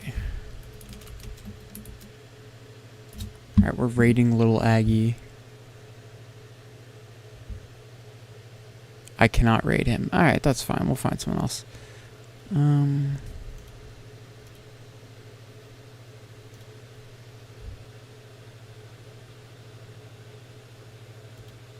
Let's do this, dude. Not ending stream till they get to checkpoint 10. Jubbin'. Maybe it might be okay, but I've never made it to the loop.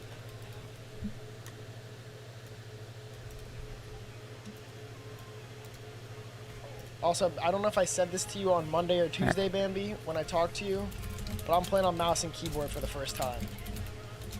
I used to play on controller. I don't know if I told you. I probably did. If I'm repeating myself, just tell me to shut the fuck up. Say, bitch, you already told me. I'm just coming in excuse after excuse. Alright.